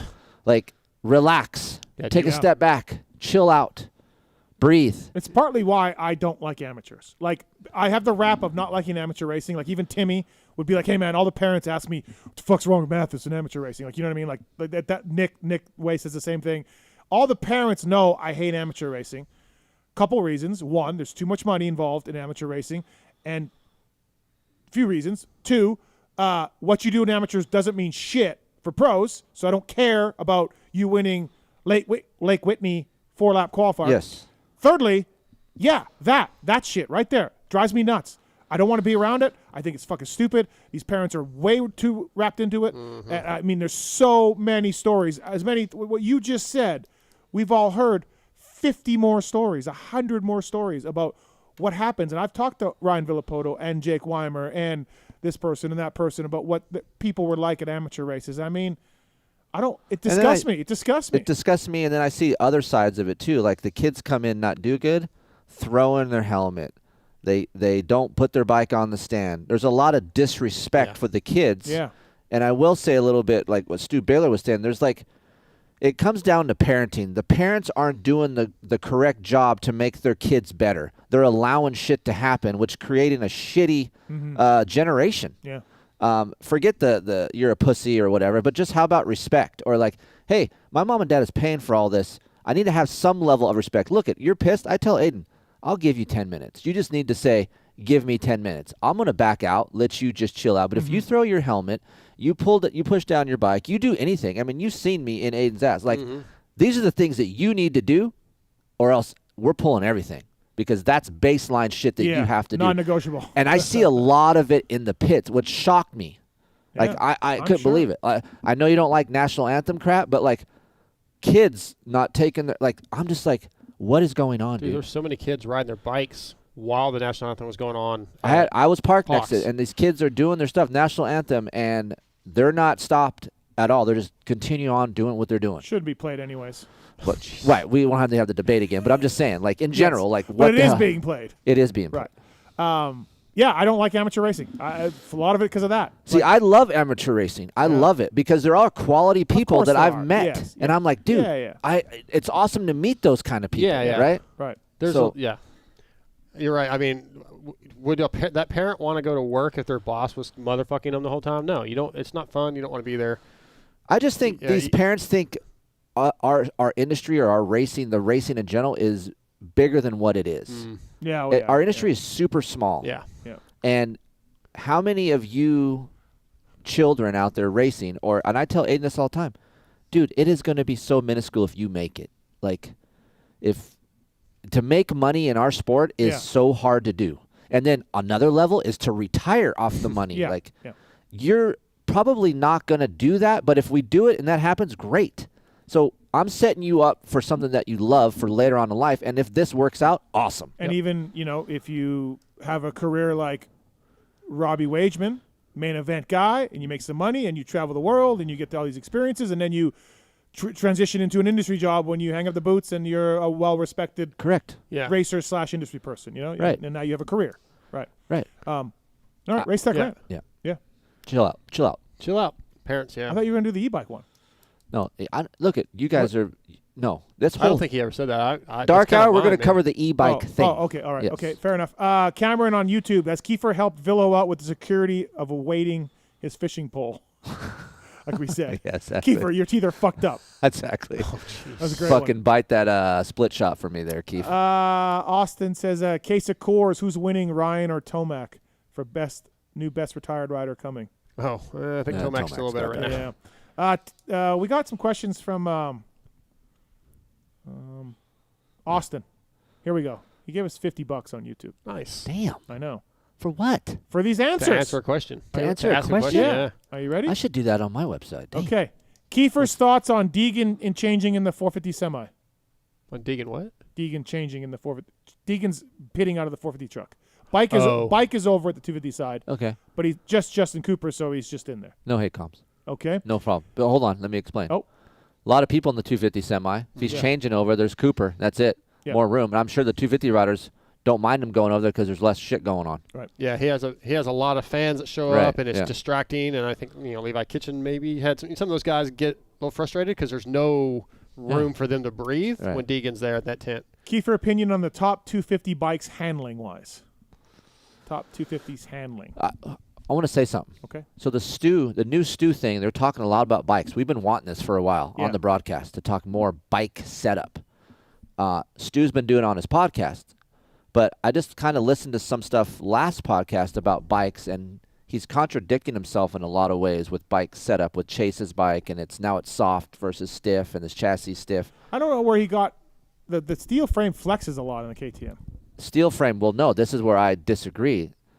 It may flex in different ways more than aluminum, but the newest KTM chassis is rigid. Rigid from what it used to be. Yes. Yeah. So I think he's looking at a lot of bikes, how, the rear wheels fall on the ground, and a lot of times I'm looking at it and he's correct. But overall, on the KTM side, I think he's missed the mark a little bit on some of his calls on the setup. Like Keefer, saying it. Okay, Keefer, opinion on top 250 bikes handling. Top 250 bikes. Yamaha still looks fast. Yep, Yamaha still is horsepower Luker. king. The Honda. Well, this is saying handling. Oh. He says top 250 bikes handling. So, What listen, is- man, he gives 50 bucks. I don't want handling. What's he want? What Okay. corner's better? Yeah. What corner's But better? is he asking personally or what he sees? I don't from know, the, man. Okay. I don't know either. Okay. Well, all right. What Just do say you the Yamaha. see Just from the say Yamaha. Hondas? What do you see handling-wise from the Hondas, which right now are the top 250 bikes, right? I will say this. Or- Handling-wise, the Honda looks probably Yamaha. second best as far as, like, stability and cornering. The Cowie looks amazing. When you watch Levi ride his bike, maybe not in Colorado, but up until then, his bike looked really good. And then the Star bike, honestly, you watch Deegs and other guys, it looks a little rigid. Is Star's 250 dominance coming to an end? No. I don't know why people say that. Okay, Thrasher's hurt. Jordan's 5 to 10 guy, if not better. They're fine. Thrasher won a race this year. Jordan won a race. Look at Deegan- if you ask and any of of course the Deegan's riders, if they were going to say, if you had a choice, Yeah. you had no ride, who do you want to ride for? I think Star would still be number one. I think so, yeah. Faulkner, Enzo, McAdoo, Styles updates. Faulkner's out for the year. Enzo will be back in Supercross. McAdoo, I think, is out for the year. I don't know. Shoulder surgery, no? I don't think coming he's back? out for the year. I Okay, think coming back. Yeah. And Styles out for the year. Styles out for the year. So 3 of those 4 guys are out for the year. So awesome. Thanks for the email, or thanks for the YouTube comment. The money. Remember Brian Stone? No. Brian Stone? Nope. Main event guy? Brian Privateer? Stone? Gritty privateer guy? No. No. Well, he was at St. Louis Live Show. I don't know if you Okay. met him there. Brian Stone's going to be involved with us a little bit. He's a financial advisor for Edward Jones now. Okay. So Brian Stone, ex-racer, really good guy, fast privateer back in the day. Brian will work with you on investment strategy for long-term results. Edward Jones can give you the tools and knowledge for a steady approach. Giving Brian Stone a call, 816-761-4066, visiting edwardjones.com. Edward Jones member SIPC. What's the number? Brian Stone. Kiefer's writing it down for me. He thinks I need this. What's the number again? 816 761 761 4066. 4066. Brian Stone. Brian And he used to Stone. race moto, so he Yeah. can really help you, Dark. All right. Thanks. I'll be talking to you soon, Brian. There you go, Brian. All right, George is on one. George's got a race tech rant. What's up, George? What's up, Mathis? What's up? My friend, I've been watching you for a long time, and I've been hearing you talk about Chick-fil-A and a bag of soggy sandwich. Yeah. I'm sitting here watching you on YouTube, and I see you sipping on a Chick-fil-A cup. I said, wait a minute. And then listen, my man, I always listen to you. I don't watch you on YouTube, but I'm watching on you talking about this boy's sipping on a Chick-fil-A cup. I've covered this, And George. you've been talking crap on Yep. Chick-fil-A for years. George, you've missed the updates. Well, I must have missed the update. Yep, I've come around to Chick-fil-A because it turns out the Chick-fil-A I was eating at the races with the JGR guys, kind of old, kind of soggy. There's not many toppings on that Chick-fil-A. They never used to put any toppings on it. So, and I never had any nuggets in my life, right? I never had any chicken nuggies. So at some point, I tried it again. It was COVID, the COVID race. When we were stuck in those cities, I was at some city, I was starving. There was a Chick-fil-A on the corner. I did a drive-through. I got the deluxe sandwich with the tomato and the lettuce, which already had more toppings than ever before. And then I got a nuggie.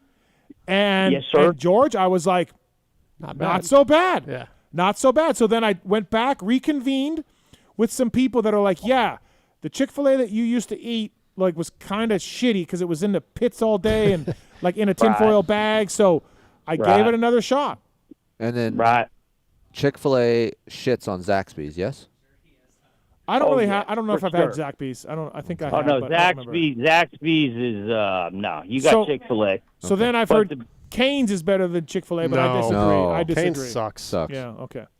All right. All right. So- but my bigger point is here, Mathis, is that what Chick-fil-A stands for is Jesus Christ. Okay. All right. And that's my biggest thing is, you know, if you're going to be a company, you're going to be somebody in life, be behind something. And they're behind something that, for me, is very important in life. I think they should open Sundays. I mean, they make That's when I want it the most. That's when I want it the most, George. And people go to church on Sunday. When they get out of church, they're hungry. Yeah. Well, they go home and they make lunch with their family. Okay. They make a home cooked meal, and they wait till Monday to get back to Chick-fil-A. Fair enough. Yeah. Thanks, George. Thank you, man. Hey, man, I appreciate y'all. No problem. See Thank you, George. Appreciate it. Have a good evening. Jeff on YouTube said, fastest rider you've ever seen live. All of you. Hurlings. I want to come out. I'm just going to bring this out because this is what, when I was younger, remember Mike Pasquarella? Yeah. Mike Pasquarella at Edwards Air Force Base track. I've never seen a person ride a motorcycle that fast in my life. Okay. At that time, that just came to me. I'm just going to go James Stewart. Oh, yeah, I know. Yeah, I guess I did see a lot of it. How about Charlie Bogard, 80s, back in the day? Bogard straight up beat Ricky. Dude, So Charlie he was pretty good. Right. bad. Right. Leonidas is on. Leonidas. Leonidas? That's Is that how you say I like this? that name. Leonidas? Is that your name? Yeah, boys. How are we doing? Good. How are you, man? Sounds like Doing pretty good. It's always sick to see Keefer and Dark on the show. What's up? What's up, man? Leonidas. I love that name. That's a good name. Just don't kick his. Kissing his ass. No, it's a good name, man. It's not like Jeff or Steve or Jamie. It's Leonidas. He sounds like a warrior. What's up, Leonidas? Yeah, boys. Steve, I just wanted to get your opinion on. Maybe you could just walk us through what don't you like about national anthems played at the race? Oh boy, let's not do this again. Yeah, I mean, we don't. No, no. But did you listen to the show when I started talking about this? No, was it a bad one? No. Maybe Mars can tell us what show it was. 6 weeks ago, 2 months ago. Yeah, I went into this. Look, it's a special thing. No worries if you don't want to. It's a special thing. Special. It gets overplayed now. We're doing it 9-year-old softball games. Like, we need to treasure the national anthem so it means more. When you play it before every single fucking thing, like, hey, I'm going to Chick-fil-A. Hold on. Got to play the anthem. Stop. That's not what happened. It's not fair. It's overused.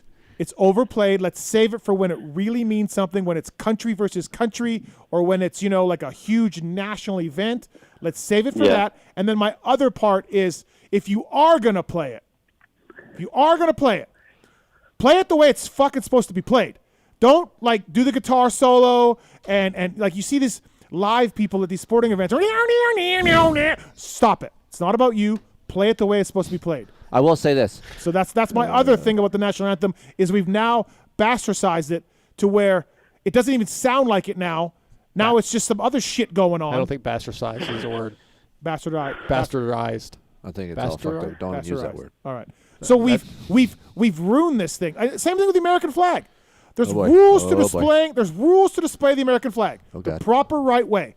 It's written, proper right way. The Correct. proper right way. There's rules on doing this. Yes. And there's Not rules. left. There's rules on how to use it, where to use it, how to display it, which way the stars go, which way the stripes How to go. discard it. There's all these rules. Yes. Well, now, fuck it. We put it on underwear. We put it on fucking bras. We put it on everything, and we call ourselves patriotic. Okay. There was a company making American shirts saying they're from America. And they're not? And they were made in China. Jeez. And they got fined by the FT, whatever the fucking government agency is. So, like, we've taken this American flag and just been like, no, we want to. No one's listening to rules anymore. No rules anymore. Yeah. We can do anything we want. Those are all valid points. I guess thank you. to your original, Leonidas, original point, this goes kind of like Tallon. I just think we should keep it for special things when it's country versus country or when it's, just a real special thing. So it stays that way. This came up in a conversation. Who, and maybe you guys can get back to us, social media or whatever, but who has the best version? What singer or what version is the best for the national anthem? Like, singers have Whitney Leanne Houston, Rhymes, Whitney Houston Houston at the Super Bowl was pretty damn good. Yes, but I was always wondering, what's your favorite? I don't know. Whitney Houston was pretty good. Whitney is really good. That was pretty good. Leanne Rhymes was really good too. Yeah, she was I don't good. know if I've heard that one. Just don't. It's not about you, the guitar player, the singer, whatever. Do the song the way it's supposed to be played. Yeah. All right. Thanks, Liam. Right on. Well, Thank it's kind of like telling your first girlfriend you love her every second of the day. So yeah, exactly. Kind of makes sense. Yeah, thanks, man. Appreciate it. I mean, look, I get it. People don't agree with me. That's fine, but that's how I feel. All right. What else we got? Okay, the motorsport.com tweets coming up, but for now, we're running late a little bit. Got It's lots to 9 talk o'clock. about. I know. We got an hour. Deegan Vial, go. Deegan Vial, go. Okay. To me, I thought Vial was going to pull that off and make the pass, but I think since it was Deegan, he rushed that a little bit. I think if he was a half bike length closer, that would have stuck. But he really wanted that because it was Deegan, and I think if that would have happened, that would have changed the whole scope of the whole day. But for me, I like to see Vial's fight because some of these people are scared of Deegan, and Vial seems to be like, nope, I understand what he's about. I'm here for it, and here I go. So I do like that. Even when he's fucking with him at Salt Lake, he never got rattled. He's like, yep. Yeah. Like, he doesn't let that stuff bother him. Right. Do you think Deegs has almost got a one moto point lead here? Yep. Is this just going to stretch out? No. I think there's going to be a mistake somewhere, sometime coming up, because we're coming to some tracks that those things happen more of. Okay. And I think the race tightens up a little bit, and I think I would hate to say this, but I think Vial is more in control of that situation. But raw speed, it's hard to beat Deegan. And he's in shape, man. And he's in shape. Oh yeah. He's here for it for the whole 30+2. Yep. Dark. It could. I know this is obvious. It could very easily just get away from everybody else. Deegan could easily start pulling this lead. Too big of a gap to make up, but I don't think he does. I think Vial's going to be confident and stay steady. I think Hymas is going to get better, and hopefully Levi starts figuring out whatever the hell's going on with him. Because just one bad race. Just one race. But he has not stayed as close to Hayden as I felt like he would after Fox. Yeah, I'm a Levi guy. I picked him to win the championship, and right now I'm a little worried. Okay. But he crashed the second moto, so that's maybe Ty went by. Well, maybe that's why. But Ty went by him at the end. And I was like, oh boy. Look, at everyone has a bad race. You talk to every rider, like, hey, we expect to have a bad race, right? Deegan hasn't had one yet. No, he's going to have one. I mean, his helicopter at Hangtown, that was pretty. But that was as bad as that wasn't a bad fall. Yeah, he landed fine. So. Yeah, I need Levi to come on. Let's get this. Okay. Let's get going, Levi. All right, come on. I think Deeg stretches this thing back out. Do you? When you look at the speed and you look at the fitness, he's got everything. He does. I just don't think he has the starts every time. Okay. But I also don't think Vial has the starts every time. That's the thing. So. 9 o'clock hour brought to you by Factory Chassis Parts, FCP Race Cups. You're gonna test these Thursday. Wow.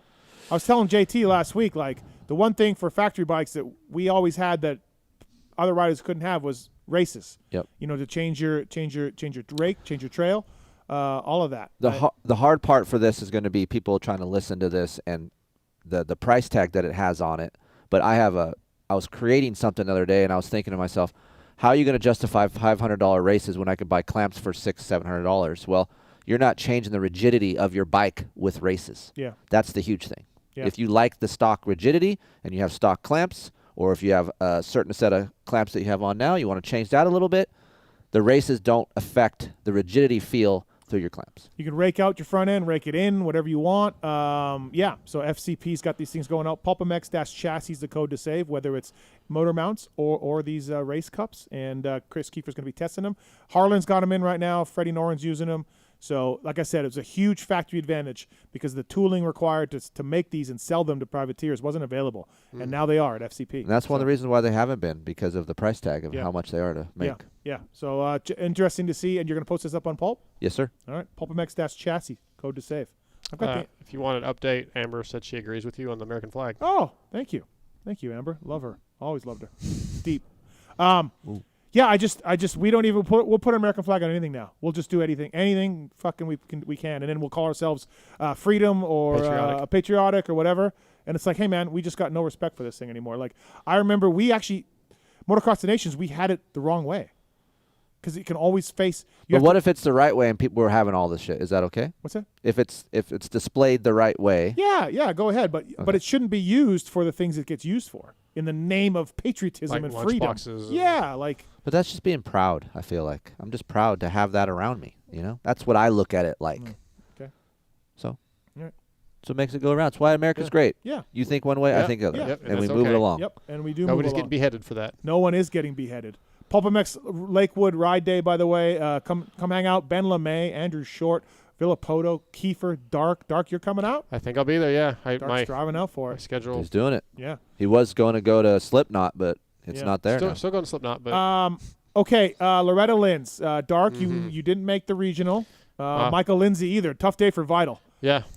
You are going to go to Lakewood, or budget's a little bit of an issue because it's literally not this weekend but next, and I'm just heading home from California. But I'm gonna figure it out because this guy to my right's been on my ass about it, and I need to do it. I'm pretty bummed that I didn't make it. Mm-hmm. I need to change my attitude a little bit, according to Kris, Keefer, and Amber, and Heather.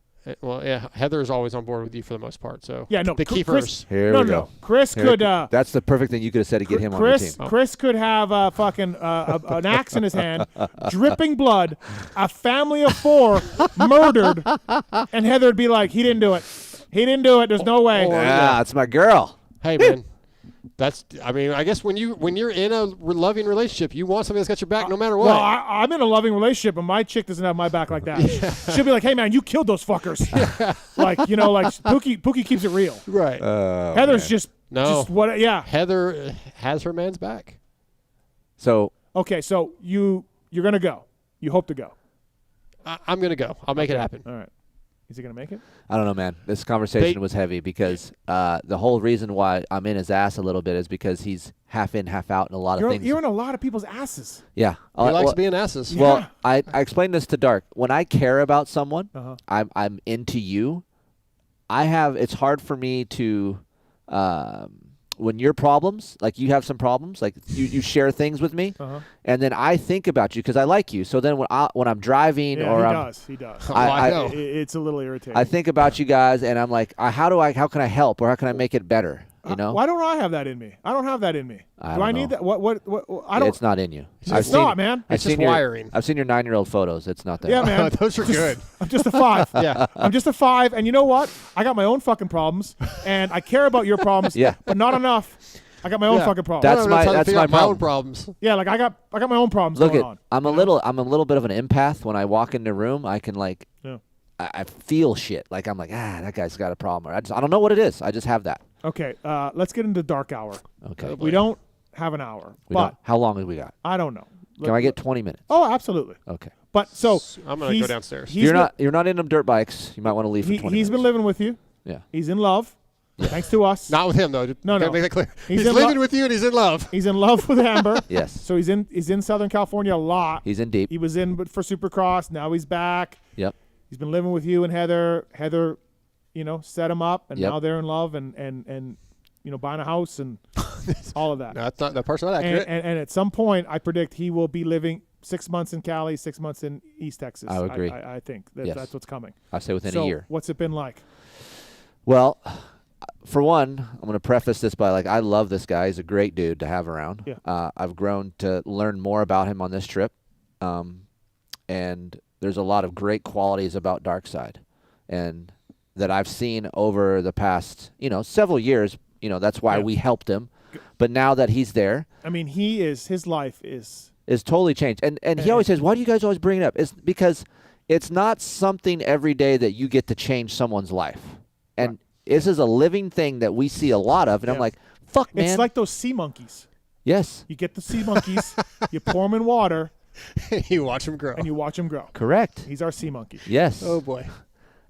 So he arrived, and polite guy. I don't have to babysit him. He can do what he wants, but he doesn't have a lot of confidence in his overall life. Like I feel like again, since this riding thing, this Loretta thing, I don't know. Yeah, I guess. And people say, "Hey, you're gonna do good." Whatever. And I'm like, you know what? Fuck that. Say I want to try my best. I'm gonna do the best I can. There's not a lot of confidence with this man. Like he's just half in, half out. Even his woman Amber, when we're at the races, he's hemming and hawing, and she's like, "What the fuck, dude? Like, let's get it. Try the best you can." Yeah. She would say, "Hey, I'm not gonna give you any vagina unless you get 8th or better." Okay. And that sparked him up. Yeah. Got him going. Okay. That sparked him up. Yeah. So it started off like, "Hey, we're gonna do some training. Like you've been training. We're going, we're going up this hill." He's bitching already about going up hills. He's already barking and bitching. On an Hold e-bike. on. No, acoustic. Okay. So on a regular bike, I said, "No, we're not e-biking. We're gonna grind up. You'll be able to do this." It was not good the first time. Stopped 6 or 7 times. 3 or 4. No, I counted 6. All right. I can't breathe. I can't breathe. Suck it, man. Dude, Legs I'm like, "Hey, running. Dark, just get on and I'm going to show you how to rest as you climb." "Oh, no, I can't. Oh, God, I'm dying. I'm like, "Dark, Heather's fucking 2 miles up the road. She On might an get e-bike. ate by a mountain lion. On We an need to e-bike. move. We need to go." On an e-bike. Yeah. Okay. So he makes it to the top.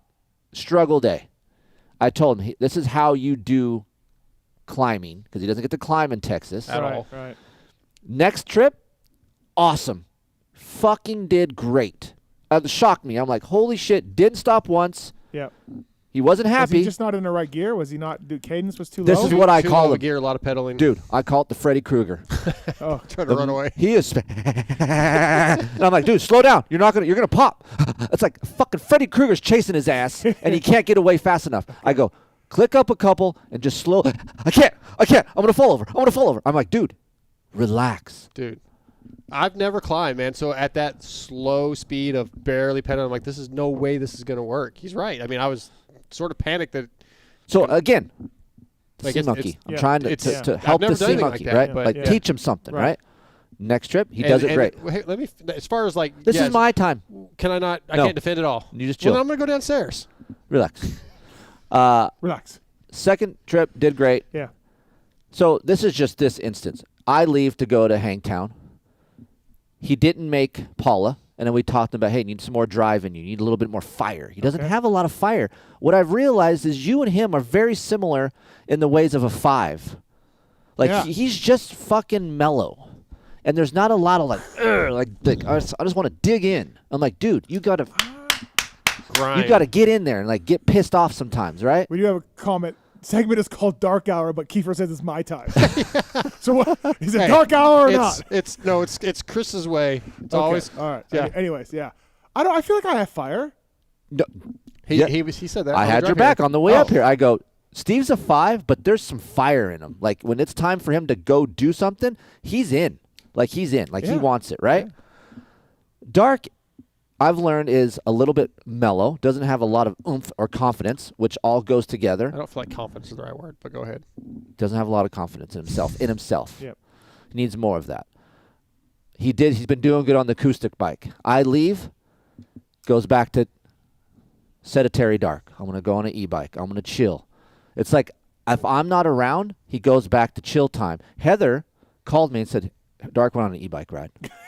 Heather Rappelt you? Yeah, she did. Wow. She threw me under the bus. I'm like, well, Wow. where did he go? Thanks, A&H. He's going up 173 on the e-bike. I go, That's why? the hill. That's Yeah. the hill. And I go, why? I don't know. He just got on an e-bike. And I go, fuck that. I go, why? He didn't make it. He should have fire. You should have. I made it last time. Great. I did a good job. I'm going back up on the normal bike. He didn't. Yeah, but it's just funner to ride an e-bike. You can go longer. You're not going to be as tired. You're going to maybe ride for another 45 minutes. I rode it off part of the time and then on eco part of the time. Still Yeah. feel like I got a pretty good workout. And the other thing is, a great I brought that Yamaha e-bike out here because they gave me the bike. I wanted to ride it in different situations, and it's fun. I want to ride my e-bike some. Nothing wrong with that. But I'm Seems just to talking be. about if you're going up that hill, why resort to an e-bike? I'm just resorting back to the fire. That's what I want to see, right, from him. And then I think we talked about this on the way up. He's been sheltered a little bit from life, I feel like, from a 48-year-old human being. Like, he doesn't know where the fucking VIN number is on a Yamaha. Yeah. That's not the case. He walked back in the No. house. I can't find the VIN number. And Heather's like, That's what? Heather not- walked out and showed him where it was.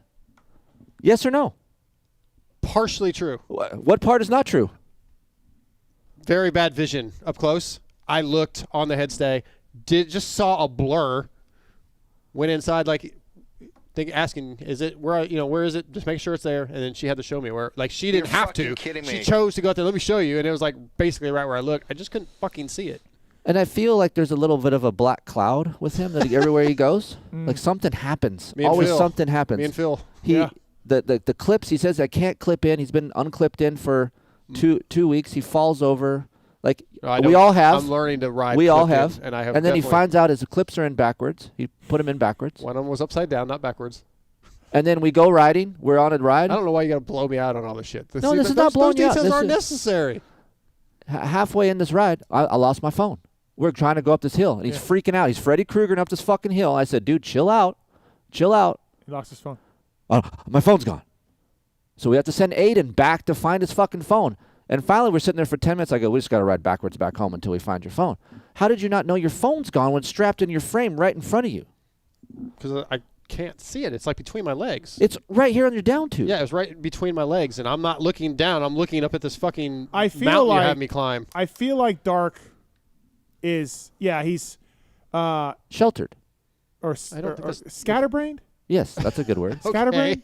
Okay. He's a little like because he gets flustered like with I definitely get flustered flustered with the editing of the computer and the the technical aspect of Vital, right? When Doing I'm that kind of still, stuff. these are things that are relatively new. He can't make it up that hill. Throws the goggles. I've been stuck on hills a few times. I had a ride today. I went up a fucking trail that I shouldn't have gone up today, and I got cactus needles. I take my shoe off twice. I've never thrown anything in anger like that. Yeah. I definitely, there's no doubt that I'm pretty mellow 5 until a certain point, and then I spike. I mean, there's no in between. It's this there's or no fucking gradual. wide It's like, it's the top blew off, and Okay. But a lot of these things are things that I've never really done before. I haven't even mountain biked that much until the last couple of years, and at home I don't have hills. I certainly don't have hills that are sandy. So it's just all stuff. You've gone out with me and been fine. Yeah, but it's always been on an e-bike. Okay, true. And it's much easier on an e-bike. So I it's went not out even when he the wasn't fact that here. he can't do it. I just want him to try a little bit harder. Like when it gets hard, he's out or he flips out, and that's what I'm asking. Like, hey, don't quit.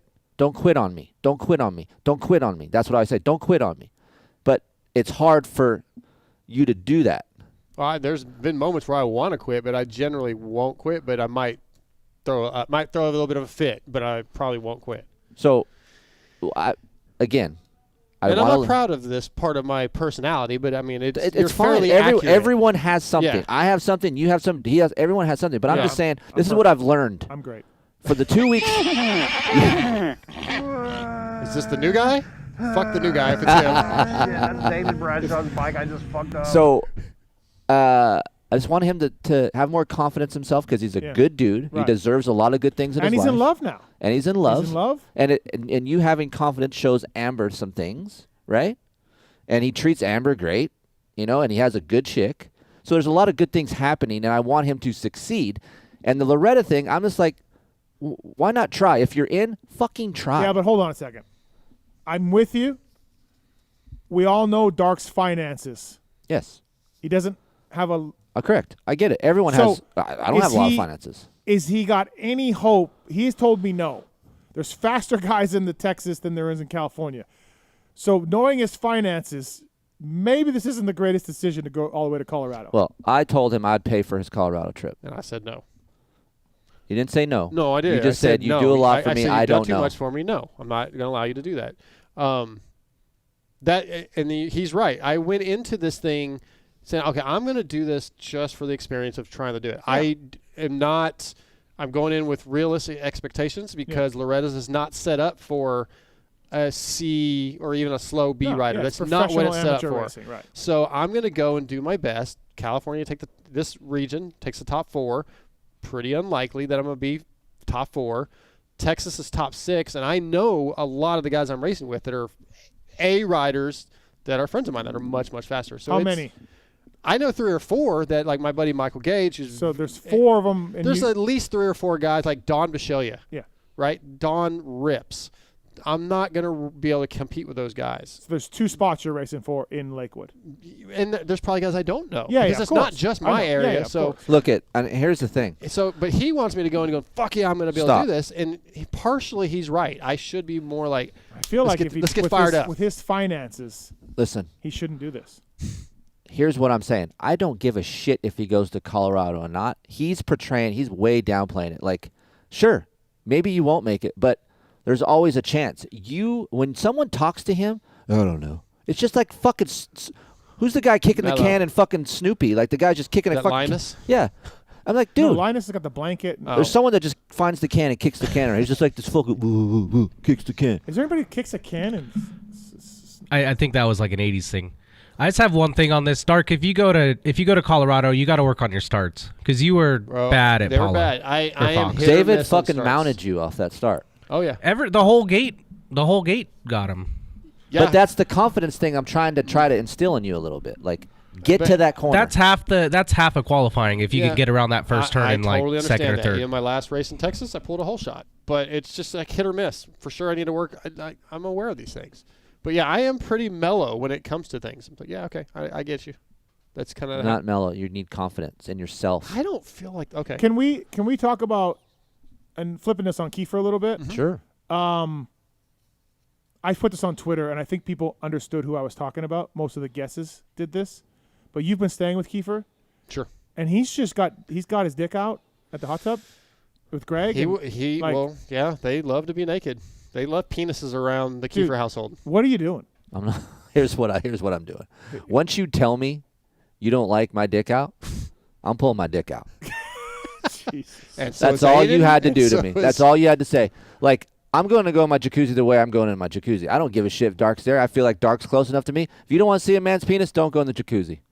It's fucking weird, Dark. It is weird, and I just choose to look off in the distance and not focus, but they'll stand there in front of me. But also, now that I know it's a problem, I'm going to fucking use it against them. Yeah. Dude. Or Kris will get in the hot tub and come as close to me as humanly possible. I was like, hey, man, I got to reach over and grab it. My dick's just right past his face. Dude, come on. Got Aiden bending over in front of me today, like, hey, with his pants down, like, do you see anything wrong? Look at this, man. I think exactly the same. What's wrong with these people? I don't know, No man. wonder why you want to get back. Yeah, exactly. There's a lot of. They have their own issues. Yeah. Yeah, of course. Everyone does. Yeah. I'm not saying I'm far from perfect. But he has been living the lap of fucking luxury, dude. You said this last time I was out here. Yeah. No, but he has become the Heather. He has the Heather effect. Yeah. He will sit around like a dog waiting for breakfast. No, don't say no. Okay. And then if Heather doesn't do it, he will go, I'm going to go buy breakfast. I'll see you guys later. I mean, if she's going to cook, I'll eat it.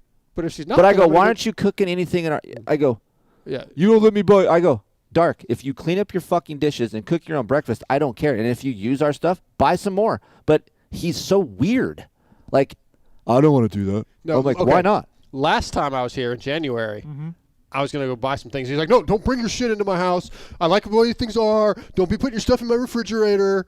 So I was like, all right, I guess he doesn't want me bringing groceries in the house because you're super set in your way. Pretty simple. You know me. I'm pretty plain. Like, hey, if you're going to do something, clean up your shit. That's what I said. Okay. Well. So anyway. You need to get used to this because there's going to be a lot more Dark. No, he's going to live with Amber. I'll stay with Amber next time. Amber's going to have her house. He's there. Oh, because Amber's getting a house? Yeah. She's moving into a new house. Okay. So anyway, it's been like having another kid in my house. When are you coming back out? I don't know. I don't know right now. We don't have a time set. I have no idea. I really don't know. As far as in the relationship he is and where they're at in 4 months of their relationship, it's advanced so much. Oh, God, dude. Yeah, it is. They made out inside of this casino. Heather's down there gambling, and Amber and him in the middle of the casino with people. I mean, she was sitting in front of a... Like, just chomping, dude. Slot machine. Can't even... Dude, and Heather's like, it was like three little... I mean, if my dick's out on my own property, that's one thing. But making out in the middle of a casino. PDA, I'm all about it. I'm sorry that I like my chick more than you do yours. Wow. That's it. See, he's backed into a corner, so this is how he attacks. Yeah. This is how he comes out. Yeah. I don't know. I like making out with my chick. He's wearing underwear underneath his freaking riding shorts. What are you doing, dude? Yeah, I don't see. So I wear fly racings. They're padded shorts. Yeah. And I just pull those over my boxers because I'm not. In my like. Okay. No, that's first of all. I didn't say anything. See, it's extra chafing. It's so No, there's no yes, chafing. absolutely. I'm there not will getting be. chafing. You'll get more because you'll have more layers of rubbing of friction. I'm not sure if that's scientifically correct or It not. is, it is. I have no problem. Like he said that. I was like, all right. So the next time we rode, I went ahead and wore no boxers. I threw the padded shorts on. Doesn't make a difference to me. Like I don't care either way. I'm wearing the padded shorts for the padding. And but don't wear your underwear underneath. Okay. It's not So needed. then this is what he does. I just say, hey, man, you probably shouldn't wear those. What the fuck? No one's on me. Noise. And he just goes from nothing. it's No, it was fine. I just go, why are you Yeah. wearing underwear? And then he just goes, Yeah. yeah. You just can't do anything right for this guy, though. No, I feel bad for I'm Aiden. trying to like, hey, man, Yeah. you shouldn't do that. That's all. Shouldn't do that. Hey, man, you beating off? There's a lot of rules that I am learning. Just from life, Kris. dude. Just Yeah. life. Yeah. Well, listen, as I said, Keefer, get ready because even if he doesn't stay with you, he's gonna e-bike, he's gonna mountain bike, he's gonna dirt bike. Perfect. ride I love with it. you. I He's hope he gonna do does. all that. I hope he's there around. I like having him around. The I-10 will be fucking back and forth, just back and forth. Can't imagine having to ride Glen Helen every week. He is a good-hearted dude. I like him a lot. He's a good dude, and this is why I try to help him. That's why. Yeah, you listen, GH man, you were there, motoring down. Not much fun. Really? No, it's compared to where I get Well, to ride. I know every that, ti- but you're every saying day. riding your bike at Glen Helen's not that much fun. Yeah, and you may still want to touch on this. Like, it sucks riding there when you have TLD gas fucking blowing by you every 5 minutes, and the Wageman brothers. Like, I'm just trying. I'm Well, trying to you get the guys fuck out of the way. you guys picked a couple weeks when you were here that was bad because of the national starting. I don't know that I've ever been there on a weekday when there hasn't been somebody like that there. There's always someone. There's always someone, but definitely like when we went on Tuesday, like Yeah. like I tweeted this, I passed like one guy all day. Yeah. Besides Dark. But you've been to Glen Helen when it hasn't been like that. Yeah, right? yeah, I have been. Right. Yeah, I have been absolutely. But I've also been to Glen Helen when it's been worse. Yes. Where you're like, I'm going REM track. Like I Uh-huh. don't want to get in anybody's way Right. here. So there is some of that too. MTX braking. Speaking of mountain bikes, MTX braking available in 2 compounds and also road bikes too. These pads also fit road bikes. Available in over 800 power sports dealers. Inspired by motocross and power sports. PulpMX code MTX braking. They brought better braking tech into brake pads for mountain bikes and road bikes. So thanks to the folks at MTX Braking. Use the code and save. We do have the motorsport.com tweet at Tallon coming up, and also Travis wants to weigh in. What's up, Travis? You got a flag debate here? I do. I want to hit on that. Couple of things. Got an e-bike. What'd you get? Love it so far. Got a gas. I just watching the show. You guys got me into that. Did you get the one with the free Darkside. bike, or did you get one of the newer ones? I got a newer one because like the free ones, like they look cool, but like I didn't think it had like really like what I see the other guys having as far as components on it. Yeah, the new So I ones. bought- The it's new like ones the are better second for sure. Yeah. top of the line. Yep. ECC6. Mine's That's EC, expensive. That's 11 grand. ECA3. It's the one right below the Yeah. the Listen, I was impressed. Andy Jefferson brought up with Paul and I, and we had the top end ones, but even the lower, the ones beneath it, still. So I got really one at the good. house. It's sick. Oh, you do got the one? Yeah. Auto shift? How's the auto Yeah. shift? I turned it off. He didn't like it, but I thought it Yeah. was cool. Oh, I just didn't rode like it down the road, but yeah, I didn't like that when I wanted to just kind of barely pedal. It kept pulling. Yeah, it was a differently weird. Did you ever turn it off? I did turn it off. Yeah, Okay. halfway through, quarter through the ride, I turned it off. Paul turned it off right away too. Anyways, what's up, man? What's up, Travis? Also, I love what you guys have done for Darkside between you and Kris. Yeah. You know, you professionally, what you've done for him. And then Kris, obviously hooking him up with Amber, the love of his life, it seems like so far. Oh, yeah. No, he's a new man. Dark, I've messaged you a couple times, helped with a couple of your guests on the show. So Oh, that's yeah, who yeah. this is. Okay. But anywho, on the flag debate, yeah, American flag, it goes on a pole, not on shirts, underwear, shorts, that kind of stuff. It gets under my skin. I mean, who wants, like, our American flag is going on some guy's, like, boxers that he's going to, like, fart himself in and stuff. Yeah, you bro. know? No, it It's doesn't matter what? now. It's all in the name of freedom. Just sell that shit. Put No. it on anything you want. Yep. It goes on the flag. I'm with you. I get irate when I see it. On yours, whenever you said they made a big deal about the flag at Motocross the Nations on your uniform. On our You know, bike. the way that it was. On our bike, yeah, on our Yamaha bike. Gotcha. Because I was in the Army for a little bit, and on our uniforms, everybody's like, your flag's going backwards. Because, like, it wasn't how they were normally seeing it with, like, the stripes, or I'm sorry, the stars up in the top left-hand corner. Yep. They're in the top right-hand corner. And the reason that it was on our right shoulder, and the flag, is always going with the wind, and we're always towards battle. So, it can go either way. I think, So if I remember right, we had it the exact same way on each side panel, and they said that's not correct. I think. I can't remember now. You know what I mean? Like it's supposed to be backwards on the one side versus the other side. I have a Keefer Inc. shirt that we have one on our sleeve, and it's the correct way, but in normal terms, it looks like it's backwards, but it's not. All right. Yeah, I don't remember Travis, I don't exactly remember, but I remember being like, hey, that's the wrong way, the flag on the graphics. Gotcha. So, yeah. Gotcha. But, well, I don't really care about that. If you don't like the way the flag's going, you go around the other side of the pole, it's going the other way. Yeah, there you go. No, I mean, listen, man, it's the nationalism in our country is very strong, and that's a whole other debate for another time. It's kind of scary sometimes the comments that I read about patriotism and the name of patriotism and all of this stuff. Like people have lost the meaning. I feel like they don't understand it. And same with the American flag stuff. So yeah. Yeah, I get it too. I agree, Steve. All right, thank you, man. Appreciate it. Thank you. Thanks, guys. Motorsport.com, tweet at Tallon segment. Let's do this. No, that's my mom. It's the motorsport.com tweets at Tallon segment. Before we get started, though, Nick, how's it going over there? What do we do? Everything all right? We rolling? Yeah, I think I'm getting a little faster. One thing I need to improve upon, though, is the drops. I've been getting the assist on the drops today. Okay, yeah. Well, the guys in the corner, whoever's sitting there, doesn't give a fuck about the drops anymore. So you have to do all the cameras and the drops, and then I do a few drops too as well. But yeah. Listen, man, it's a heavy chair to fill. You gotta be on it. Be apathetic about everything. Make sure you make me look in the worst possible light, and you'll do a great job. Copy that. Yeah, because that's what the guy who was out there before did it. So, now, yep, thumbs up from Travis. Thumbs up. Still all here. right, yeah. Yep. All right. Yeah, thanks for coming in again. Appreciate it. And all we're trying to do is Marks is. Yeah, what are we doing?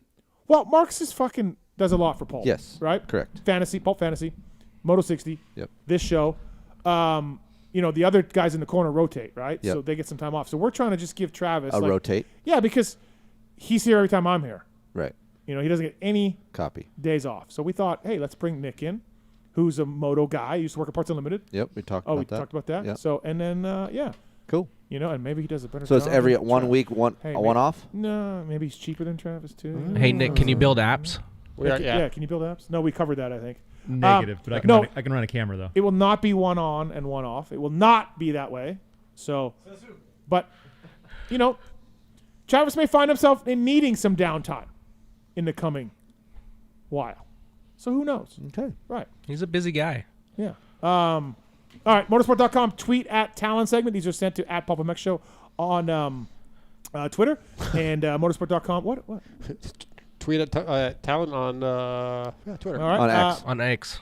Yeah, I don't call on it X. Maps? Does anybody call I it haven't X? called it X Nobody either. does. I know, right? Stupid. OEM and Aftermarket Parts, great guys. They sponsor the outdoors as well, the whole shot line, of course, motorsport.com. They got a dedicated team of gearheads there, except for one.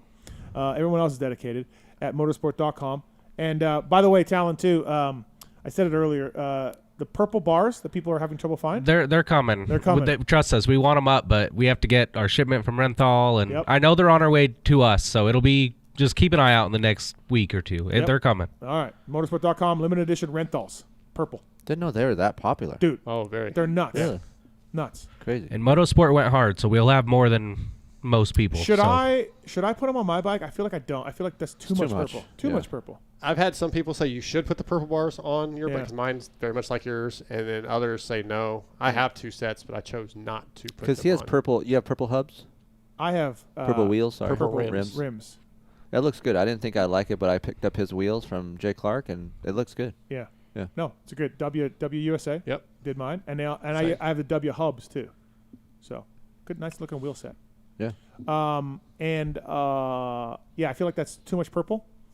I think the bars are too much. That's my taste, though. So my next problem I'm going to have is I have a limited edition Renthal sprocket on the back. You know that gray or that Ooh, you can't do that. mag color. Yeah. No, it's on there right now.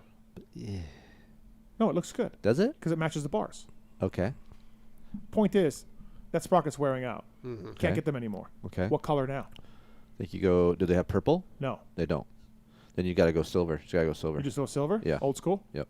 Okay. You can't go blue. That's not going to look good. Mine's silver.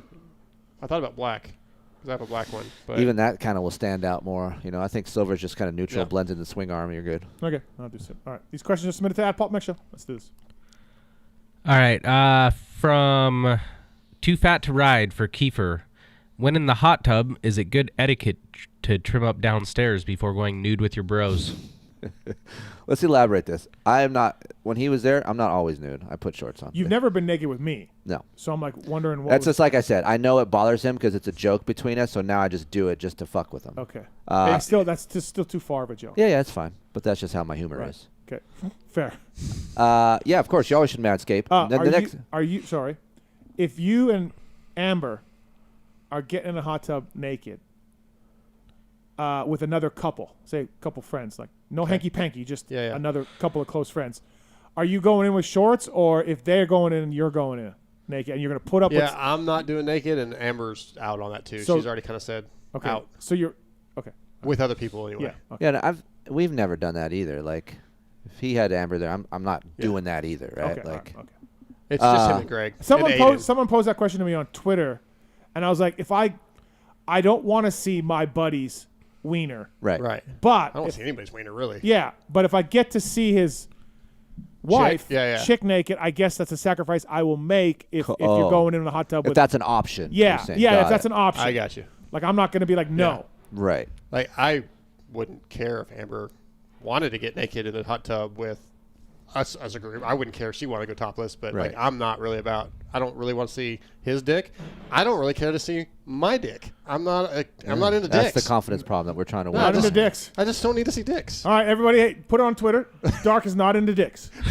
Dark- Please don't misspell that or forget any Dark words. does not want to see this. So yeah, I would do it, but it's a sacrifice that I would make to see my buddy's wife Yeah. naked. Yeah. Or Sure. girlfriend or whatever. Yeah.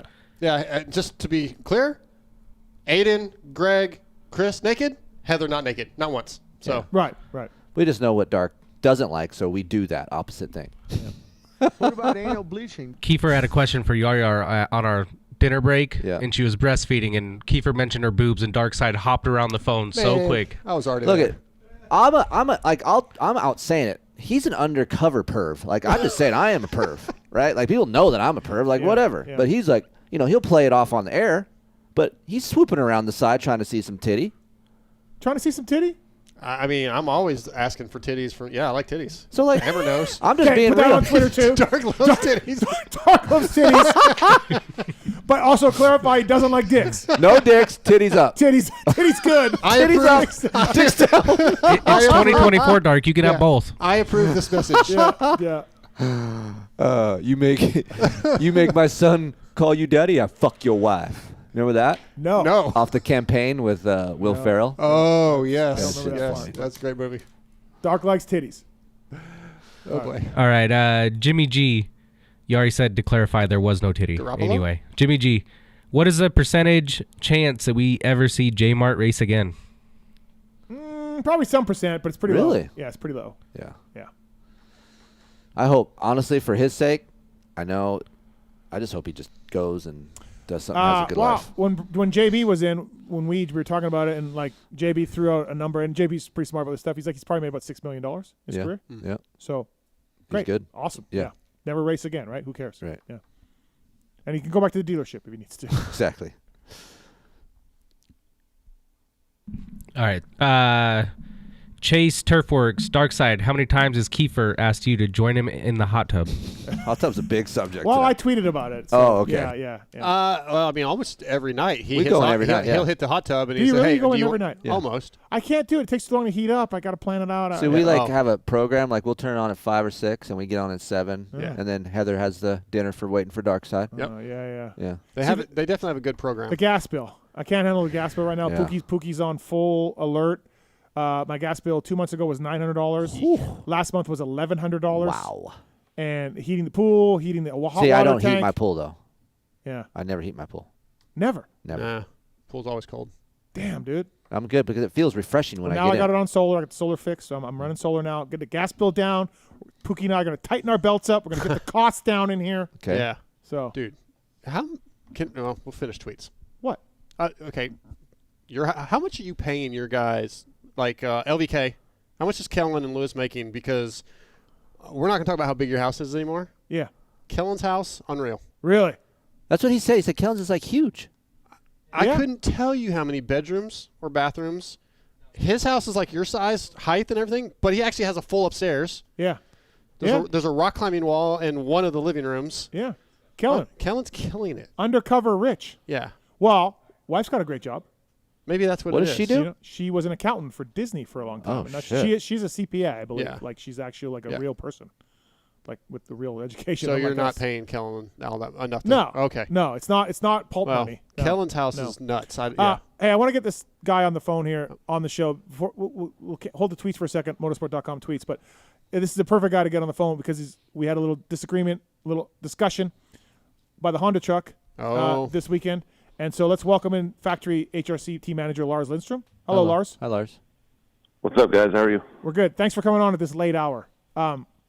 Congratulations on Hymas and Jed and Hunter and Just keep making everybody else look bad. Congratulations.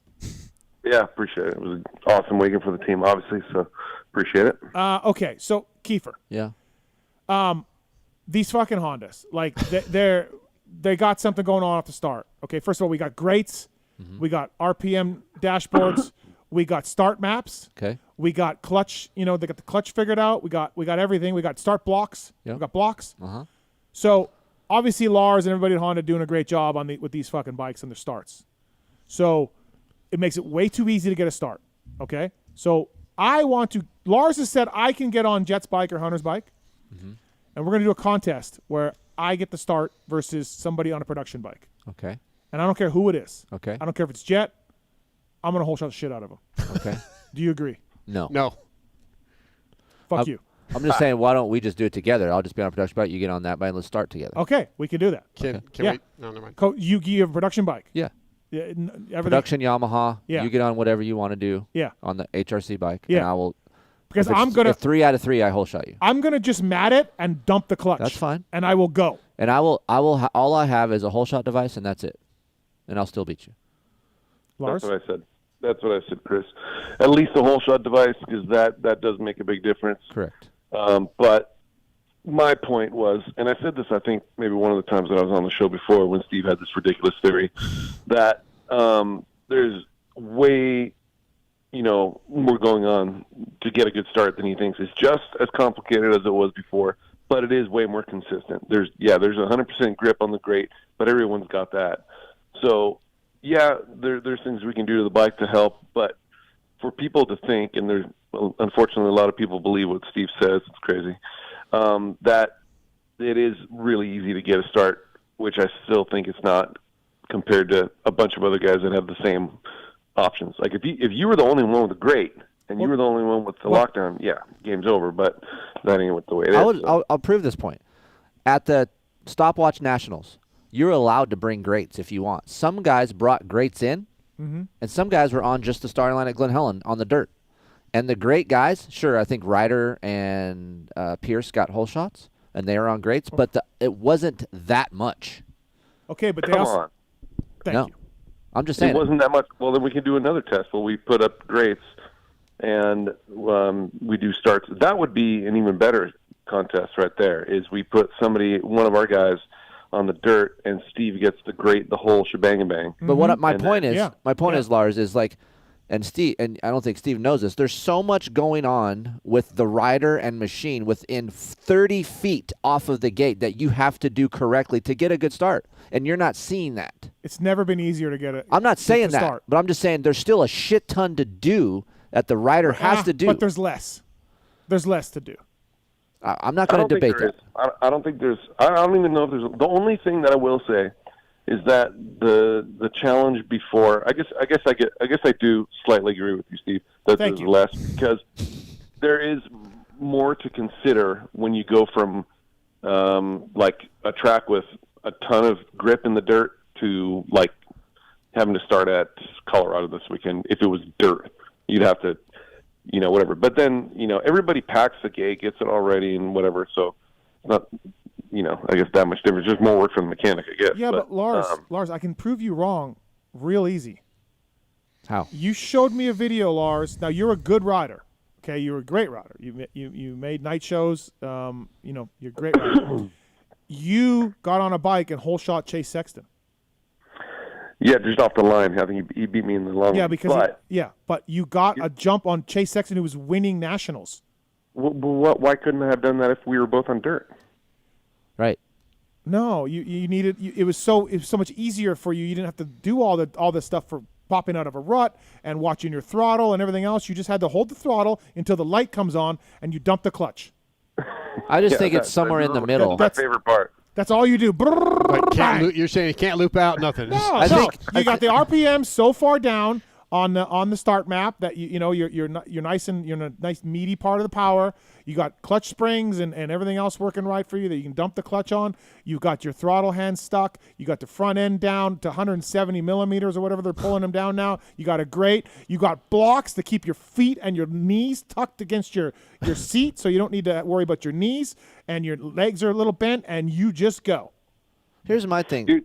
Here's my thing too, Lars. Like, if we took the whole Supercross outdoor series and put the riders that got the whole shots, how many of them are different? How many do you think we have different whole shot winners of the whole year? I had the stats somewhere. I don't have them in front of me. 8, 10? I don't know. Yeah, probably less. Probably less. Okay, so what I'm saying is a good starter is going to be a good starter regardless of the grade or dirt. That's all I'm saying. So if it was more like easy, like you're saying, why isn't it more because people? Everybody's got all the things. So it's a moot point. No, the point being is I can get a start on the bike against anybody if they don't have everything that I have. Basically, you're saying a guy with less talent can still get the start because the technology is so good. Absolutely, because I don't have the talent of you or any of these other riders. But why isn't it happening more? Yeah, you still got to release the clutch at the right time. Yeah, it's easy. Basically, my point was when you're on the start, that all the same things apply to when there's dirt or when there's a grate. Yeah, the grate is more consistent, but you still have to do so many things correctly. You have to get your positioning, you have to put your feet in the right spot, balance how much you want to lean over the front. Then you launch, and then you go over plastic, at least in Supercross, and you're trying not to spin too much over that onto dirt, which is a third, type of terrain. And then that whole process, you're doing so many calculations instantly.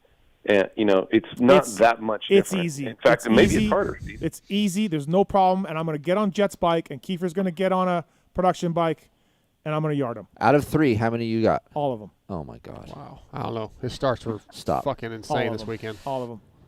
Well, honestly, to do like a proper test and see how much easier it is and all that, we should have Steve do them on the production bike and then do them on the works bike, and then he should just destroy every one of his times like we did it. We have those, timers that do every 15, 30 feet, 20 feet or something. Yeah, well, Washougal, there's another Alpine Star ride day. I thought about this, Steve. Actually, at Washougal on Friday, they do the amateurs off that other starting line. So the main starting line is completely untouched. Mm-hmm. So we could just tell those guys that we need to do this incredibly important test. MX Sports, we're letting Mathis get on Jet's bike. We're going to watch in the name of science.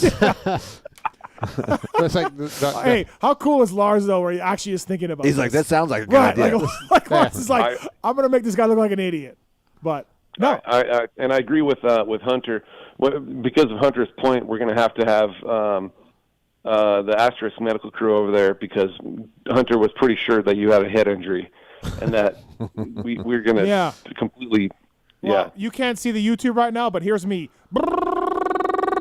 And then number 1. I don't need to because I saw that about 5 or 6 times. After the race when you were claiming that. Yeah. It's just I hate it. Get rid of all of it, man. Well, listen, not the Pro Launch Start Device and Works Connection. Don't get rid of that. But that's the only one we can't keep. Works Connection only. But the maps and the lights and the grates and the blocks. How about this, Steve? How about this theory? Hey, I don't understand why you think it ruins it. Hey, you're short. Hey, JT, imagine JT, you're short. No, you got blocks. Don't worry about it. You can use blocks. Hey, what about this, though? Don't you think that to have better racing, isn't it better like this? Because then anybody can get a whole shot. Yes. Well, not just the guy that gets the whole shot every time. Correct. You do With Jeremy, like back in the day, what if Laraco could have got starts? I guess, What if Ferry could get starts? So maybe Greats is the best thing to happen to Supercross and Motocross in a long time, so that it's more even racing. But okay, well, you've had a point in the past, Steve, that actually makes it more dangerous, right? Because everybody's so close going to the first turn. I honestly thought I've been proven wrong a little bit on that because I thought there would be more crashes because of everybody being equal. And I've talked to riders who said, yeah, man, it does seem like there's not as much separation anymore because of everything. But I thought we'd see more crashes. And I don't have the stats per se, but it doesn't seem like we're seeing more crashes, Lars, right? I don't think we are. I mean, no more than has ever been before. Yeah. I mean, if you got pinched by a guy 15 feet out, like, I mean, you can only be so close to each other. Some guy gets his, elbow in front of you.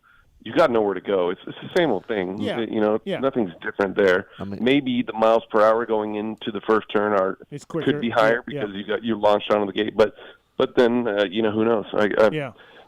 It's hard. I mean, you can check tape on your World Vet experience where the dude cut across you in the first 5 feet, so that's dangerous. Yeah, that guy. And that's not on Greats. That guy can fuck off. Yeah, I also have tape of the year before of you doing the exact same thing. So, like, to me, that's more dangerous because you can mess up more. Because I'm weaving everywhere? Yeah, exactly. Well, my form's improved since then. But, yeah, so everybody stay tuned. We're going to do a test. It's just I wish like that would be interesting, honestly. It would be interesting, yeah. And I think, like, obviously it would take me a little bit of practice, but no, according to you don't need it. You just fucking pop, and go. That's what he even said that the other day. He said he needed no practice. Yeah, I did say that. I was getting a little cocky. That may have been a little getting carried away. I clearly need all that because my starts suck. You know why I got carried away? Because Kennard was laughing so much. Trey was thinking it was so funny that I'm like, I'm gonna keep going to make Trey laugh. Oh my gosh. So I told Weege too. He didn't think I was serious, but I actually thought that it would be pretty cool because he had this thing too that all the teams banded together and said we need Greats, and I was never involved in any of those. I was told that too, Lars. Though I was told that too. Okay, if they were, that might have been before I became team manager because I wasn't involved in that. But I don't dislike them by any means. I mean, if I was a mechanic, I'd be stoked. And you don't have to sit there and kick. Exactly. You should love them. Steve. I guess you don't now because you don't care. You're not a mechanic. Who cares? But, I mean, my right foot still hurts. I'm pretty sure I still got an ingrown toenail from freaking Reedy days when I had to kick, like, a foot out of the rut because he needed to start with the rear wheel left 6 inches, whatever it was. Right, but, whichever way, yeah. But my idea was have some of the tracks have dirt starts, some of the tracks have grates, and some of the tracks have concrete. Absolutely. 3 different types. That'd be awesome. I was told at one point it was because of Motocross the Nations. All the teams said when we go to Nations, we can't get starts because we're not used to grates. And I ran that by somebody. They're like, what the fuck are you talking about? Like, I was told by somebody in authority of this. And they're like, 3 guys? We're going to make grates for 3 riders? Like, like. Honestly, I think grates just came because it was easier for the tracks to have. Yeah, I agree.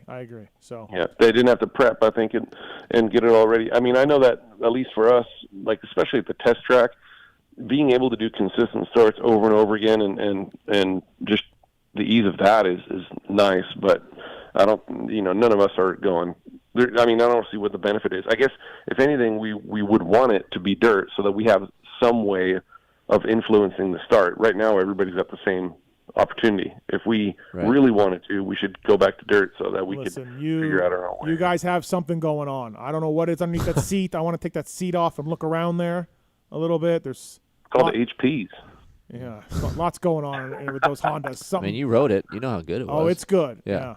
And I honestly, I don't. I know we do have a good start mode. I think, especially with the work that we've done with Get and I give credit to Grant Hutchison. He's gotten really, really good with the mapping and start modes and all that. And Darren Lawrence and the boys, they really kind of geek out on it and try all these different things, and it has helped quite a bit for them for their consistency. I mean, a lot of times it's less power on the start, and obviously, just like a production Honda has, they have a waiting RPM, so that you can just hold it basically wide open. If the goal is not really to hold it wide open, because then all your whole body position is kind of wrong. But at least then, when you're next to 39 other guys, then you can know that you're at 8,500 RPM or 10,000 RPM, wherever you set it at, and production bikes have that. So,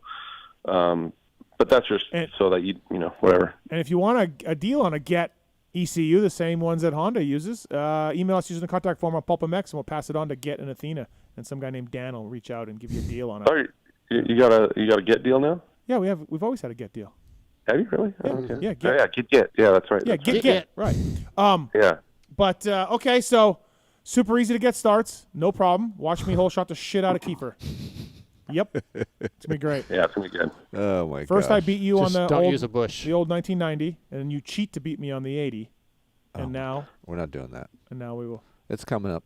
We're gonna revisit. You suck, Matthew. Yeah, we're doing it again. You're gonna need some redemption at. I don't know what you're riding, but I'm gonna need video proof.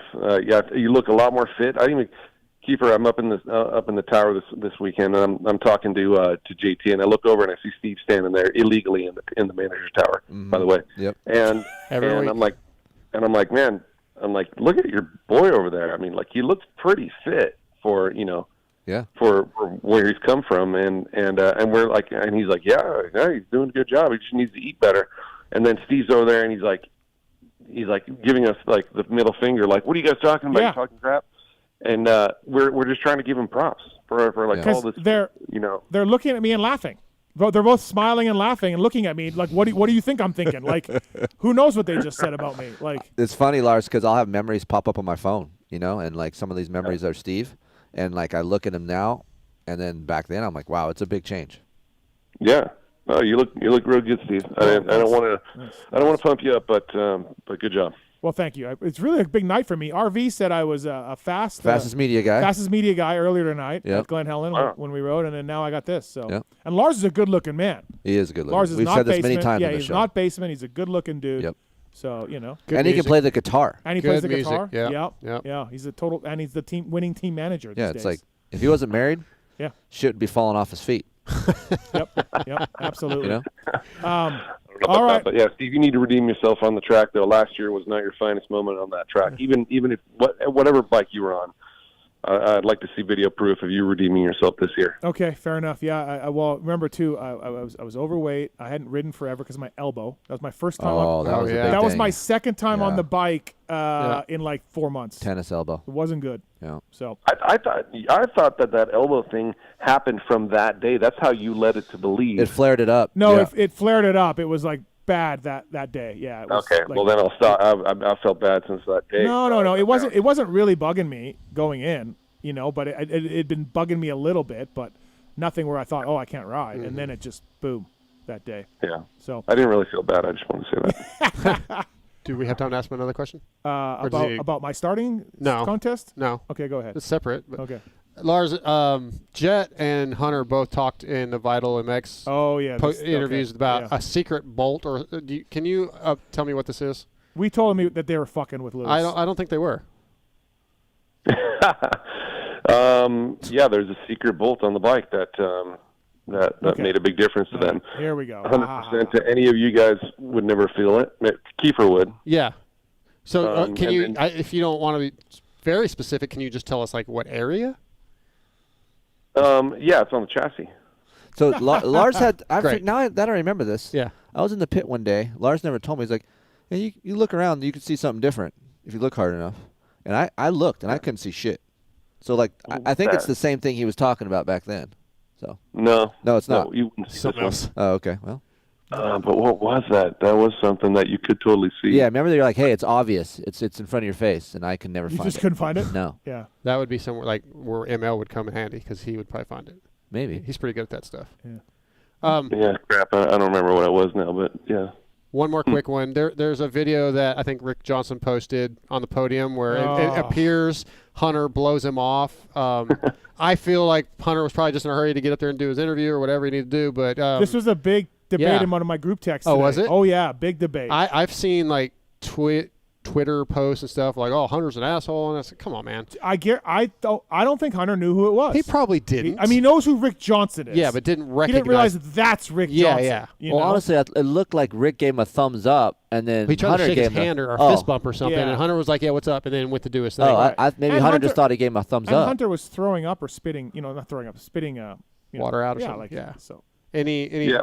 discussion of that at all? Poor RJ. Yeah, well, first off, when I was at some point there, when Rick got interviewed, I was standing up right by there, and he walked right by me, and I had to double take him real quick, and he gave me like a little "what's up," and I'm like, oh, that's Rick Johnson, because I mean, dude, that dude was my hero when I was little, and so I know him, a fair amount now, and we've talked, and it's freaking cool to say that I know Ricky Johnson, but that I didn't even recognize him for a second because he was wearing kind of like some different stuff and his glasses on.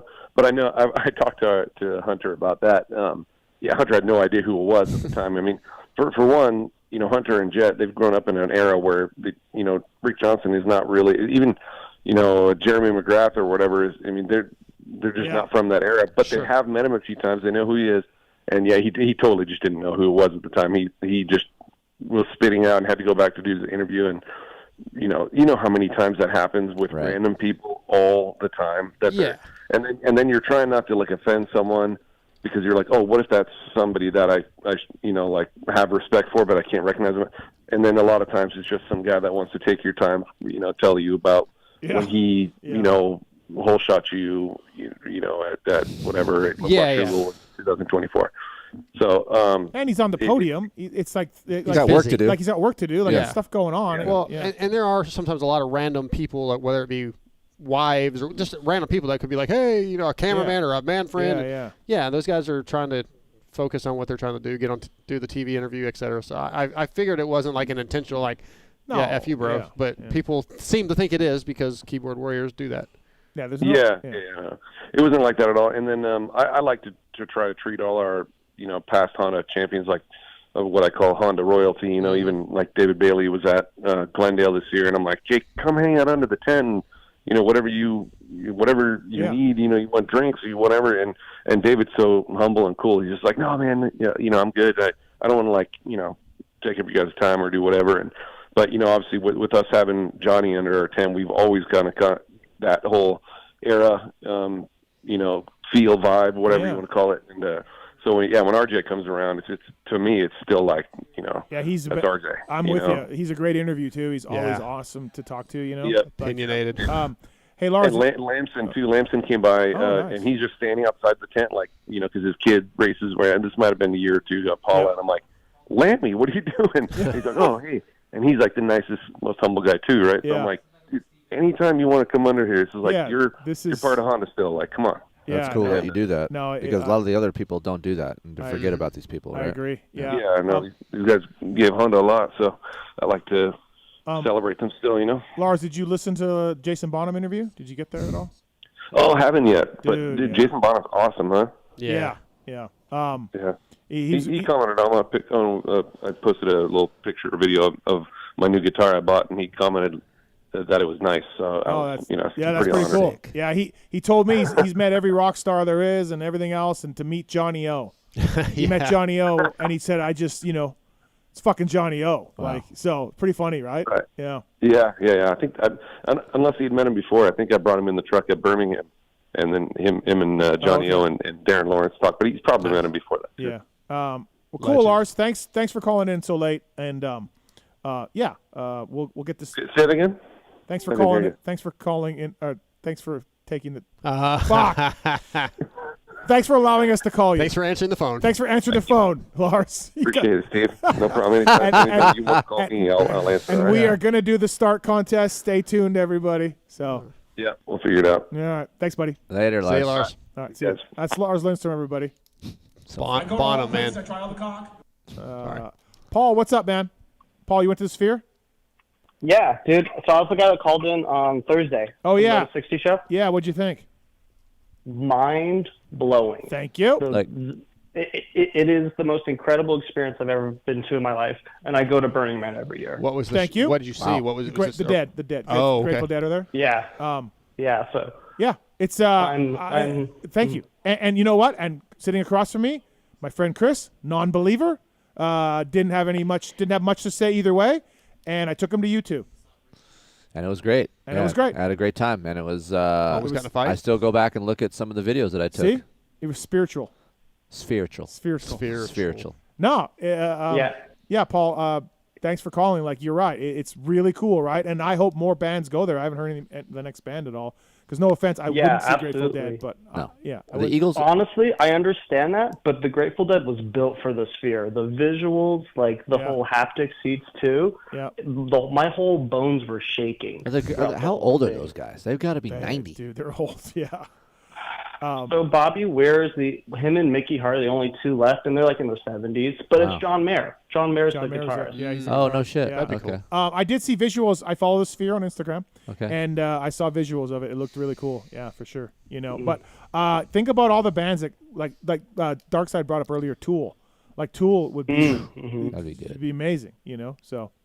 Or any like David Gilmour or Roger Waters, Pink Floyd. Yeah, all of that. Pink Floyd would be good. Would be amazing. But I'm glad you had a good time. I'm glad you can also vouch for my excitement that everyone was laughing at me for. So I'm gonna tell everyone I even interact with at the grocery store that I went to the Sphere and had a great time. Great. Spread the word. Thank you, man. Thanks. Yeah, see you. Keep trying it. All right, see you, bud. All right, thank you. See, but you're a believer. It's like, a Jehovah Witness. You go around, you tell everybody. Yeah. Sphere's the same thing. You should walk around with a pamphlet and and I want to walk around with one of those bells. Yeah. Ding, ding, ding, ding, ding, ding. If you die tomorrow, do you know where you're going to go? The Sphere. You're going to go to Sphere. Yeah. It's fucking amazing. All right, let's keep going here. Aiden Irvin 1. Steven, you're stranded on an island. All you have is a phone and earbuds. You have to listen to one of your guest podcast episodes start to finish without fast forwarding to get off the island. You choosing Keefer Tested or the Pony Pod? Keefer Tested. Thank you, Steve. Shorter too. Yeah, Keefer Tested. Thank you, Steve. I don't listen to any motopods though. Yeah, like, I get it. RV was like, "Hey, man," Yeah. And I'm like, I only see the clips on Instagram, and I talk about this. I live it. Understood. You guys know. Understood. So if I listen to podcasts, it's sports, it's NFL, it's NHL, it's. Well, perfect example. I've been gone the last 2 weekends, and to try to watch the races and be able to type about it, I can't get it when I'm at the races all day, and I get back at 6, I work on the bike, and I'm just like, dude, I don't got it. No time. I probably should listen to some motopods because maybe I would, have a better show. I would learn a little more, because I just, yeah. It's hard to do though. I get it. Yeah. I don't listen to your show anymore. Wow. From Thank God, Damon. 'cause we talk a lot about how Darkside. It's a good thing. I get that stuff sent to me. Yeah. Dark's like titties. Dark like titties. Dicks down. And dicks. Dicks are down. From Damon for Mr. Side, who's going to be the best man at your next wedding? Heather. Right. Wow. I mean, if I was actually to get married, I'd probably have my son do it. Right. What? Yeah, that's my son. What about me?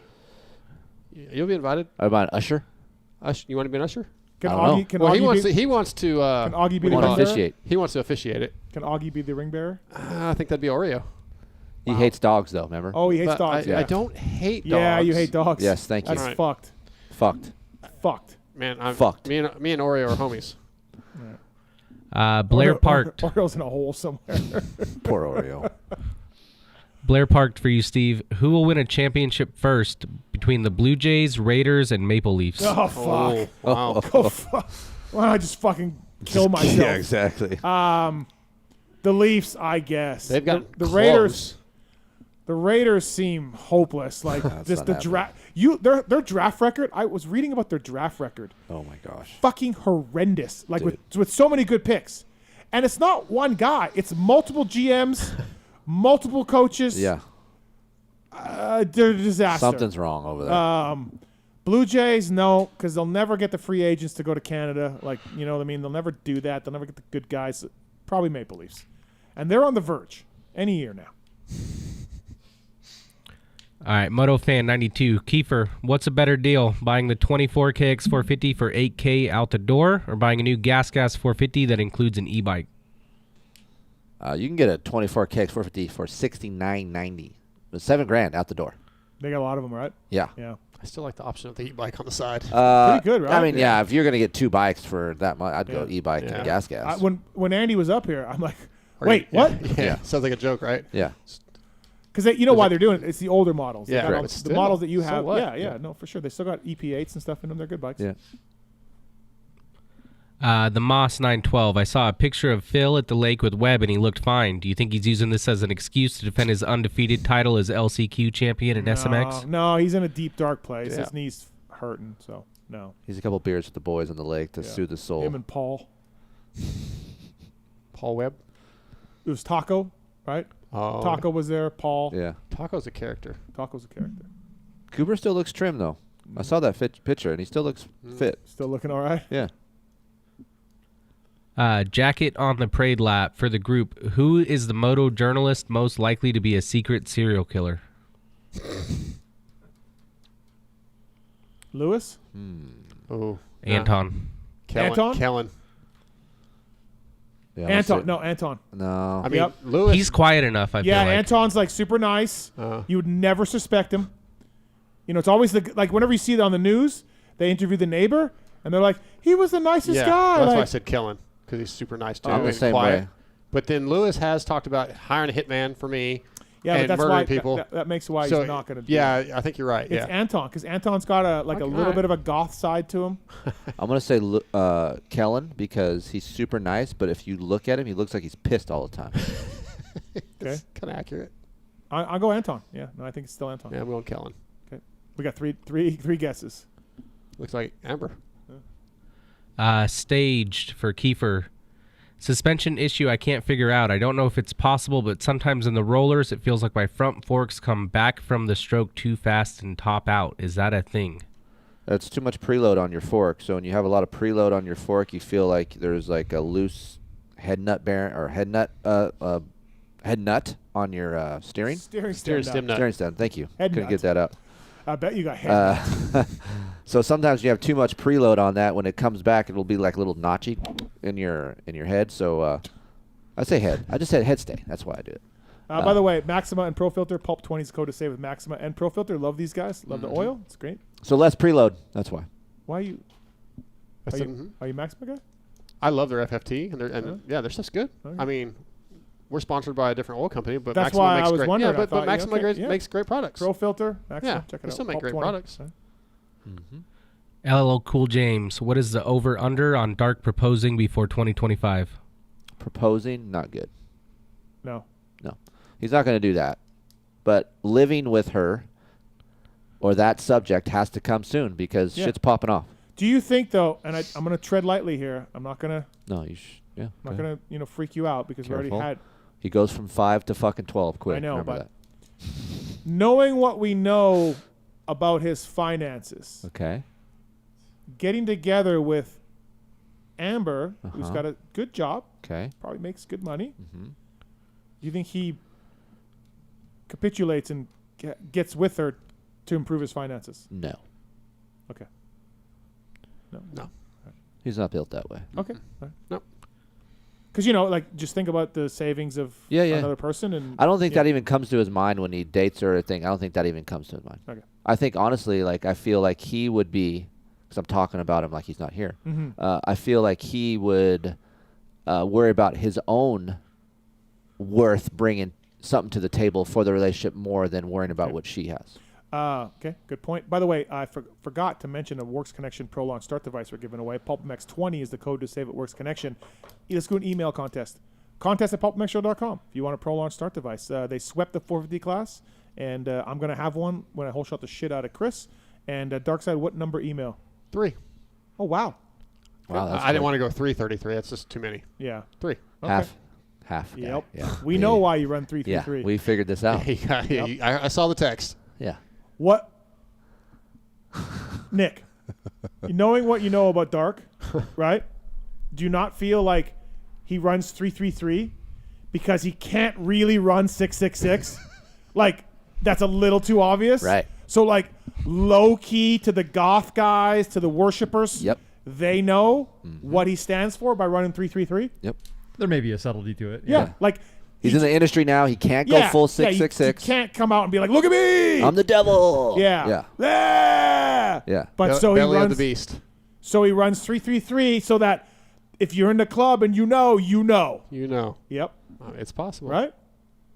Yeah. Look at That guy right there. Right. Oh boy. Yeah. That's 333. That's 333. So we did have a guy locally in Manitoba run 666. I've seen that a few times. Long hair. Yeah. Really? His name was Robin. Ooh. And like Jerry? No. I see that a lot in no, Southern with a California, Y. by the way. Oh, do you? Oh, yeah. Yeah. 666 is 666 is happening. Oh yeah, I've So seen it. Dark's in the club. Yeah. No man. Just can't be in the club. Yeah. But wants to be in the Low club. key. He's 1 foot in. He's halfway there. Yeah. I'm a 5. Yep. That's perfect. It's a perfect analogy. All right. Can't make up your mind. He's halfway. I'm going to dip my toe in a little bit. 333 is good. Yeah. Marks, does that not make sense though? 333? Like we nailed it. Yeah, nailed it. Okay. I like this couch marks. I like it. You like couch marks? I like couch marks.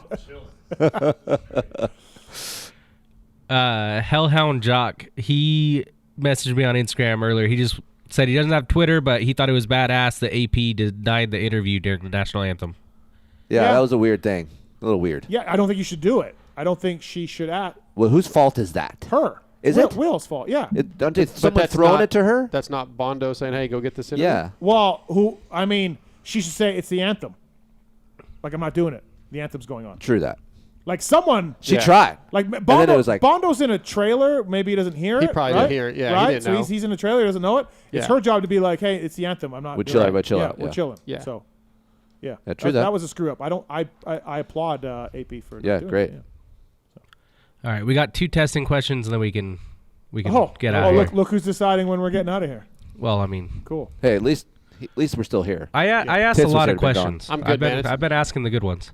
Etheric bikes for Keefer, and remember this is mainly focused on the suspension. I've been thinking about getting a new bike, but curious on how big of a difference the new bike suspension is compared to a bike from mid-2000s. I have a 07 Yamaha WR250 and thinking about the YZ250FX. Wondering if the suspension will be a lot better. It's the difference between that photo of dark to dark now. Yeah, like the It's a big difference. Suspension won't be that much better, but everything else is. Oh, From an no, 07 the to suspension a- is that much better from You an think? 07. Yes. So from what that isn't it still FX to the SSS? WR, it's huge. Oh. Is it just because of the bike model or the actual The damning technology? character, the technology that's in it, all the fresher parts that are in it, that, Yeah. that technology has evolved, it's a lot better. All right, LL Cool James. Keefer, I'm 6'3", with a Beta 300 mid-pack B rider. I ride anything from hard enduro to GPs and hair scrambles. What would be a better purchase to improve my rider setup? A Guts tall seat or Raptor foot pegs that are 5 down, 5 back? Tall seat, because it's going to be more drastic of a feel. I feel like some of you guys at ride, you don't feel -5 and -5. I feel like a tall seat is more of like a big change. So. Yep. And you can use the code to save at Guts Racing. And I feel like it's cheaper. I literally am testing a plus Midnight 25 testing, Midnight testing. Guts Racing seat foam on my Yamaha right now, and it's made a huge difference for me at 6'2", 6'3". Well, you have to run that tall seat if you run those fucking wide-ass bars. There you go. I was going back and forth when you go from that tall seat to the stock seat. It just feels like your knees are in your face. It made a lot of difference. I love it. I really like the. Didn't seem to plus- help you at Glen Helen the other day. Good point. Yep. But that I I'd think be that's- curious to see if How he hard came. were you trying to catch me? He was trying. Yeah, I'd say pretty hard. Yeah. I'd be curious to see if Steve goes to your neck of the woods. Yeah. And see how he would do it. I thought that too, but I think he's riding well enough now that he probably would still have me. Okay. As long as he's willing, because like at where I'm at, I'm more comfortable jumping the bigger jumps, which I wasn't so comfortable at Fox. But at home, I don't know. He's talked about like not wanting to jump so much, so I might have him there at times. But just on corners and all that, he's got me. I don't think it matters the terrain. He's got a better technique than I do. Pretty good about saying what he does wrong, but also I'm good at saying what he does right. You were at Joshua Tree last Wednesday. Remember you were Yeah. supposed to come. And No, thing I you, went to- no good I thing went you to didn't. GH. That's what I'm saying. Yeah. He was out. My wrist hurts. I'm out. But he stuck around. He wasn't gonna. He's like, I'm done riding, and we kind of like say, you just try to ride, just do the motos, don't have to jump anything. He stuck it out, did it, and he was fine. So there's some in there. Also, by the way, congrats to Fireman Dave. He made Loretta's. Yes. Yep. Congrats to Fireman your, Dave. Your post was too much, but it's cool that he wanted to do it, and it's cool that he made it. That should have been my race tech round of you. About you. Fireman Dave made Loretta's, and it was something he's always wanted to do, and he's a good rider, and so yeah, good job, Dave. Yeah. Congrats to Dave. Vaj is next. I think Vaj is about on your program. He won't do it. Vaj would never do it? No. Okay. I think I have a better chance of getting you to do it. Where would Vaj have to go for regionals and all that way up there? Like, I think Washington. Oh, Washington, yeah. Yeah. I thought he was in Colorado.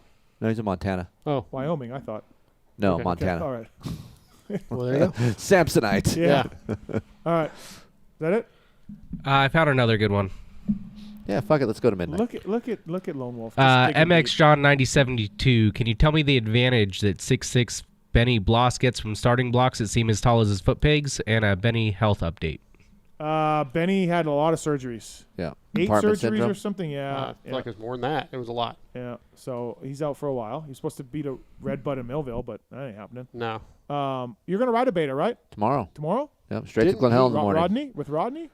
Rodney will not be there. It's just Oh. gonna be me and Simon. Okay. So Didn't he have compartment syndrome or something like that? He did. Yeah. So And starting blocks for tall people, like what? Yeah.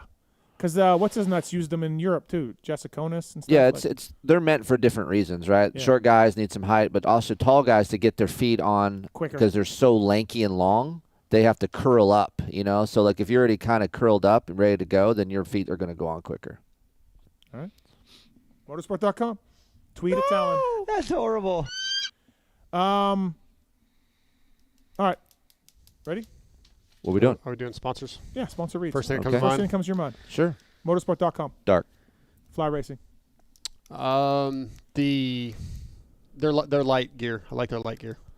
As if you would ever know. I do. I still have some. Decal Works. Dark. Race Tech. Spring conversion kit. X Brown Goggles. Rich Taylor. Renthal. Purple limited edition bars. Michelin. Randy makes it to Loretta Lynn's. The Cherubies. Fork low guards. Firepower. 490-2591. Wow. Maxima USA. FFT. Pro Filter. Reuse. Pre-oiled filters. OGO. Power Sports. Dozer bag. FMF. Fatty. Renegade Race Fuels. Purple. Atlas Neck Brace. Noof. Guts Racing. Wide. Mackenzie. Wide. Okay, Mackenzie. Happy birthday, Mackenzie. Works Connection. Eric has a beautiful house. Wow, that came out of nowhere. I went to his house. He just went this weekend. Oh, yeah. Pretty True. unreal. Right. Yeah, you're It was in awesome. Sacramento. Right. Good. Well, he third earned- email. He Started from nothing. He deserves that. He look does. At, look at Works Connection and all Yeah. what he's done. That's great. Third email wins pro launch device. We weren't asking you. It was him. I'm just throwing in there because Okay. you know. Mackenzie. MotorcycleIndustryJobs.com. Yeah, new career opportunities. All right. Get Data. Dan. WUSA.